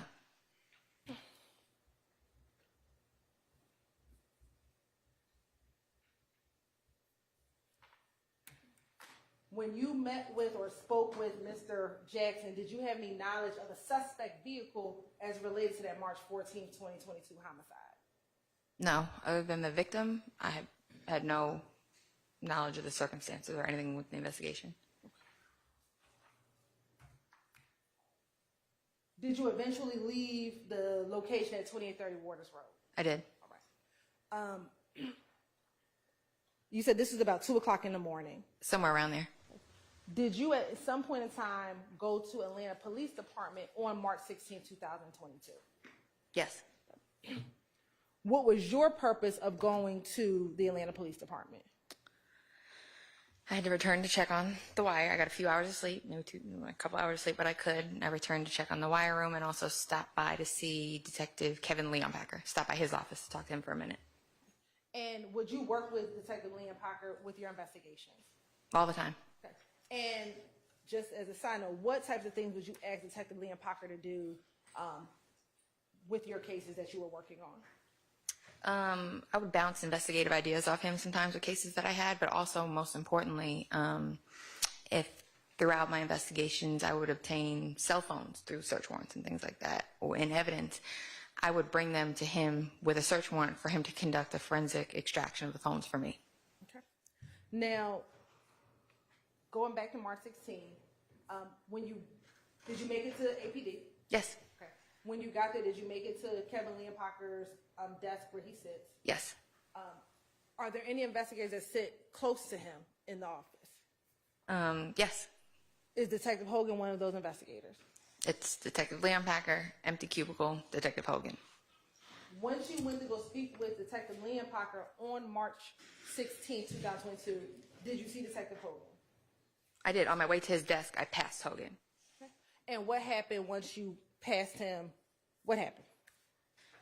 When I walked past Hogan's desk, I said, "Hey, Hogan." I said, "Your victim," I said, "is being posted by some of the YFN guys. Just checking and seeing what you got. What do you got? Like, what's going on?" And then he said, "Well, I got some surveillance video and some people, but I don't know much else." He said he didn't have much else. Yeah, he just. At that point in time, did he show you the surveillance video? Yeah, I said, "Well, show me what you got. Let me see what you got." And he's pulled. I talked to Kevin for a second. He said, "Come on over," and I looked at the video that he had. And what video did you look at? It was video from a gas station that I recognized to be at Fulton and Windsor. Okay. And what did you see on the surveillance video? He showed me some individuals that he had identified as his suspects. Okay. And when you saw the video, what, if anything, did you do? I immediately recognized Mr. Stillwell from my interaction with him the night before because he was wearing the same clothes, and I recognized Mr. Farley on the video. Okay. And you said the night before. Were you at the office on March 16th as well? Sorry, it was the same day. It was 2 a.m., sleep for a few hours, went to the office and met with them. So it was the same day. And when you watched the surveillance video, was this surveillance video from March 14, 2022? Yes. And you had just, not just, but earlier that morning had seen Mr. Jackson or Stillwell Jackson in the same clothes that you saw him in on the video. Correct. Right. And then you said you also recognized Miles Farley on the video. Correct. All right. Once you recognized both Mr. Farley and Mr. Stillwell, what, if anything, did you do?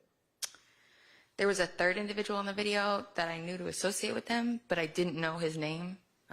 So I told Investigator Hogan he may want to get with somebody else to get a name on that person. And then he showed me the vehicle associated with his case. And did he show you the vehicle from the surveillance video or something else? I believe it was a surveillance video. And what, if anything, did you do when you saw the vehicle, his suspect vehicle? I recognized it as the white Audi with the Maryland tags from the home at Waters Road that I'd seen hours prior.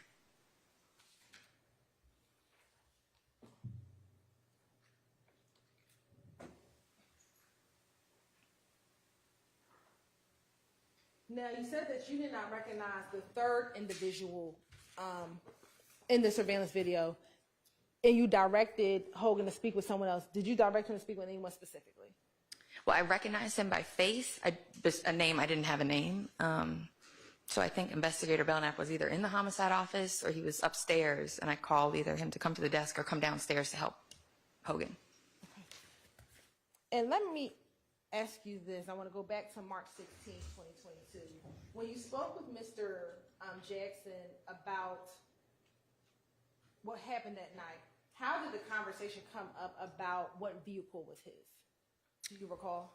I believe that was prompted by when he said I just got here and they started shooting, or something like that. I just got here and they started shooting, or I pulled up and they started shooting. So I said, well, what vehicle were you in? I think that's what prompted that question.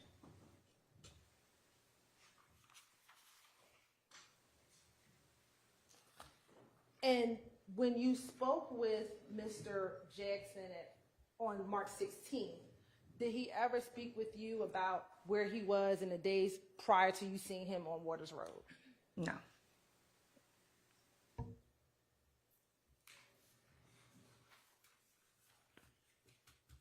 While you were speaking with Mr. Jackson, did you ever speak with him about the homicide that had occurred on March 15th at I-20 and Windsor Road? No.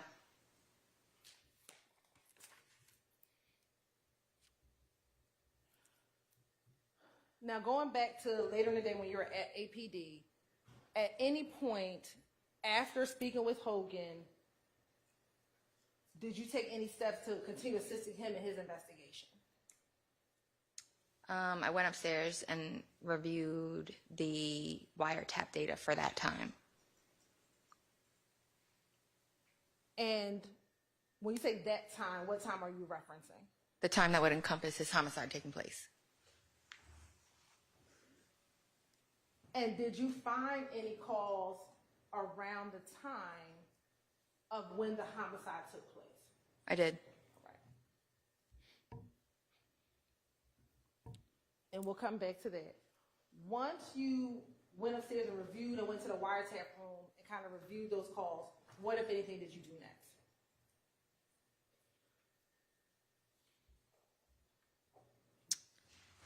I think I just continued to let him know that I was available if he needed anything from our end, but... Did you ever come to take out a search warrant for the home at 2830 Waters Road?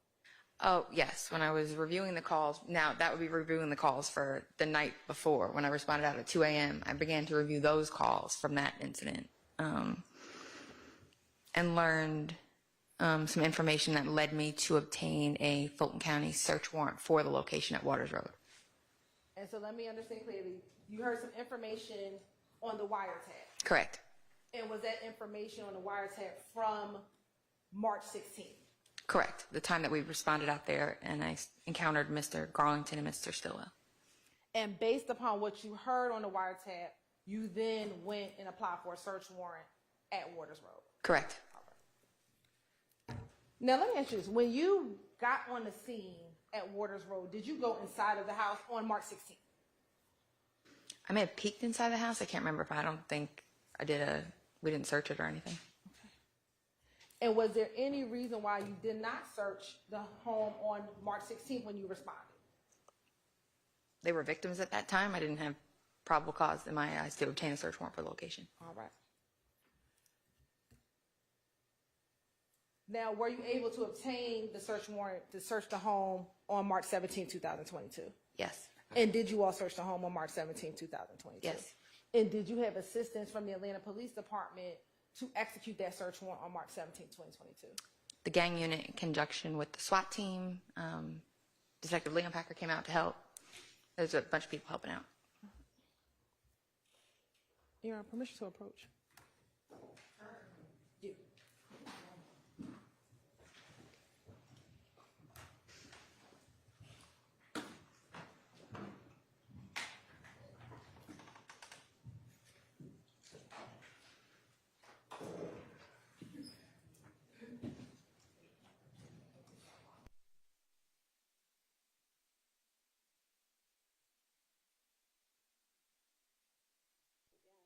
We all think this would be a good time for a bathroom break, so let's take a restroom break.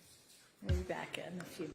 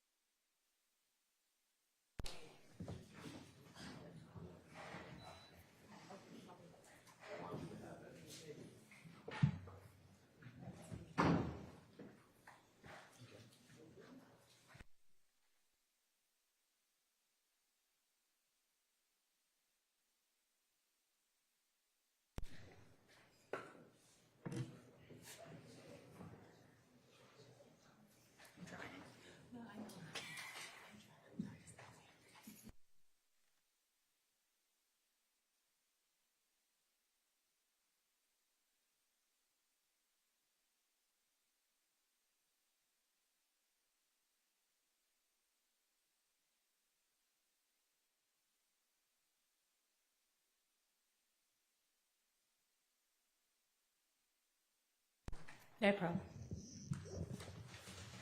So I think we left off that you went to Waters Road and you went to the search down. Correct.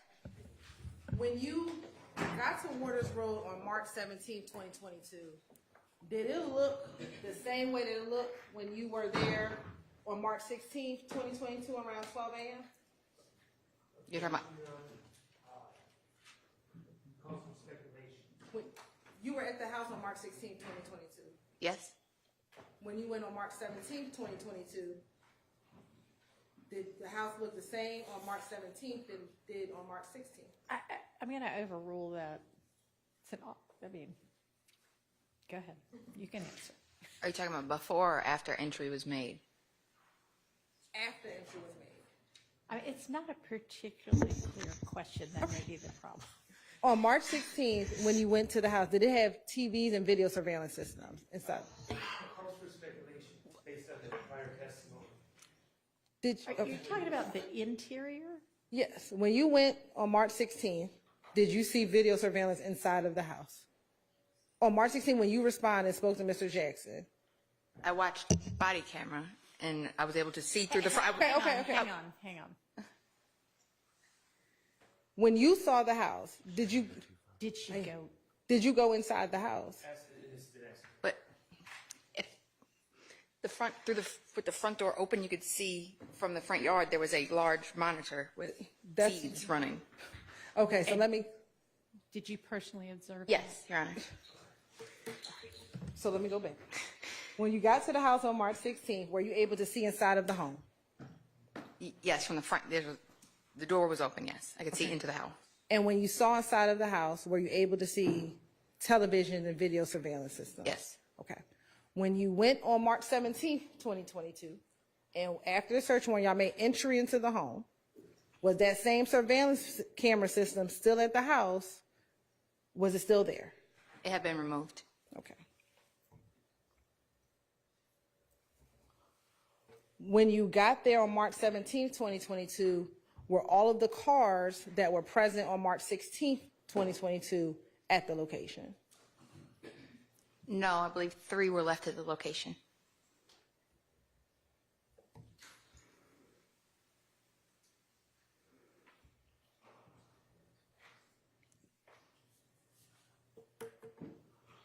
And on March 17th, 2022, did Detective Liam Parker video the search warrant and the contents that were recovered from the search warrant? Yes, to assist me, he helped with videoing it. Okay. And were you present during the execution of that search warrant? I was. All right. Now, as a part of your investigation, and let me ask you this, did you, between March 11th and March 17th, were you still observing and monitoring social media during this period of time? I was. And was that in conjunction with also listening to the wiretap? Yes. Okay. And why were you still observing and monitoring social media?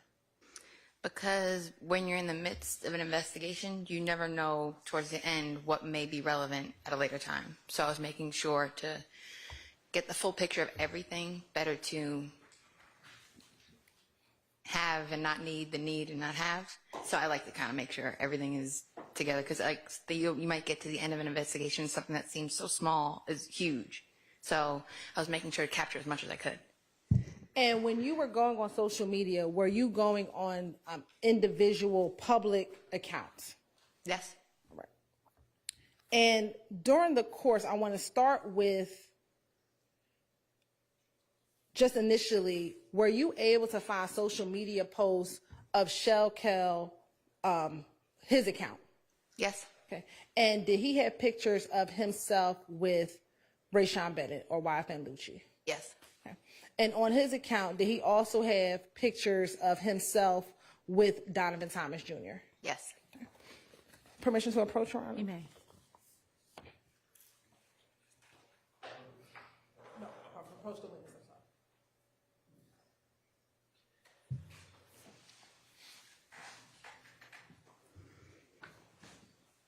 I'm going to show you what's been marked as Exhibit 440 BV and 454 BV.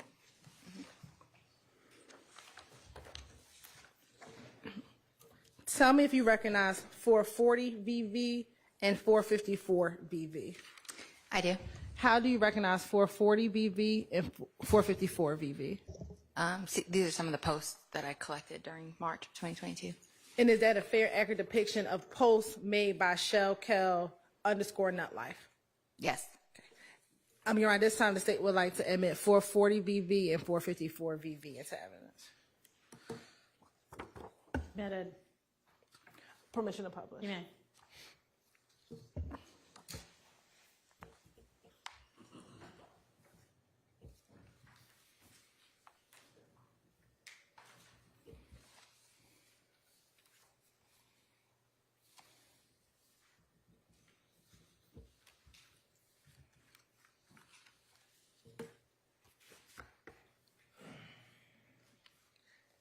And looking at 440 VV, there's a post date of December 1st, 2018. Do you see that? Yes. Okay. When did you capture the image? Should have been sometime in March. And who is depicted in the picture?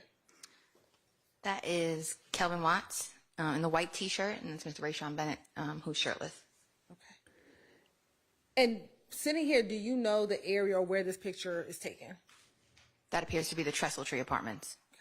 And are you familiar with Trestle Tree Apartments? I am. And how are you familiar with Trestle Tree?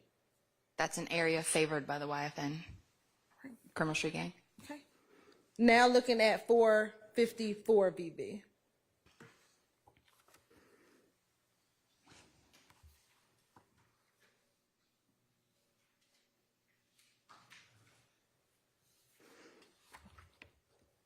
And looking at 454 VV, did you also capture this in March of 2022? Yes. Okay. And who is in this picture? That's Kelvin Watts in the camouflage jacket, and that's going to be Donovan Thomas with the varsity jacket on. All right. And again, is this on Shell_Kel's Instagram page? Yes, this was on his story.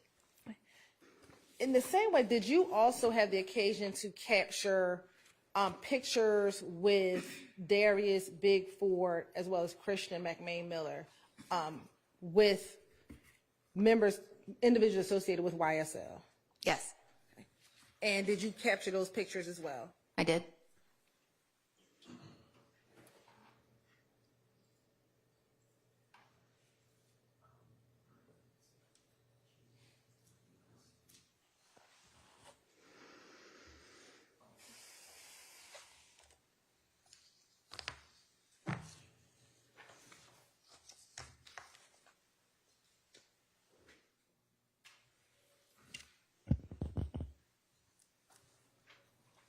I'm going to show you what's been marked as 441 VV, 442 VV, 443 VV, and 451 VV.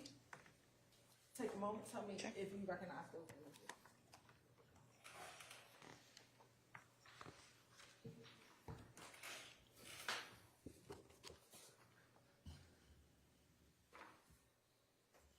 Yes, I did. How do you recognize them? These are also photos that I captured during March of 2022. Okay. And do those appear to be fair and accurate depictions of images that you captured while observing those public Instagram posts? Yes. Your Honor, this time the state would like to admit 441 VV, 442 VV, 443 VV, and 451 VV into evidence. 441 through 443, and then 451 BB? Yes, Your Honor. Those are admitted. Thank you. And permission to publish. You may.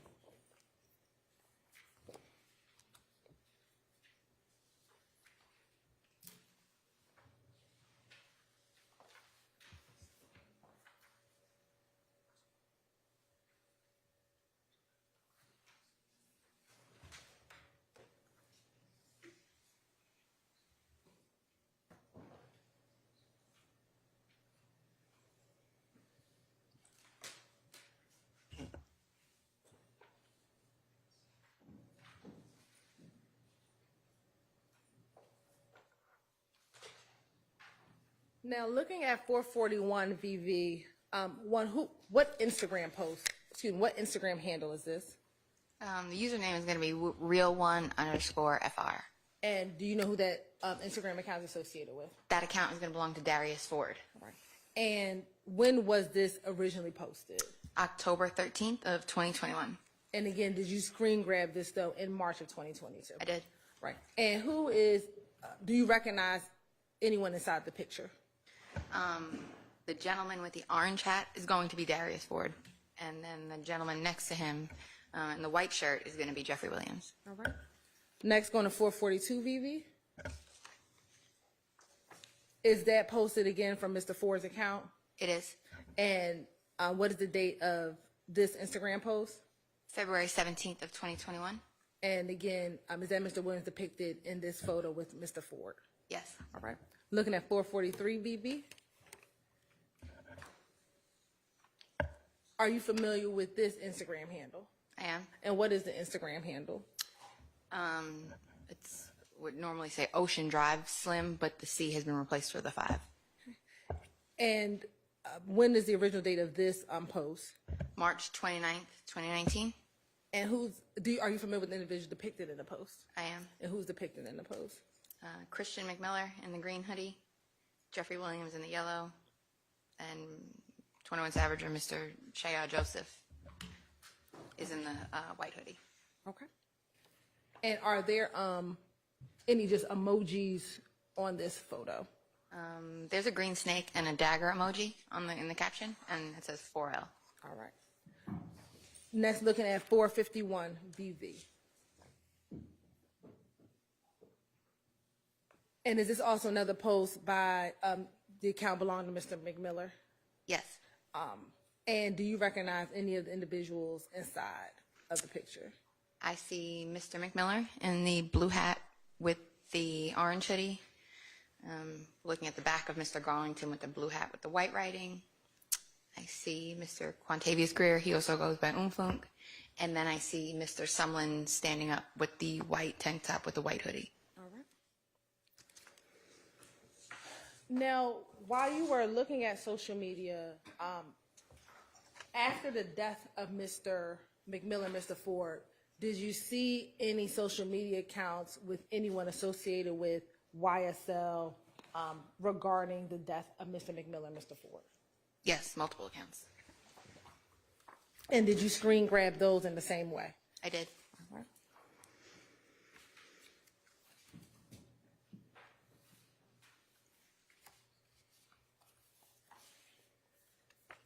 It's going to be 4.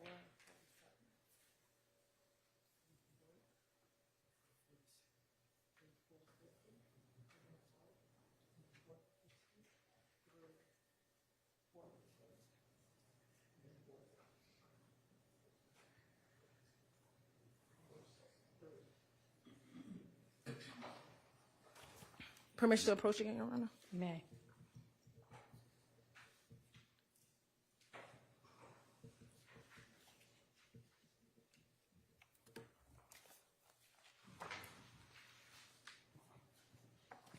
I'm going to show you what's been marked as 447 through 450 VV, then 452 to 453 VV, and then 463 VV. Take a moment and look at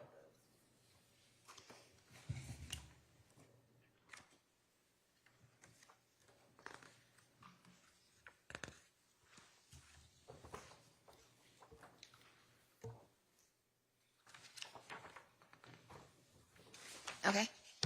And do you recognize those images? I do. And how do you recognize them?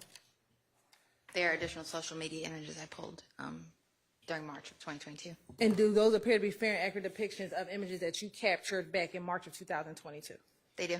Your Honor, this time the state would like to admit 447 to 450 VV, 452 through 453 VV, and then 463 VV into evidence.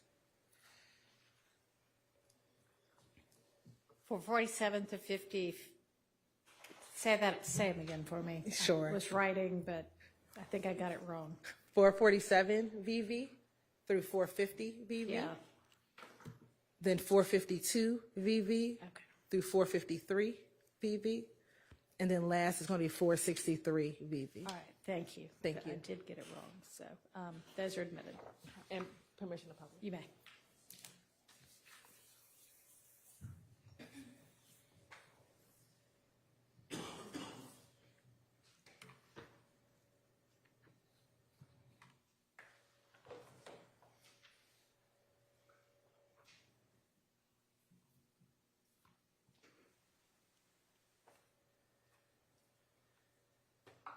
Now, showing you what's been marked as 447 VV, is this, whose Instagram post is this, excuse me? That's going to be the account associated with Mr. Garlington. And the picture in the account, does that appear to look similar to the location of where the picture that we just looked at was, the date, given the clothing, what Mr. McMiller is wearing? It appears so. Okay. And going to the next, 448 VV. Looking at 448 VV, are you familiar with the Instagram handle Bentley BZ4L? I am. How are you familiar with that Instagram handle? That's the Instagram account associated with Christian Eppinger. All right. And again, is this another post of Christian Eppinger, or a post of Christian Eppinger posting both? Is that Mr. McMiller and Mr. Ford in that picture? Correct. All right.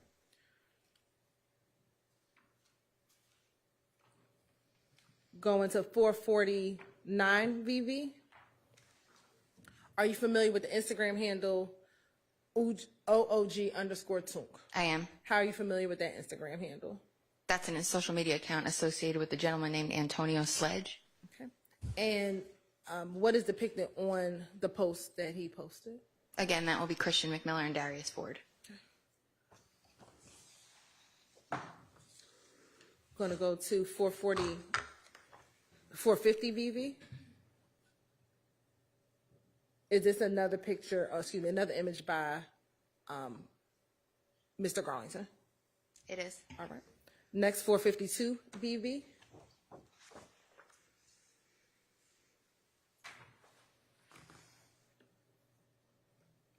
Are you familiar with the Instagram account OG.BOOL_? Yes. How are you familiar with that Instagram account? That's the social media account associated with Shannon Stillwell. And is this a post that was posted on that account? It was. And what does it say? Just rest, Mac. I got you, man. And are there emojis? There are. What are the emojis? A crying face, a broken heart, a bandaged chart, and the devil emoji. All right. Next, going to 453 VV. That is a post of Mr. Stillwell with Mr. Ford. Okay. And is there an emoji on that post as well? Yes, the bandaged chart and the sad crying emoji. All right. And the last, 463 VV.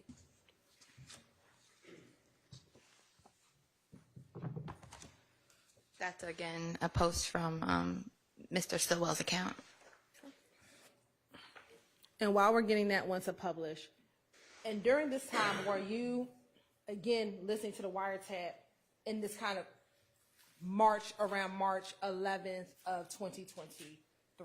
Excuse me, 2022. I'm probably doing about 12 to 16 hours a day in the wire room. And in preparation for trial, have you had opportunity to listen to some of those calls? I have. And now we have 463 VV. Is this a post from the account belonging to Mr. Jackson? Yes. Okay. And what does the post say? I can hear Mac now still playing Goddamn Big. We let them suckers get us shit. Where the fuck Boo at? I'm sorry. That's what TF means, in case y'all didn't know.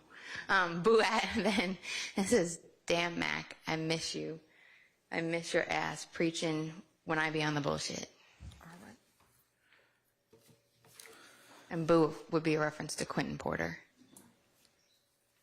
Now, going to some of the wiretaps that were, I want to direct you to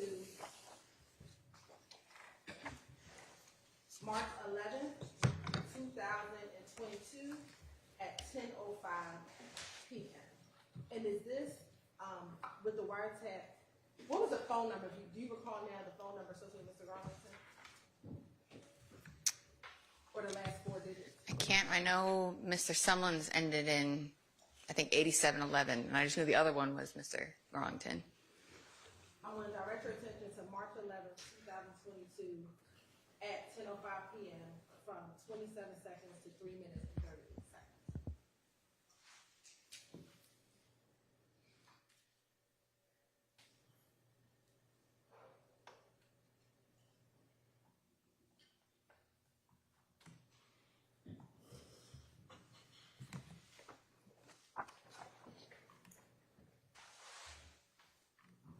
Let me ask you this. Hold on. Excuse me.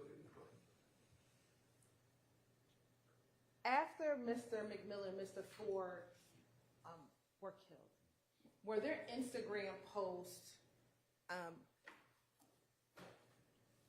disrespecting both Mr. McMillan and Mr. Ford? There were several. And did you capture those those Instagram posts that were being posted? Yes. All right. And why did you capture those?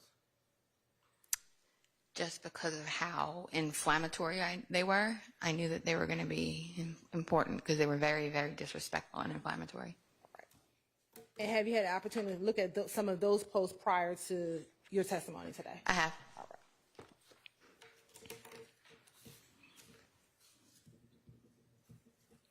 And with social media, if posts are inflammatory, in your experience as a gang investigator, does that flame any potential beef or anything that may occur? Absolutely.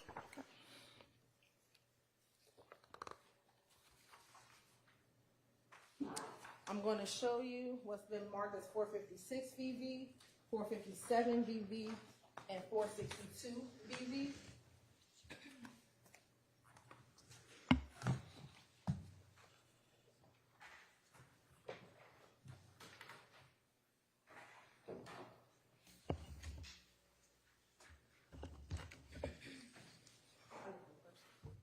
Do you recognize those pictures? I do.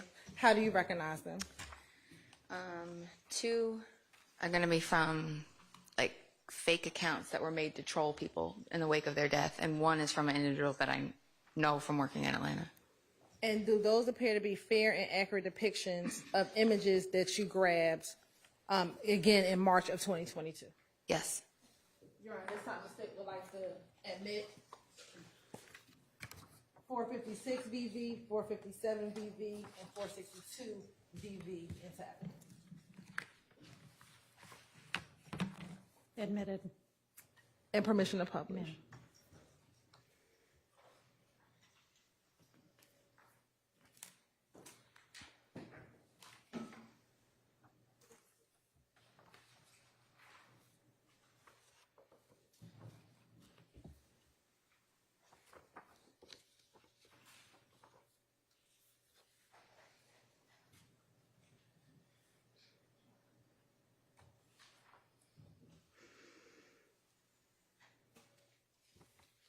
Now, looking at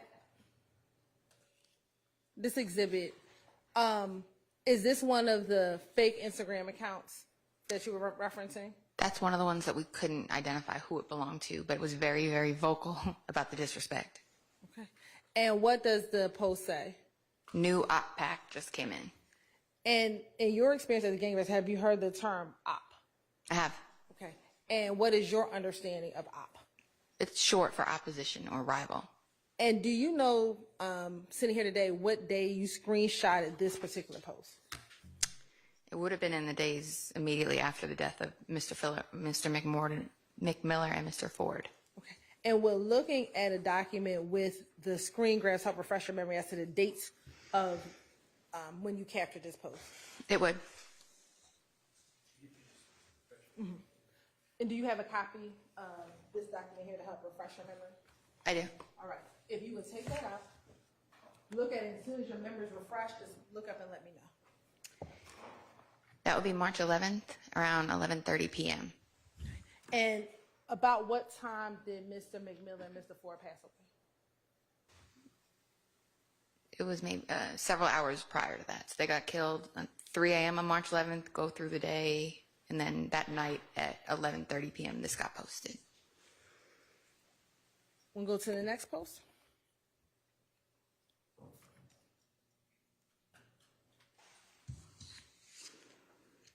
Now, looking at Facebook 457 BB, are you familiar with the Instagram handle 1ABG_Big Nick_? Yes. How are you familiar with that Instagram handle? I'm familiar with this individual. His name is Nicholas Johnson. And does he have a nickname? Usually it's Fat Nick or Big Nick, depending on what he changes his handle to. But he's a YFN member. And why was this, what, if any, significance did this post have? This was also posted several hours after Mr. Ford and Mr. McMillan had been killed, and he posted a song on top of him, just moving around, saying, and the song was entitled Slime and Chalk, which is referring to, like typically in the old crime scenes where they'd outline the body in chalk. So this was inflammatory in that nature, where he's posting this kind of, just making sure everybody saw it.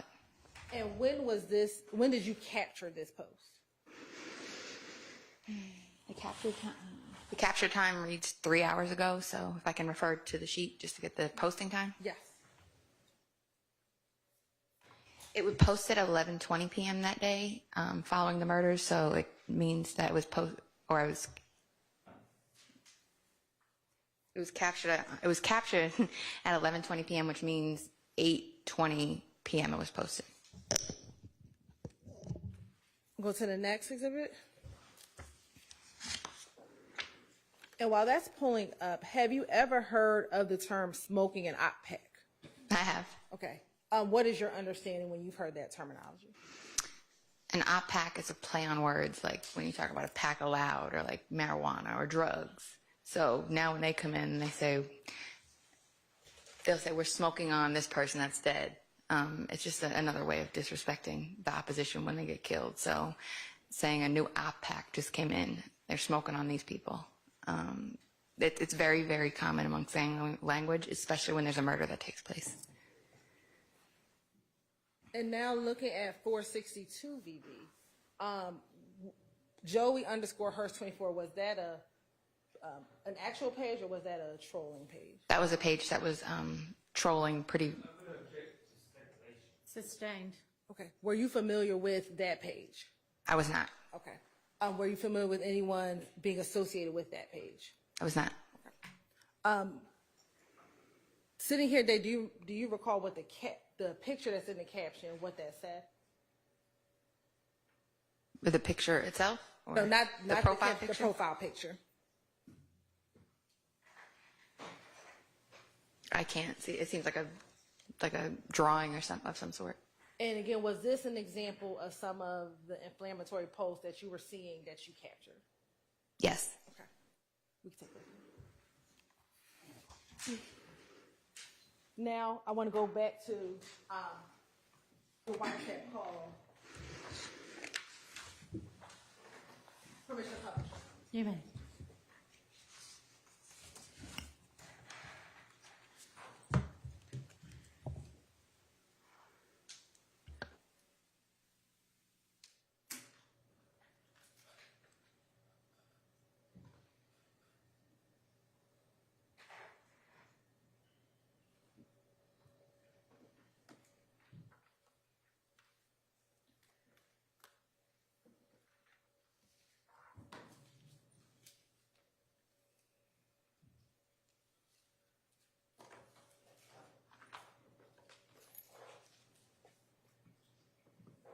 The record again is going to be 27 seconds and 3:38 seconds.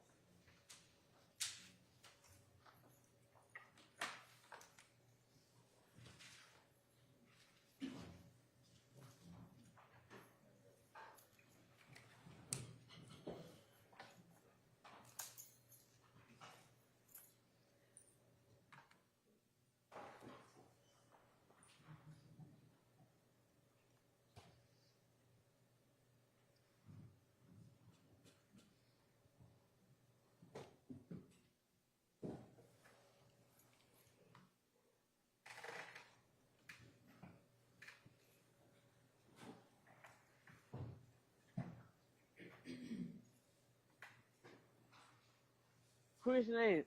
Yeah, man. That shit, that was crazy, boy. Man, I was just going through what I'm calling when I had them posts. He told me, man, tell Corey, I said, welcome home. I told you that. Yeah, that what I got there. That was like, man, that shit, that just too crazy. But that's a fool. Boy, I'm like, damn, boy. They hit him more on this. I don't know. See, I think he the one that got shot in the head. I don't. Like, everybody been said he had died first. Like, that's what they were saying at first. They were just like, bro was in critical condition for a minute. I heard he got hit in the head. Yeah, but Roger had got down told me what happened to him.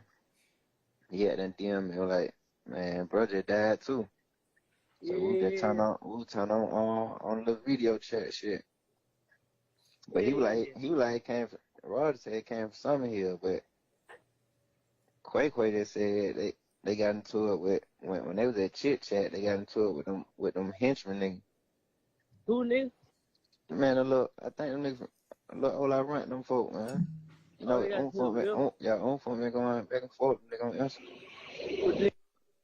All I rent? Nah, not him, but like his little young nigga. Oh yeah, I heard that little hits me shit.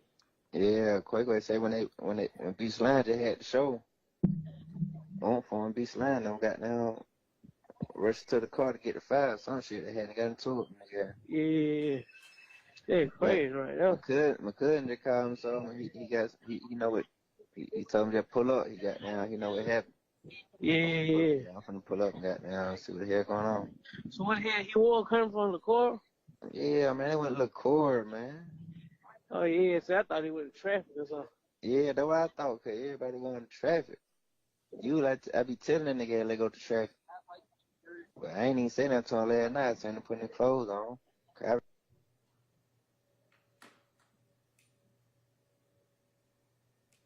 I knew their mom up by 5 in the morning.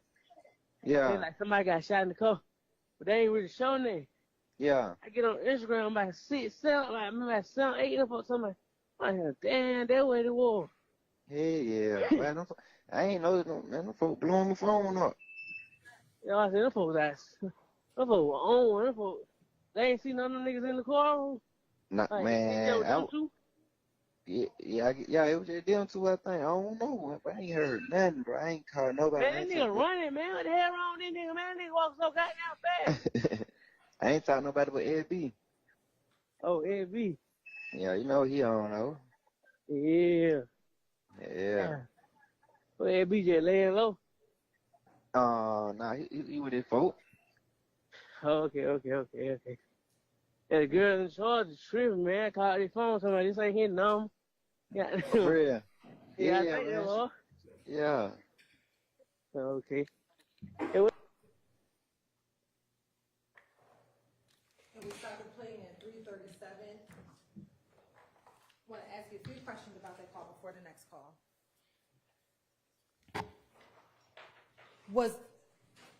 Were you familiar with Deamonte Garlington's voice? Yes. Okay. And was Deamonte Garlington one of the individuals on the phone call? Yes. Right. During the call, you heard them talk about umfunk. Is that the same umfunk that we talked about earlier in the pictures? Yes. All right. Did you hear them speak about umfunk getting into it with the henchman? Yes. Okay. Are you familiar with the henchman? I am. How? I have worked some investigations and spoken in person with their leader of that gang. Okay. And with the henchmen, do they have any alliances? They do. And what is one of their alliances? YFN. All right. Now, you heard them talk about they were coming from Lacora.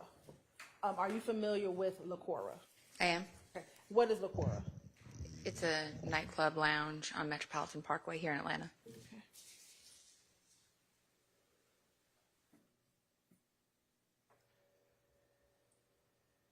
And through your investigation of working the Christian McMiller, Darius Ford homicide, are you familiar if there was an event at Lacora on the night before they passed away? There was.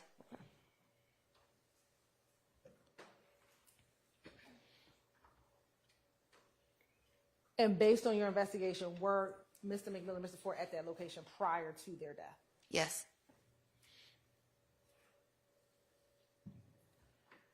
Now, there came a point in the portion of the audio that we listened to where the sound went down. Do you remember hearing that?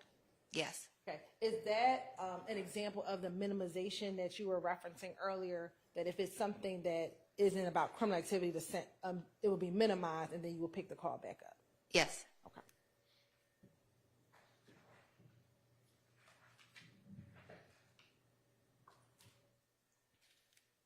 In listening to that call, do you know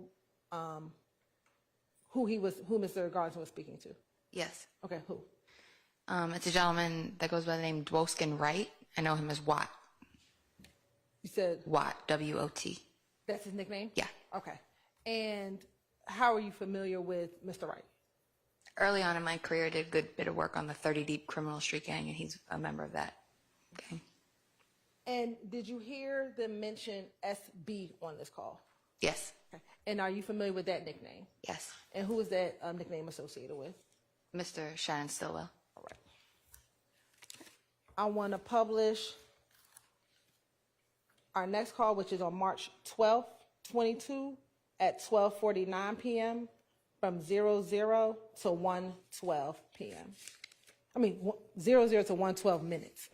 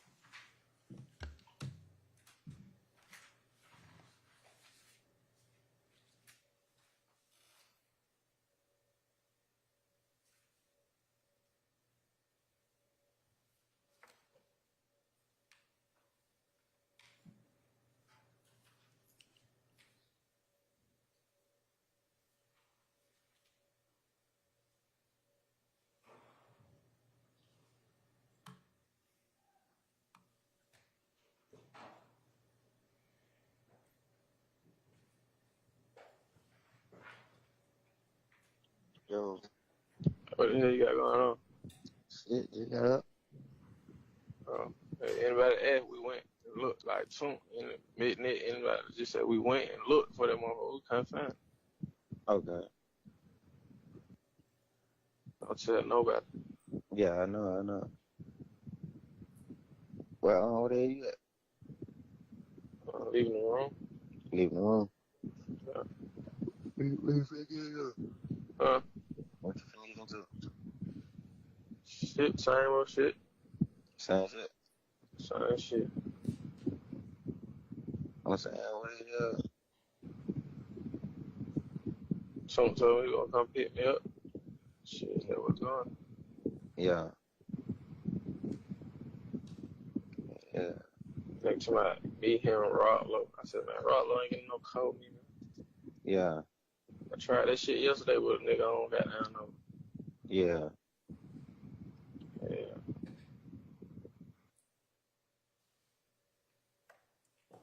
Alright.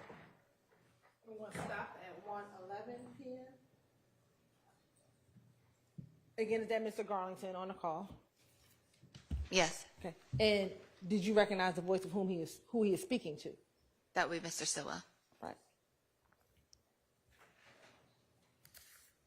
And in that call, the Mr. Stillwell said, don't tell anyone we went to go looking? Yes. Okay. Or we went to go looking, don't tell anyone? It sounds like that's kind of hard to hear, but that's what it appears to sound like. Okay. And they mentioned on that call, did you hear the reference to Big Nick? I did. All right. And are you familiar with that name? I am.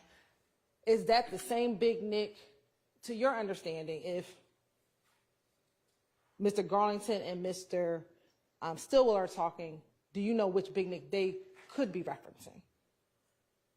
They would be referencing Nicholas Carter. Okay. How are you familiar with Nicholas Carter?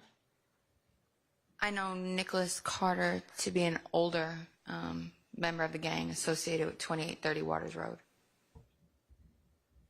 And you said an older member of the gang? Correct. Which gang? YSL. And you said you know him to be associated with 2830 Waters Road? Correct. To your knowledge, how is he associated with 2830 Waters Road? I remember him being arrested at that location during a narcotics search warrant back in 2014.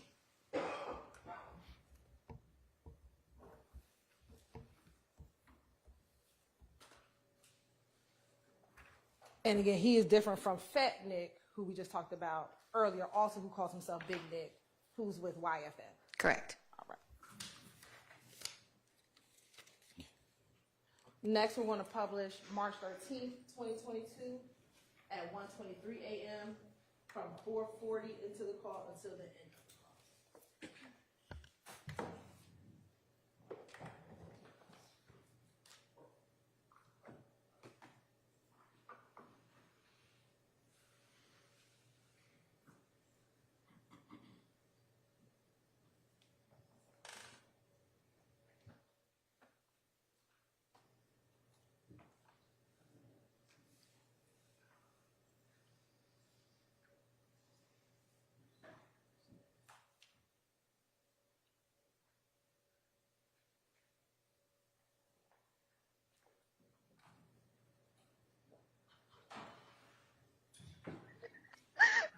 Yeah, for real, man, right? Bro, D, is you sad about Matt Payne for real? Man, on DB on Saturday, bro. I know. That's why they had to come drink, bro. That's why I said I ain't called you. Dad said, "D okay?" I said, "I text. I ain't want to call him." He said, "Yeah, he ain't answer. I called him." Yeah, that fucked up. That shit got me hurt, bro. I fucked with bro. Yeah, that shit put me on. So I know D was sad about it. Yeah, man. Damn, B, Poppy little shit too. I know it, bro. Damn. That shit crazy. That fuck had said they had like 45 gun shells out there. Huh? 45 gun shell? Yeah. Just know, Cash, we gonna get some get back. We already get. D, you better show that down somewhere. I am, but still, bro. I am gonna sit down. Listen, I'm gonna sit down, bro. But Boy, you better sit your ass down somewhere, baby. I am, but bro, nigga think this shit a game. I'm out here playing. For real, bro. Like, I already going through some shit before that. Like, it like, all the time they got money on my head, bro. Like, and I still just be going places. You see, I don't be worried about shit, bro. Cause I be prepared. I be prepared for shit. If a nigga pay with me, that they know that shit ain't gonna be easy.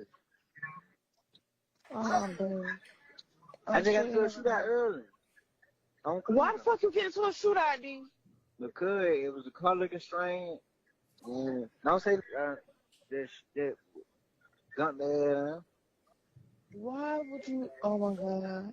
Because the car, they were 3 deep with hoods on, so I had to shoot it. I don't know. The day it was the car. The day on Cleveland. It was a car. I know it, bro. Yeah, you do. D, you need to. Yeah. Yeah, you right. Yeah. That had them niggas following me. That how they following me from Kiku. I would have hold. Hey, what you doing up at 131? Yeah, phone. I just talked to phone. I talked to him. I told him for the call. He just said, you know what we on every day.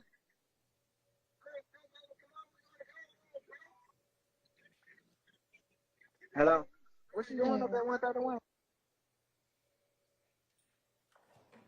Right, we're going to pause it at 7 minutes and 30 seconds into the call. Do you know who Mr. Garland was speaking with? Without seeing the phone number, it's hard to, or the name from the line sheet, it would be hard to tell. Okay. Did you hear when Mr. Garland said on DB and then he kind of explained something? Yes. Okay. Are you familiar with or have you heard that initial DB? I have. Okay. And what do you understand or DB, those initials to mean? They're referencing Derek Benning. He's one of their fellow gang members that was killed years ago. And earlier when we talked about kind of the timeline after March 11th, there was a shooting on Cleveland Avenue, and you heard it on the wiretap. Was this the call that you were referencing? Yes. Okay.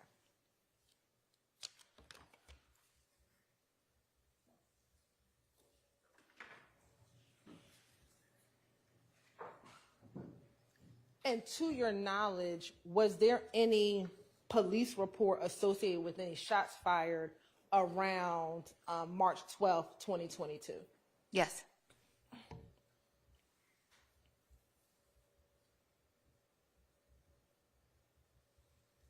All right. I'm now going to publish March 13th, 2022 at 5:49 p.m. 2 minutes and 10 seconds to 3 minutes and 10 seconds.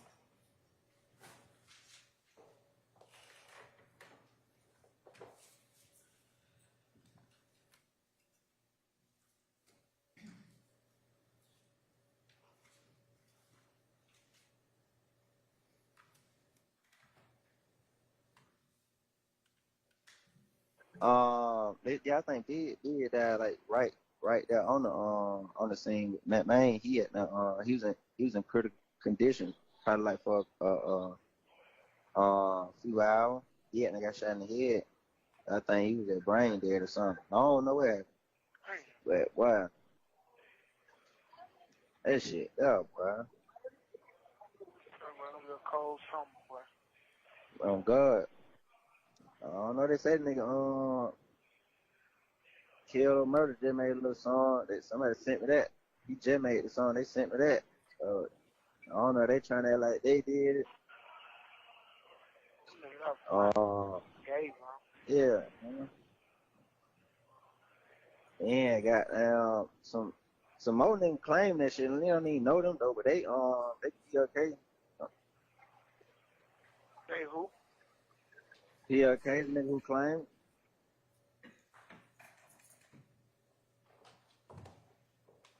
I'm going to pause at 3:10. Now, in that particular portion, did you hear Deamonte Garlington speak of someone making a song? Yes, Kel Omerta. Say that again. Kel Omerta. And are you familiar with that name, Kel Omerta? I am. How are you familiar with that name? That is Markel Wright. He's a member of the PFK criminal street gang. And Markel, right, does PFK have any alliances? They do. And is YFN one of their alliances? It is. Now, in doing your work, we spoke earlier today about music and gang investigations.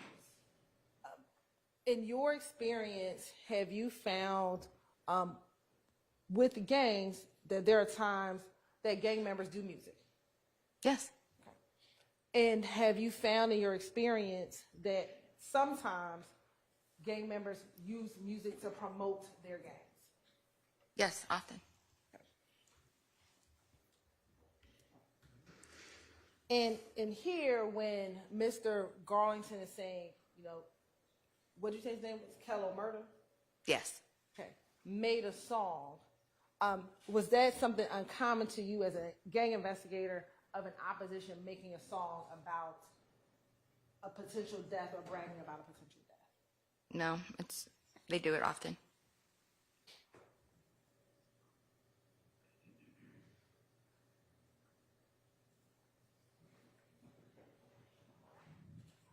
And did you hear when Mr. Garlington said some other dudes might be claiming it as well? Yes. Did you see any social media posts throughout your investigation or while you were looking at social media of different groups claiming to have done the murder of Mr. Ford and Mr. McMillan? Not really. It was mostly YFN and then pages that were trolling, like pages that were just popping up out of nowhere, trolling.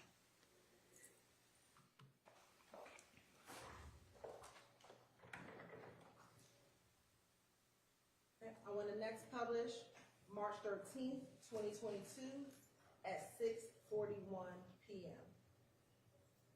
from 00 to 2 minutes and 9 seconds.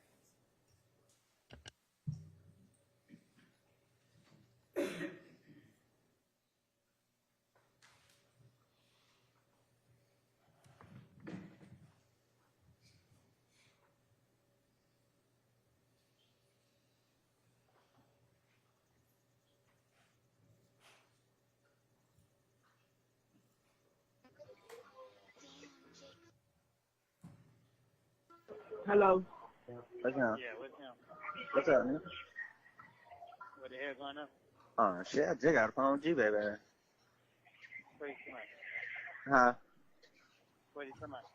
Oh, shit, he was asking what happened. What happened? They saying different shit. Just different shit. Which one makes sense to you? Huh? Which one makes sense to you?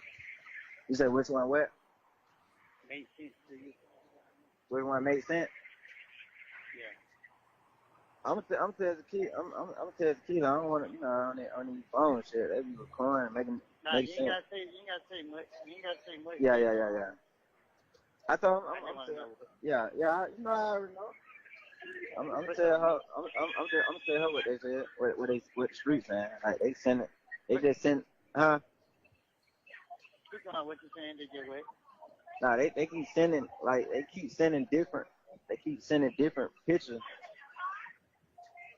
They got now the nigga who claimed it, the nigga who out on Instagram claiming it, don't nobody even know him. Yeah, he say he supposed to be PLK or some shit. I seen on phone last night. I seen on phone last night. We ain't even got down. We ain't even really just talk like that. Everybody was leaving. I had one up there with 21 now. Little Tip had an all black party. I had that one up there. But I'm walking out, seeing Funk at the door. I'm like, shit, what's going on?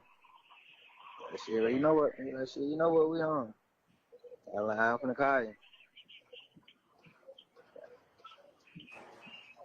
Yeah.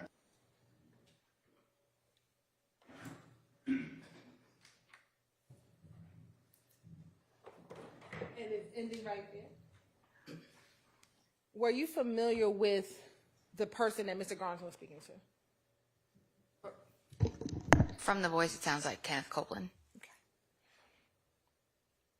And had you yourself had discussions or conversations with Mr. Copeland throughout the course of your career?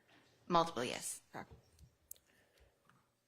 Now, back in 2022, do you know if Mr. Copeland was incarcerated? I believe he was.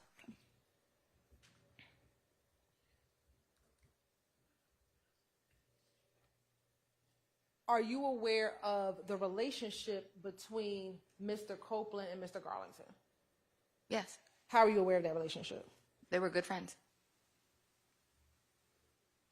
And to your knowledge, in 2022, were they good friends? Yes. Let me ask you this. In 2015, were they good friends? I believe so, yes. And is Shannon Jackson a part of that friend group between Mr. Copeland, Mr. Garlington, and Mr. Jackson, to your knowledge? Overruled. Yes.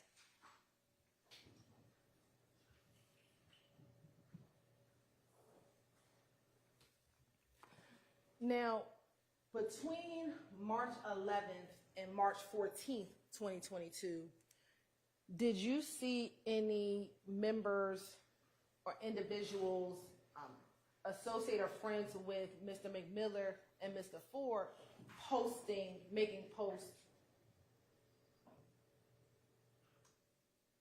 that appeared to be in response to some of the offensive YSL posts? Yes. Okay. And did you capture those posts? Yes. And have you had an opportunity to view those posts in preparation for your trial? Yes. For your trial. For this trial.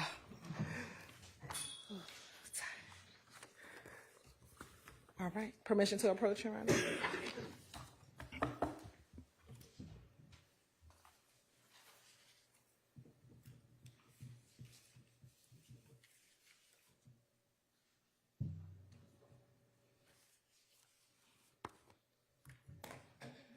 I'm going to show you what's been marked as 464 VV, 455 VV, 446 VV, 475 VV, and 458 VV. Tell me if you recognize those exhibits. 464 VV, 445 VV, 446 VV, 475 VV, and 458 VV.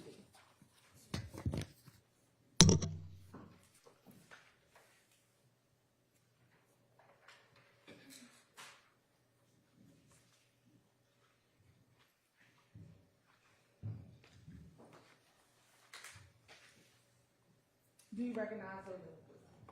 I do. And how do you recognize those? Those are some of the posts that were captured during March, or I know one was definitively March 2022. I'd need to refer to check the others. Okay. And do they appear to be fair and accurate depiction of the images that you captured in March of 2022? Yes. You're on this time, and I'll try to do it in order. Thank you. The state would like to admit 445 VV, 446 VV, 458 VV, 464 VV, and 475 VV. Okay. I had thought I heard 454 at one point. That's not one of them. No, Your Honor. Okay.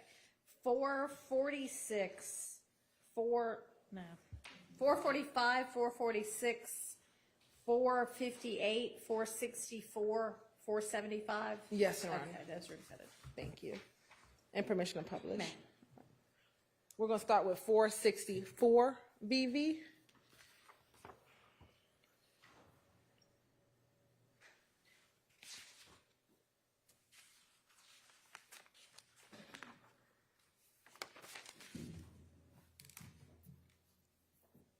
And looking at your chart, will it refresh your memory as to when you screen grabbed this post?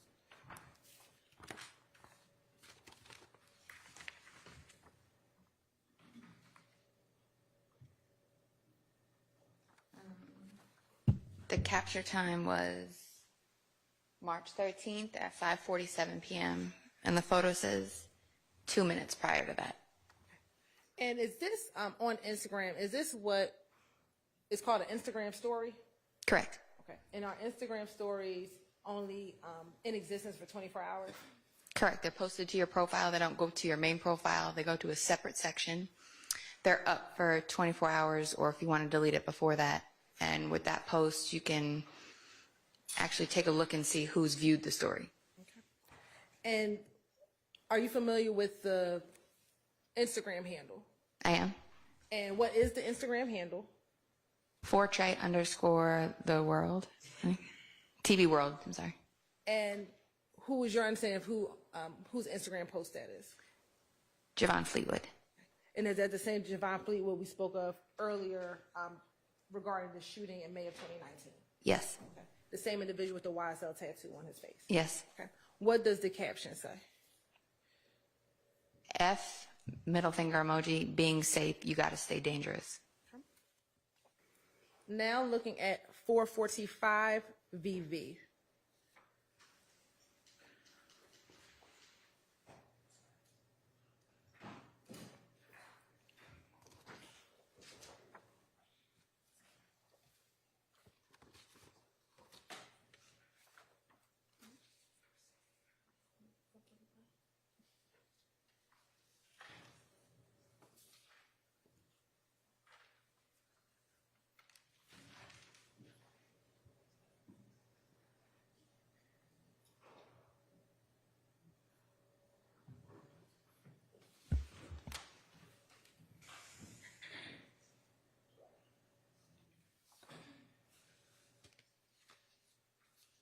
Looking at 445 VV, who's the poster of the post? Or what Instagram account posting it? That would be the account associated with Shannon Jackson or Shannon Stillwell. Okay. And do you know what is the date of this post? Is it okay to refer to the chart? Yes.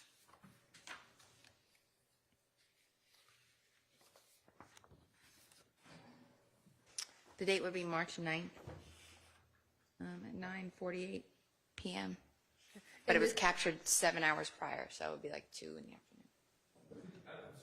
Just speak up. Sorry. It was, the capture date is March 9th at 9:48 p.m., but the post said 7 hours ago, so that would be around 2:48. And March 9th. and is that before Mr. McMillan and Mr. Ford were killed? Yes. All right. Now looking at State's Exhibit 446 VV.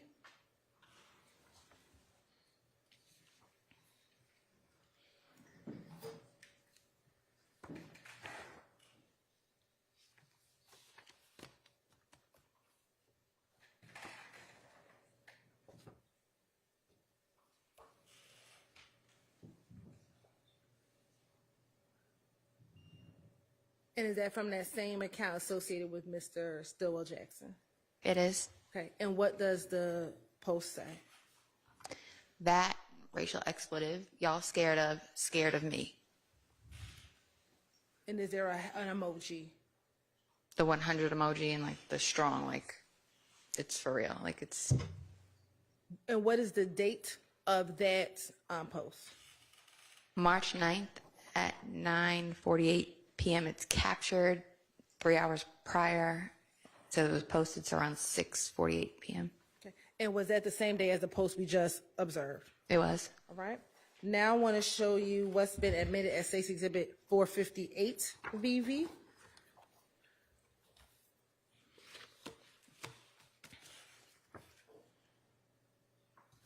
And looking at State's Exhibit 458 VV, is that also posted from the same Instagram account associated with Mr.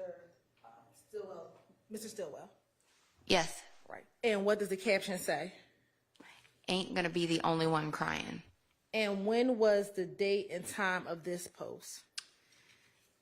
That was on March 11th, around 11:23 p.m. And on March 11th, around 11:23 p.m., was that around the same time or approximate time that 12 Atlanta was shot up? About 2 hours after.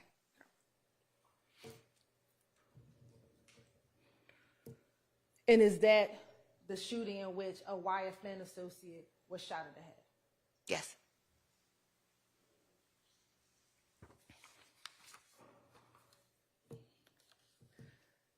Now,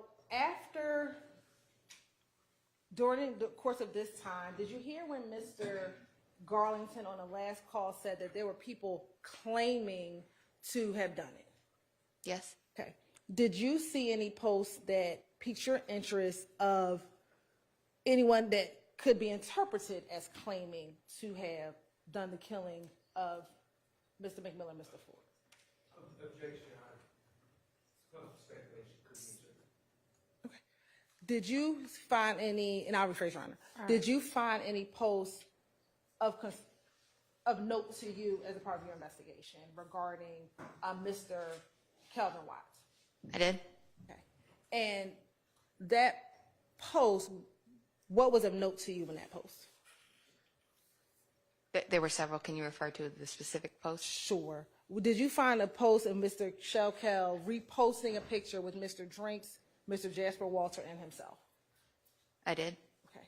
And first, when was that picture captured by you?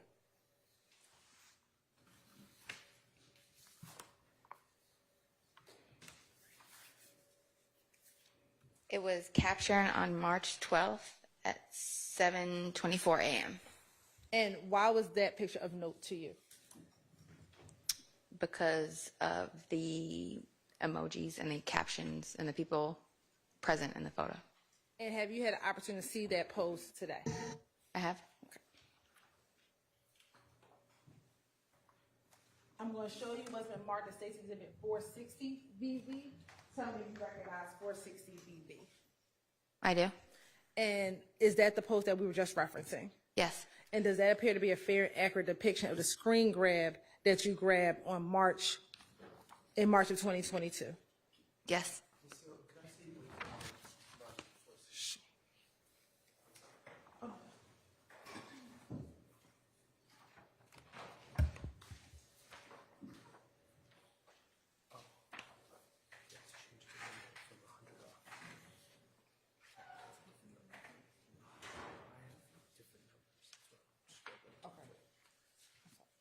it's okay.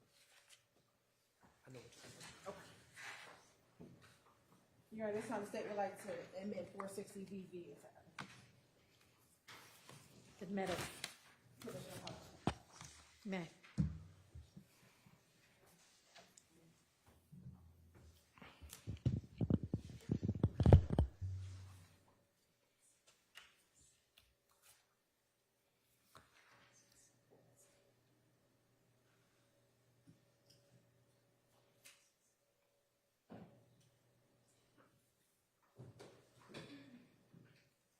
Now, who is the original poster of the picture?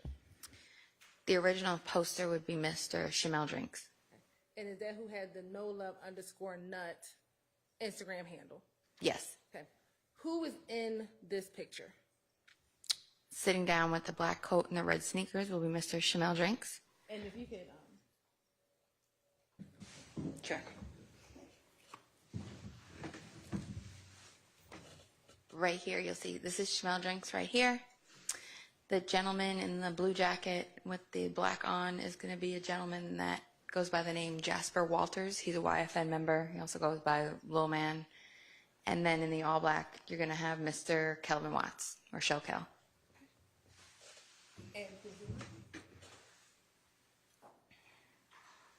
and did Shellcal_NutLife, the account associated with Kelvin Watts, repost that picture? He did. All right. Now, there's some words on the picture. First of all, what do the words say? Well, or you can read that whole caption. Yeah, they say, I'm with ya, and he tags Shellcal_NutLife and Summerhill Lil Man, hashtag LLN, hashtag Mafia. And is there a emoji at the end of Mafia? The bird, or the eagle, or the bird emoji. And is there a emoji, exclamation emoji, and a 100 emoji? Yes. Okay. Now, for Instagram, that I'm with ya, exclamation 100 at Shellcal_NutLife at Summerhill.LilMan, was that caption on the original post by the account associated with Mr. Drinks? Correct. All right. And then when it's reposted, do you see some other emojis? I do. What are the other emojis? There are 2 shell emojis, the zipper over the mouth emoji, and then you're going to have a black heart.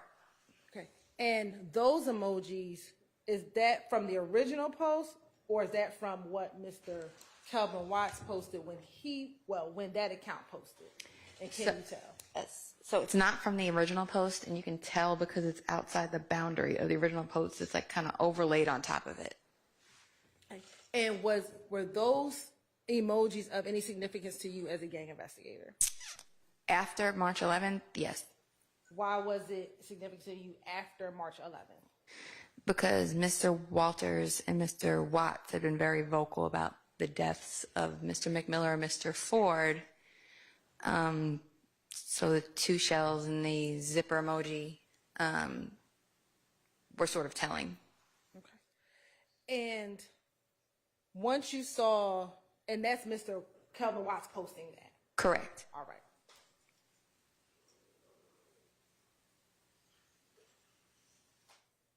After seeing this post, and when did you capture this post? I believe it was March 12th around 7 a.m., 7:30 a.m. Okay. And it had been posted 6 hours prior, so 1 a.m. on March 12th was when it would have been posted. All right. Now, I want to play for you some additional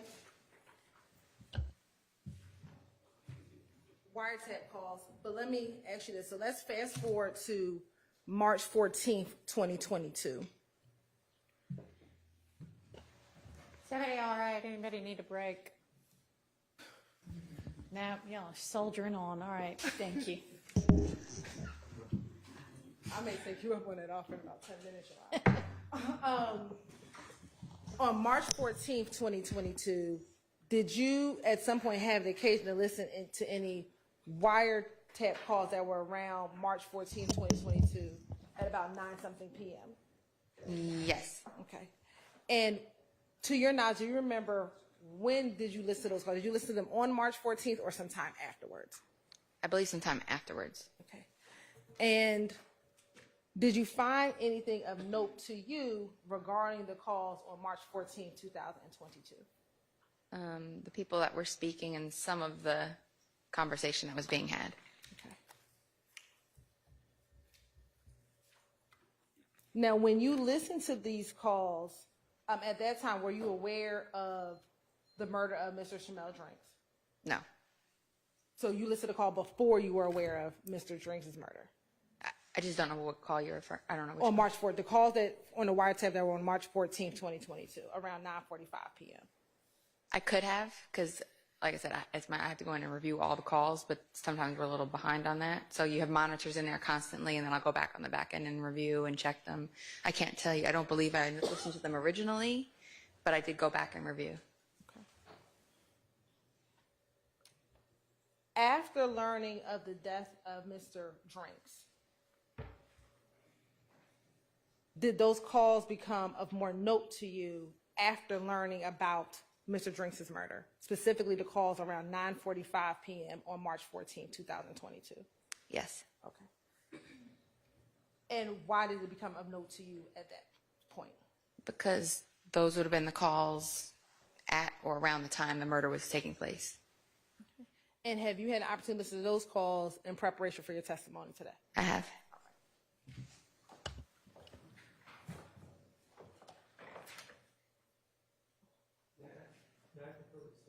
You may.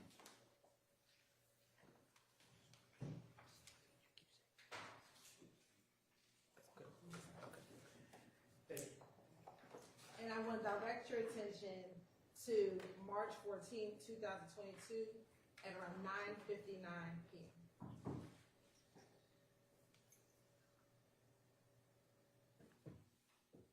Permission to publish, Your Honor. You may.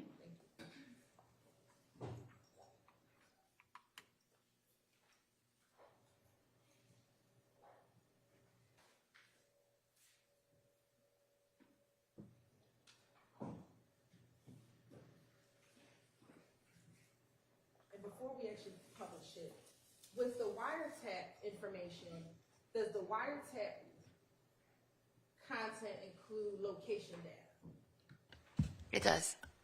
And so are you able to see on the documentation with the wiretap where a phone call is when that phone call is being placed? The majority of the time, it's not always foolproof. Sometimes the location will blank out and you won't have a location, but typically you can click on the map icon and it will show you where the person whose phone calls are being intercepted is at that time. It'll give you an approximate location of what tower they're at, and it will show you an approximate radius of how close they are to that location. Okay, thank you.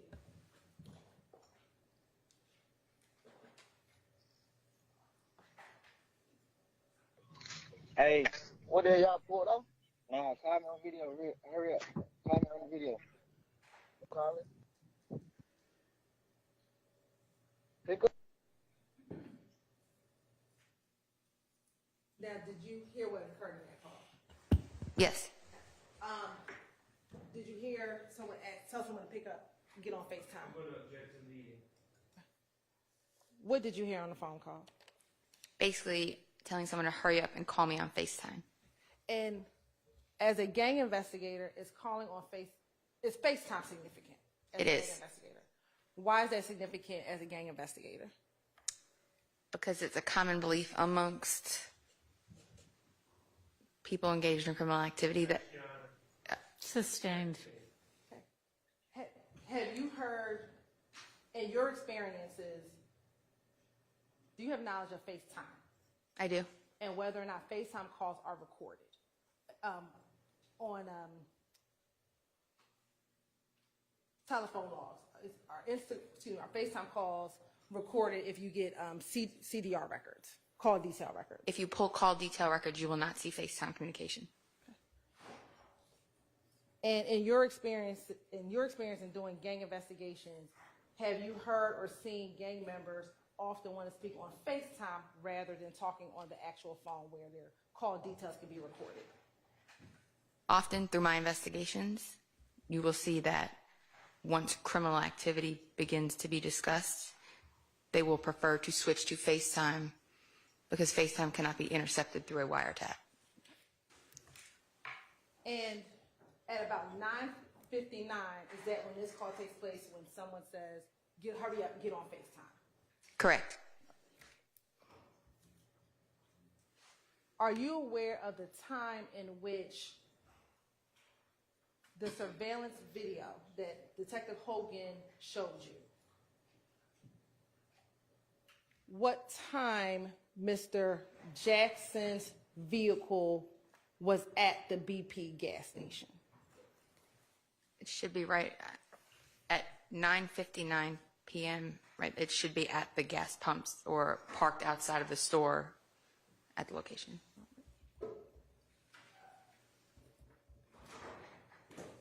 And from the viewing of the surveillance video, were you familiar with both the car associated with Mr. Stillwell as well as the car associated with Mr. Parmavius Nichols at the gas station around that time? I did not know I didn't know who the car was associated with, the other car was associated with at that time. At some point, did you learn about who that other vehicle was associated with? Yes.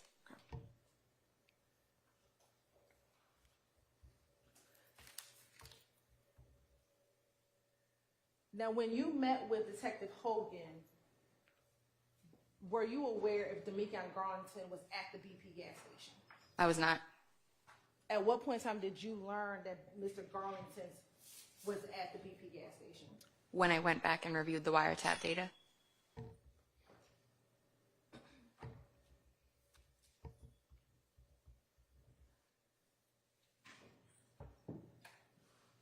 Based on your investigation, were you able to determine if he was in the white Audi?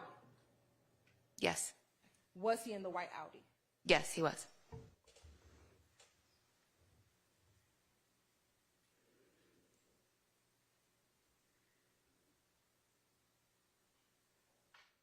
Once you heard this phone call, were you ever able to do any investigation as to the phone number that made the call? We were. It was difficult to identify the phone number for a little bit. And did you eventually identify that phone number? Eventually, yes. Who did you identify that phone number belonging to? A gentleman by the name of DeMarco Boyer, who goes by Lil Co.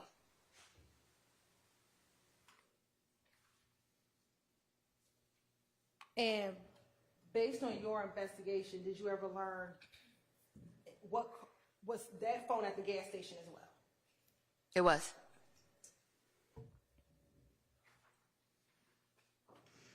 And based on your investigation, were you able to determine which car Mr. Boyer was in? Based on my investigation, Mr. Boyer. We can. You may.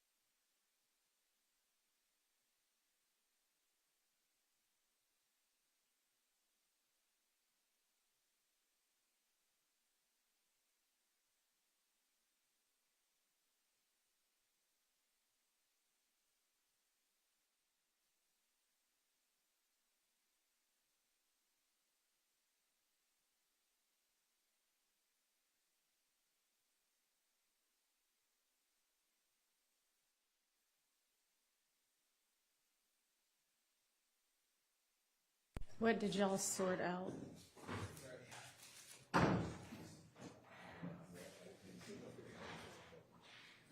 Anything?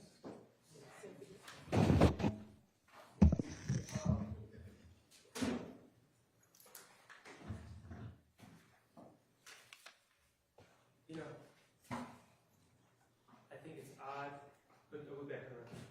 I'm going to try to keep this moving. I think it's odd that a detective or the investigator would give a conclusory statement that so-and-so is in a certain car and just conclude it with no basis, but I will clear it up on cross if I need to. So.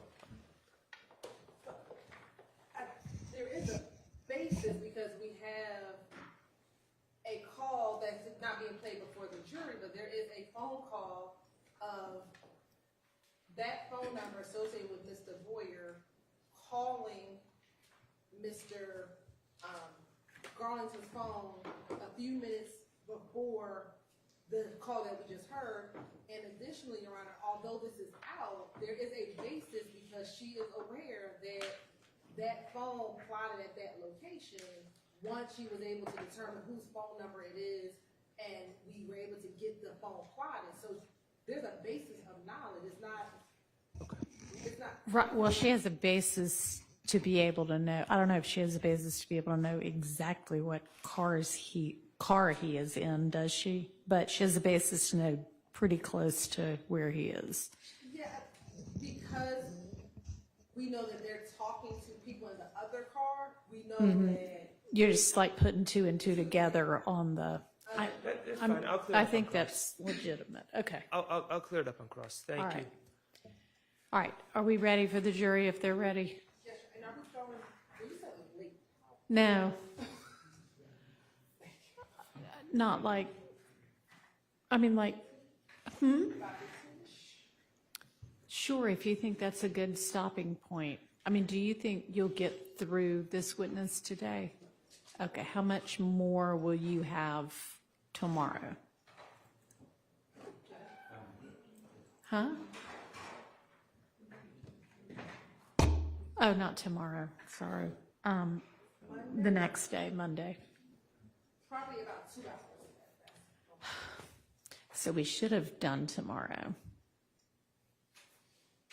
I understand the reason why, especially given something that happened this week, Your Honor, with the state's office.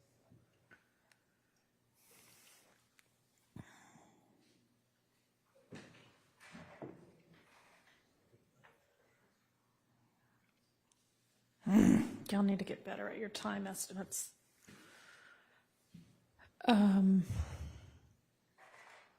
All right, let's just get the jury back in. How much? What time did you say today? No, I think the judge is still contemplating. I think judge.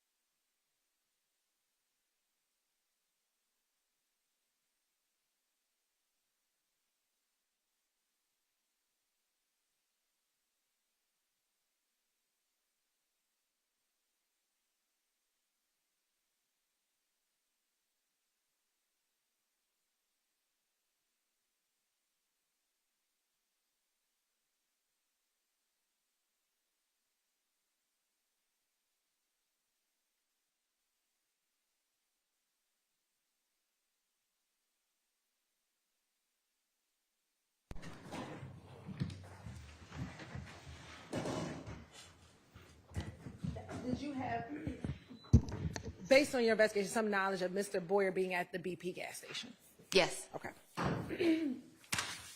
Now, after listening to this call in the days after Mr. Drinks' murder, did you see posts from Mr. Deamonte Garlington, Yes. as well as Mr. Quarmavius Nichols? Yes. And did you capture those posts as a part of your investigation? Yes. And have you had an opportunity to look at those posts prior to your testimony today? I have. I'm going to show you what's been marked as Stacy Unit 470 BV and 471 BV. Tell me if you recognize 470 BV and 471.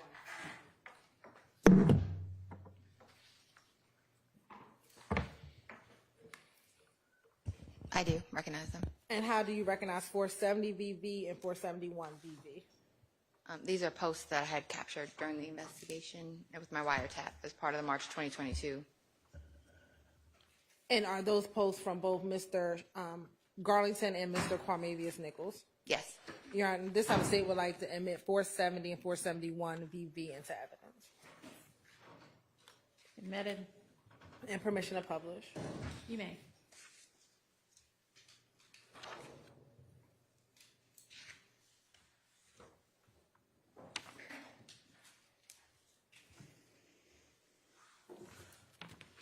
Looking at, actually it's 470 and 471, both these images just on one page. Yes. Okay. And what date were these posted? Can I refer to them? Yes.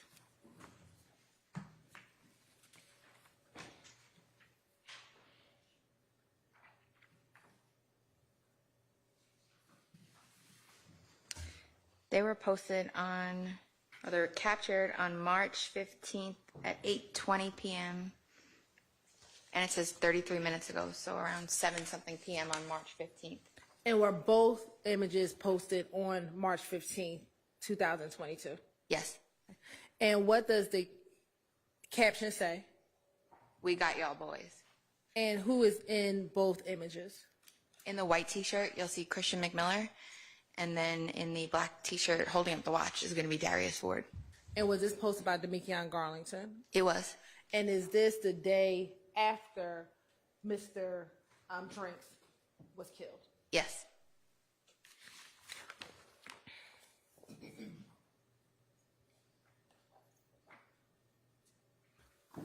Now, did you also then have the opportunity to see more images from YFN members regarding either Mr. Drinks or Mr. Donovan Thomas Jr.? Yes. All right. I'm showing you 472 VV, 473 VV, and I'll just start. 461 VV, 472, and 473 VV.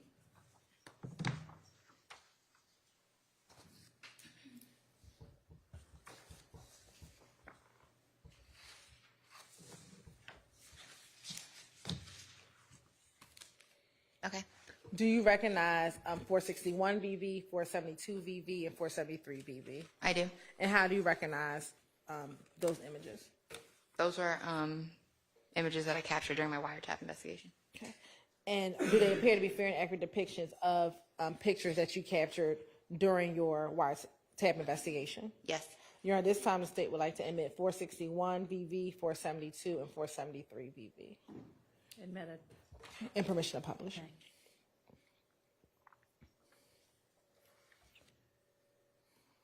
And we'll start 461 VV.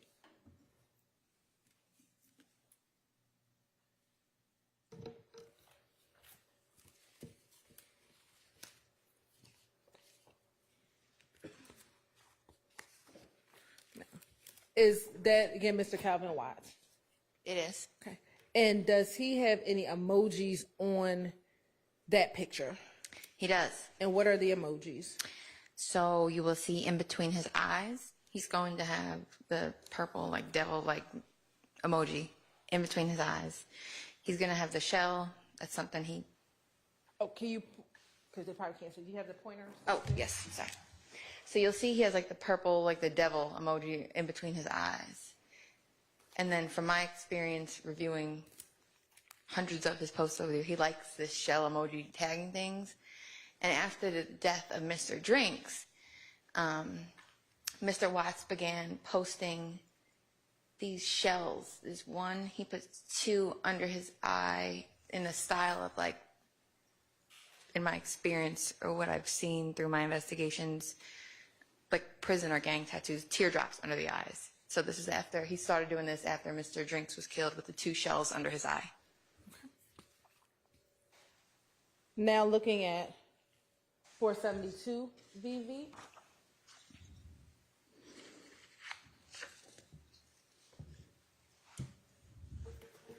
And who posted 472 VV? Jasper Walters. And what, is that a picture of a tattoo? It is. And what does the tattoo say? Nut Life 2X. Okay. And based on your investigation, did you have an understanding of what Nut Life 2X stood for? Based on my investigation, it appeared that. Let me ask you a better question. Was Donovan Thomas Jr. nicknamed Peanut?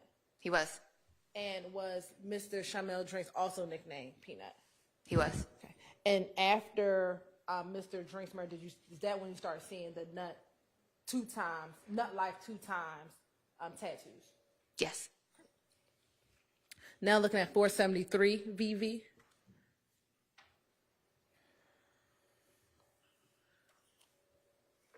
Now looking at is this Donovan Thomas Jr.? It is. And is this also a post on Mr. Shell Keller, Kelvin Watts' page? It is. Okay. And do you see the 2 emojis or the 2 shells on there? Yes. Now, you just talked about a few moments ago that it looked like teardrops with prison or his version of that. What do those teardrops mean? What's your understanding of the meaning of the 2 teardrops? Traditionally, through the training and experience that I've had, a teardrop denotes somebody you killed. It could denote several things, but one of them is when you get a body, you'll have a teardrop under your eye. Okay. Now,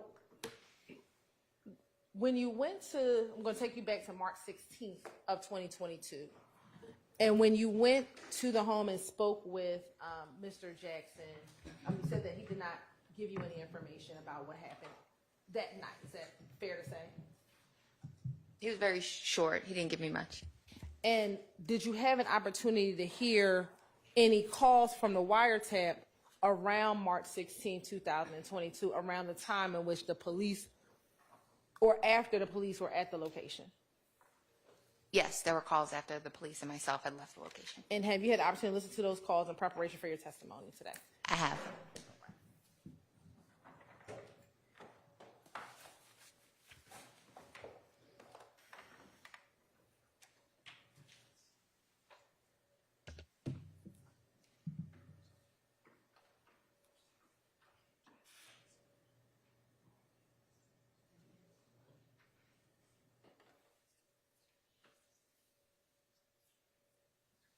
We're going to start with March 16, 2022 at 12:22 a.m.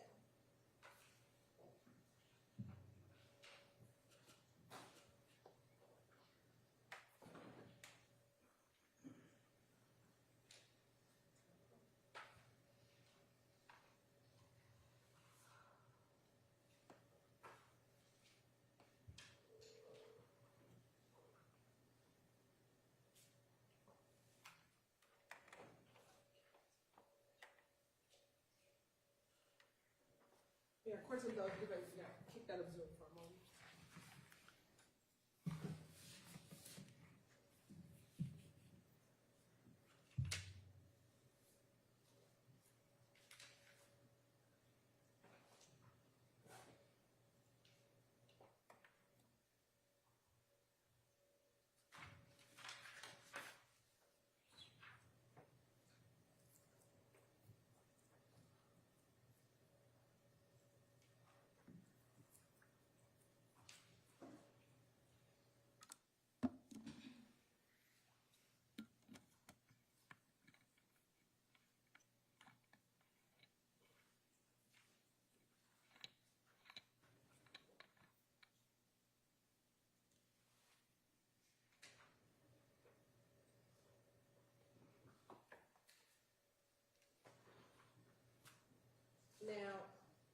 we're waiting for the call to get pulled up.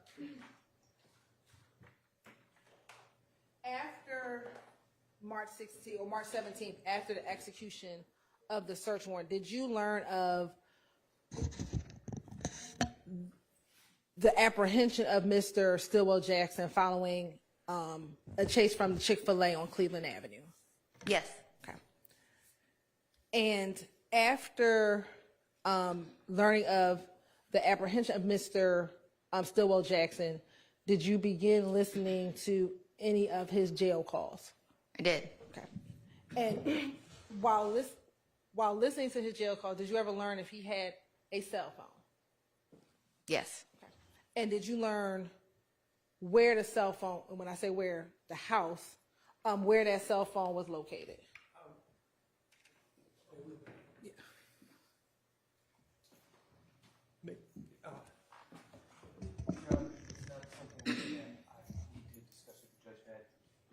Yes.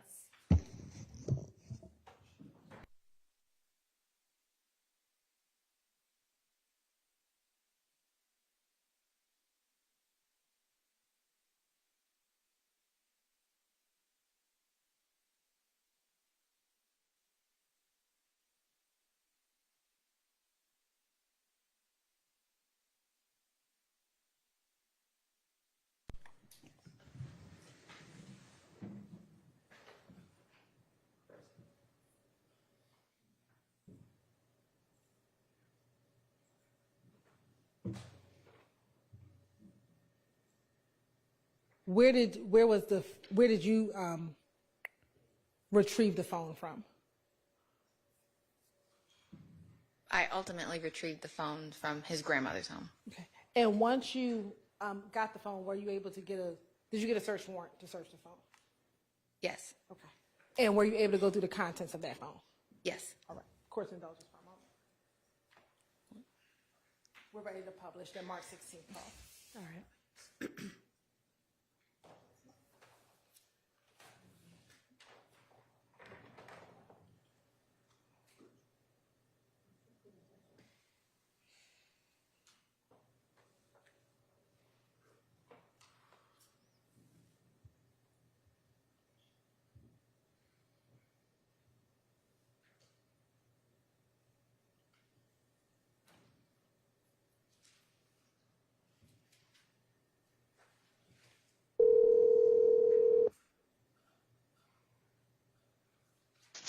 Yo, where the hell you at? Where the hell you at? Hey, ain't like no little back cut. Oh no, where they at? I think they in the front. Man, they gotta goddamn get through their back. They can't come in the house. Yeah, that was my house. Shut up, open the door.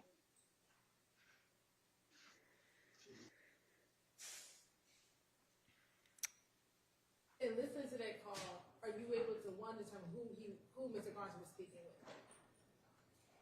I believe you speak with Mr. Stillwell. And do you know what time the police responded to 2830 Waters Road on March 16, 2022? I believe it was shortly after midnight. And was this call at approximately 12:22 a.m.? Yes. Next, I want to play for you March 16th at 4:33 a.m.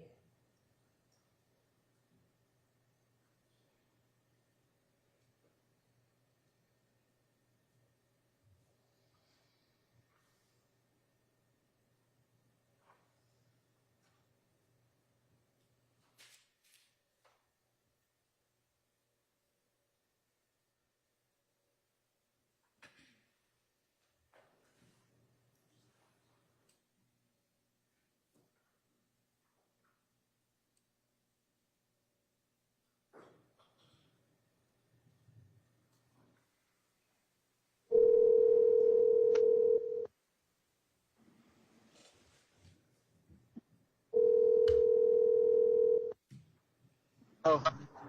You good, nigga? Hello? You good? Yeah. Who is this? What the hell you mean, nigga? Oh, I ain't even say, I ain't saving no number.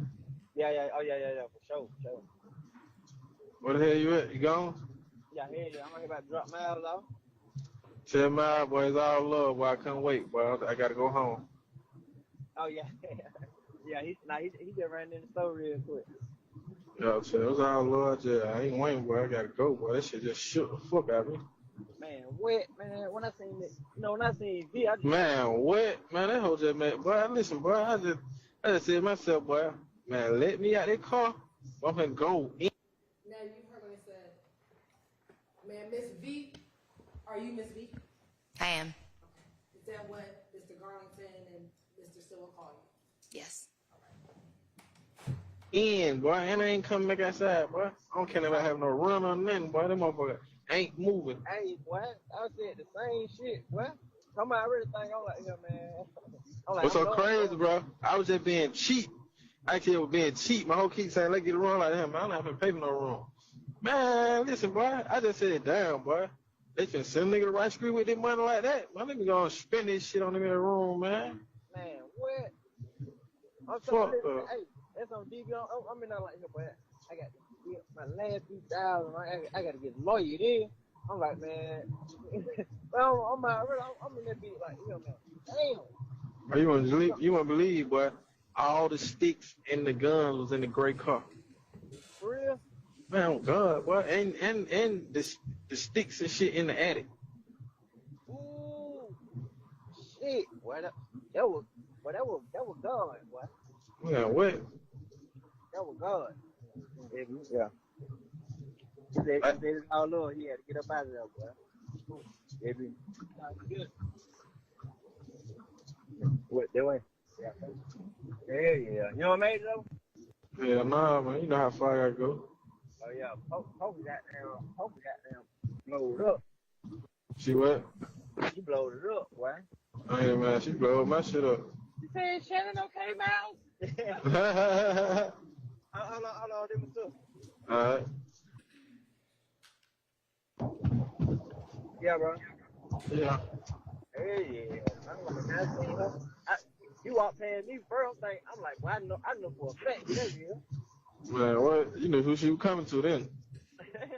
She say I done said the same shit though. She like, so you, cause she like, who house is it? I'm like, man, I don't know. I'm telling you, my first time here. She was like, Yeah. So, yeah. Man, listen, bro. I'm thinking. Get what I kept saying. I said, boy, I know D and Mal them smart. I know they soon them folk got her and took her to the front. I said, I know they hit that back cut. You wouldn't even believe. I'm trying to find out the back cut. That's why I called you. Man, you talking about, well, I would have made one straight through the motherfucking bush back there, boy. I'm telling you, I would have went trucking back there. But guess what? We only got caught to this dumbass nigga. Once they legs showing, he thinks somebody in the house dead, bro. Man, they tell me, they like, so you telling me nobody in the house? I'm like, hell, man, I ain't listen, man. I just pulled up. I said outside for 3 minutes. Top. The motherfucker go popping. So shit. Oh, God, I said the same shit. Oh, God. Boy, I sat outside 3 minutes. Popping. Them motherfucker went to popping. So shit. I went to the goddamn ducking and running. They to my soul, why you ain't? They to my soul, why you ain't got down? I thought it comes on some. They to my, so why you ain't got down come out when we said Atlanta police? I'm like, shit, I don't trust Atlanta police. I'm thinking these folks. I'm thinking these folks trying to get her to come out. So I stayed in. Yeah. Oh God, they're like, yeah. I'm like, look, bro, y'all question me like I'm a suspect. I'm a victim. They're like, yeah, you right. They're like, but let us do what we gotta do. We're gonna get back with you if everything come out clean. Then we'll let y'all go. Like, say less. I'm in the car sleep. I keep when they tell me that I kick back. Don't goddamn go out. Yeah. Oh God. You know what they can't get the video from Nick camera cut. Hell nah. Yeah. Okay, man. Man, you wouldn't believe, boy. I'm in the motherfucker like, boy, I know they can't come in here. We good, bro. I'm telling bro, like, we good, but they probably. Where the hell y'all was at? You told me I was in the woods. Huh? You told me I was in the woods. I was up under the house, man. You don't see how dirty I am? Oh, we heard them get they like, hey, move. He like, hey, my dumb ass walk. I go out the back door. So I go out the back door, right? Bro, I'm finna go toward the car and just hop in the car, just sit in the car the whole time. That's what they at, though. Man, I go to the other side, finna try to hop the fence. They like, hey. I'm telling you what you gonna do. Go hit that cut, boy. I know it. I asked everybody what a cut was. They said they didn't know. Man, listen, man. You probably made your cut. Yeah, like you ain't from the hood, boy. You know how this shit go. I would have went back there and made me a cut, boy. I would have been trucking through the motherfucker. That's why my goddamn shoes so dirty, my pants dirty, and my shoes dirty. Real. They say, so is this about Matt, man? I say, ma'am, I don't know. Man, listen, man. They asked me, do I know Matt, man? I said, I don't know no motherfucking Matt, man. Who are that? Yeah. I said, man, I'm not even from over here, bro. I'm from Tumbleville area, bro. Yeah. So what you doing over here? I came to see a friend, man. I'm trying to talk about that game, man. What you talking about? Damn, man. That whole blowing me up. That whole thinking nigga Sheen, all type of shit. That nigga was so cool though. He got damn called it back. I need to put a lock on my phone and take my, like, have my messages pop out. This shit crazy, boy. I'm finna go in, boy. I'm finna gotta get out the driver's seat, let her drive, tell her drive slow as possible. I got down, my stupid ass went in the car, got my stick out the car and my FN out the car. Watch 12 right there, and got in the car, pulled off. They're really why I ain't want to wait on mine. Yeah. Huh? All right. I'm gonna text you now. Hey, yeah, man. Folks blowing her air. She called too. Slow. How she get? Yeah. How she get that low? I don't know. Cause, you know, Kira got my Instagram on her phone. Oh. Everybody DM me like, is you okay? So goddamn, y'all blowing up. So she say her and Kira was already on the phone. I get Kira sent her number to Poke. Yeah, Poke. All them was on the phone.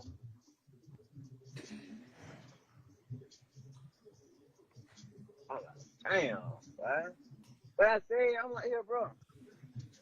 Man. Bro, listen, bro. I kept saying to myself, I don't know why the fuck I'm on drill time though, so I'm really like, but I ain't going nowhere. But I'm telling myself, pull off, AB, pull off. You ain't hear me say, boy, let go. Man, listen, you said let go, Miles said let go, Brett said let go, but I'm on drill time, so I'm just like, man, fuck that, boy. Yeah. I'm so mad. This time they served. He was just telling me like, he was like, either somebody follow D or your girl or it's that whole Elmo, cause they serve Elmo. I was like, man, Elmo up. Elmo fuck with them folk. Yeah.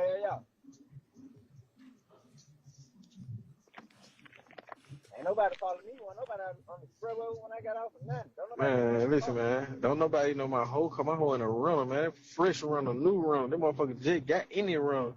And my hoe coming from goddamn, all the way from goddamn out here. So, come on, man. Stop playing. Yeah, man.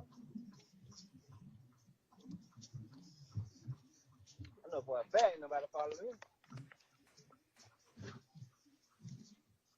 Don't even know what I'm in. Don't nobody know I fuck with the hoe. Don't nobody know what I'm in. That's what I'm telling. Like, Yeah. these folks ain't knowing these cars. That's what I'm telling him. Like, bro, these folks ain't knowing none of these cars, bro. All these cars are some new goddamn cars. Niggas ain't played. Yeah. Damn, man. I hear them boys know. Damn. They're crazy, bro. Don't nobody know. Them folk don't be knowing where that spot at, man. Yeah. Somebody get that drop out, boy. Boy, on God, boy, that's what I believe. On TV, that's what I believe, boy. Somebody had get it. Hey, boy, I ain't gonna lie, boy. I know you happy like I'm happy, boy. I'm happy as hell, boy. I just was saying to myself. Get what I just was saying to myself. I just was saying to myself, boy. Man, all these niggas might get out except me and D, boy. Oh, man, on God. I'm like him, boy. I'm gonna call you back out. Yeah.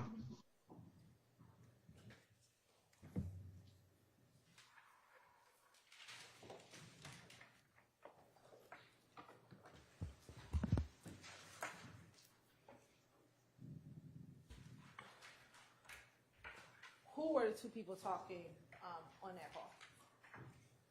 Mr. Garlington and Mr. Stillwell. And did you hear when in the call they talked about the sticks? They were happy because they didn't go inside because there were sticks in the attic. I heard them speak about sticks being in the gray car and in the attic. When you went and did the execution of the search warrant on March 17th, 2022, did you find any weapons first in the attic of the home at 2830 Waters Road? I did not. Was there any weapons found inside of an Audi vehicle? I believe there was a rifle recovered from the Audi. Now, when you hear the term sticks, have you heard that term before? I have. And how have you heard that term referenced? Referencing a long gun or a rifle. And would the gun that was found inside of the Audi on March 17, 2022 be considered a stick? Yes.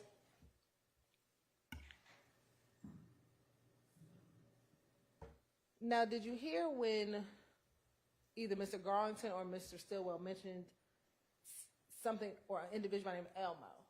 Yes. Are you familiar with that nickname at all? I'm not. Okay.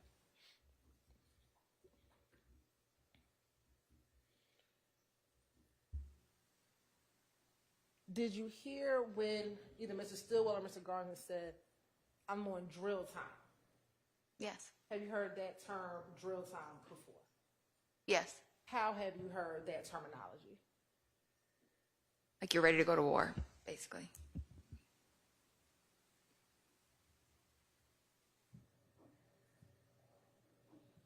Did you hear either Mr. Stillwell or Mr. Garlington talk about the camera footage inside of the home? Briefly, yes. And again, when you went on March 17, 2022, was there any camera footage found inside of the house? No, based on that call, I included it in my items to be searched for in my search warrant, but it had been removed.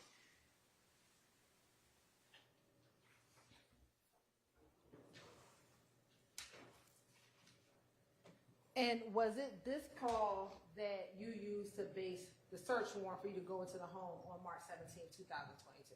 Yes.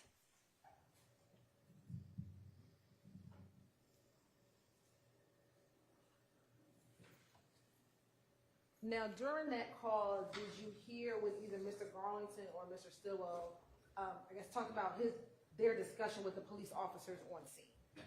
Yes. And did you hear one of them say that they told the police that they didn't even know McMahon? They had no idea who that was. Yes. And based on the social media posts that you observed, would that be not a true statement that neither Mr. Garlington nor Mr. Stillwell, they knew who Mr. McMillan was? Would that be fair to say? Correct. They knew them. Now, as a part of your kind of continued listening to this wiretap, did you ever find any calls after the death of Mr. Shamel Drinks in the early morning hours of March 15th, 2022, with Deamonte Garlington discussing the shooting or discussing driving back through a certain area? There was a call where it appeared that he was discussing driving back through and looking at the location.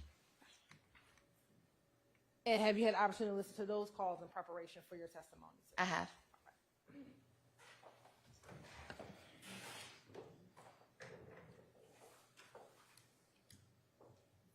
I'm going to publish State's Exhibit March 15th, 2022 at 2:01 a.m.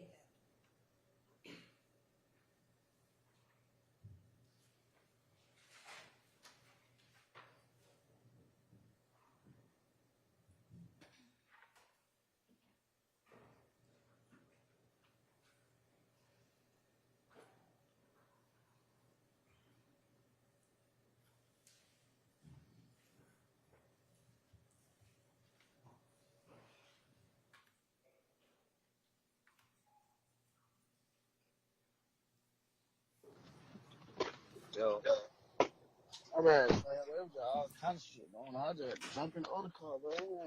Y'all niggas don't be getting dropped off and they ain't got no motherfucking ride to go back home to. That don't make sense. Yeah. Yeah. The fuck you getting dropped off for a nigga ride with the nigga who brought you? Yeah. That's stupid as fuck. So any of you niggas be on the damn ass, y'all. What's wrong with We right here. We right here down here. y'all? What? Ryan Pad trying to see. I'm finna meet up with y'all. Nigga, I'm finna go get a fill up. Gotta get it filled up for Mike, Mike. Yeah. Alright, I'm listening. Huh? I said, alright, I'm finna let you know what's going on. I just, I'm pulling out now. Y'all nigga, You back to you say, I was gonna jump in with y'all nigga. alright. That's what I'm saying, Kyle, what you doing? Alright, I'm gonna get the fill up now. Alright.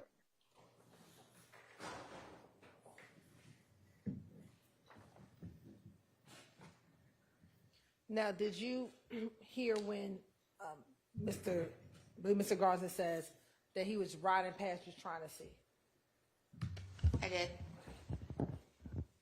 And with this call, sitting here now, were you able to remember if the wiretap picked up location data for that call? I can't recall offhand. I'd have to review it. And I want to briefly go back to the call we just heard from the early morning hours of March 16. Did you hear either Mr. Garlington or Mr. Stillwell discuss having an FN and a stick? Yes. And an FN, is that a type of handgun? It is. And the stick, is that, again, similar to what we talked about, a long gun? My experience, it would refer to a long gun.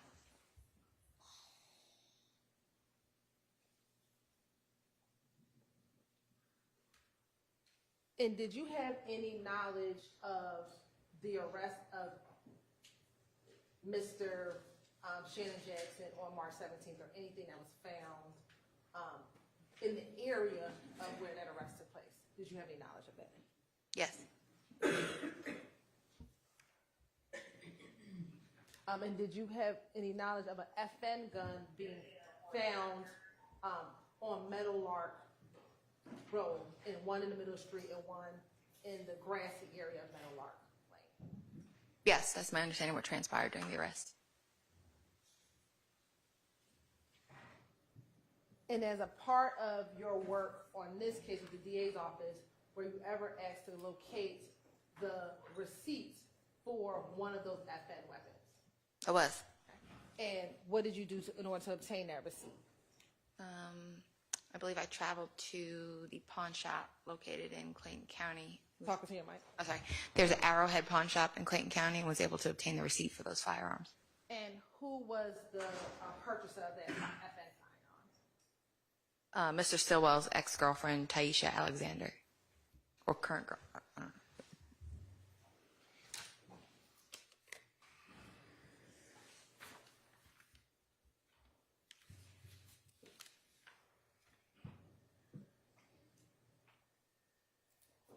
Now, I want to publish. Your Honor, this could be a good place to stop. Okay. Let's stop for the day. So we'll be back with y'all on Monday at 9. So y'all have a good weekend. Remember not to let anybody talk to you about the case. Don't talk to anybody about the case. Don't discuss it amongst yourselves. Don't look at any kind of coverage. Don't try to find out through any research anything about the case or anybody involved. That's about, it. Same thing that's been applicable to y'all for the last year. And we will see you on Monday. Thank you. All right, sure.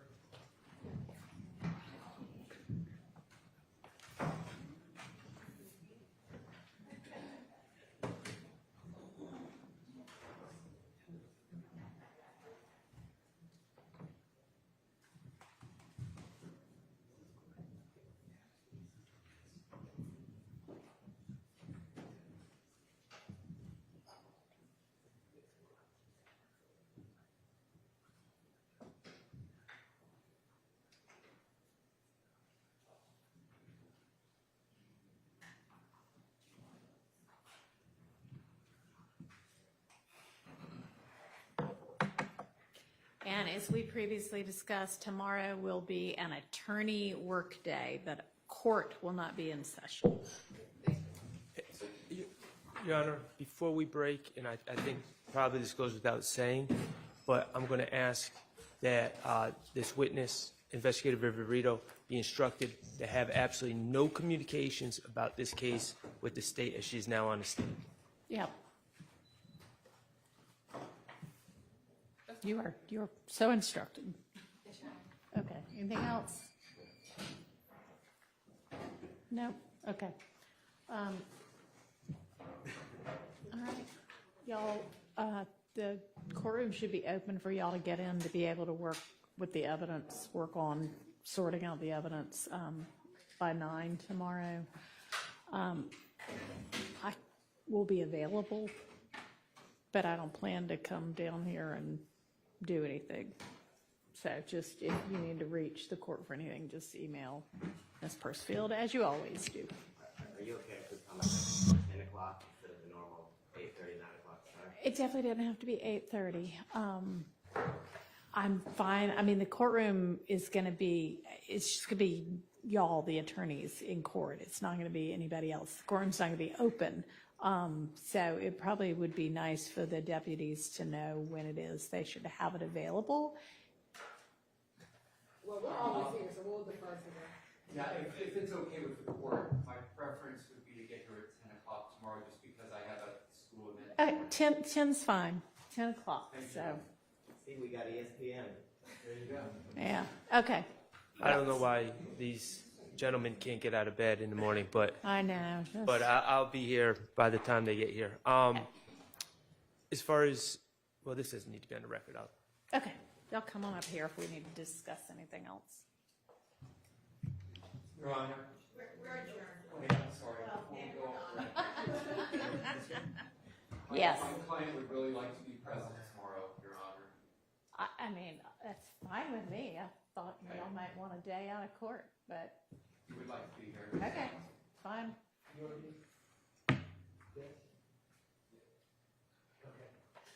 we go. All right, well, y'all can be here too, but court will not be in session.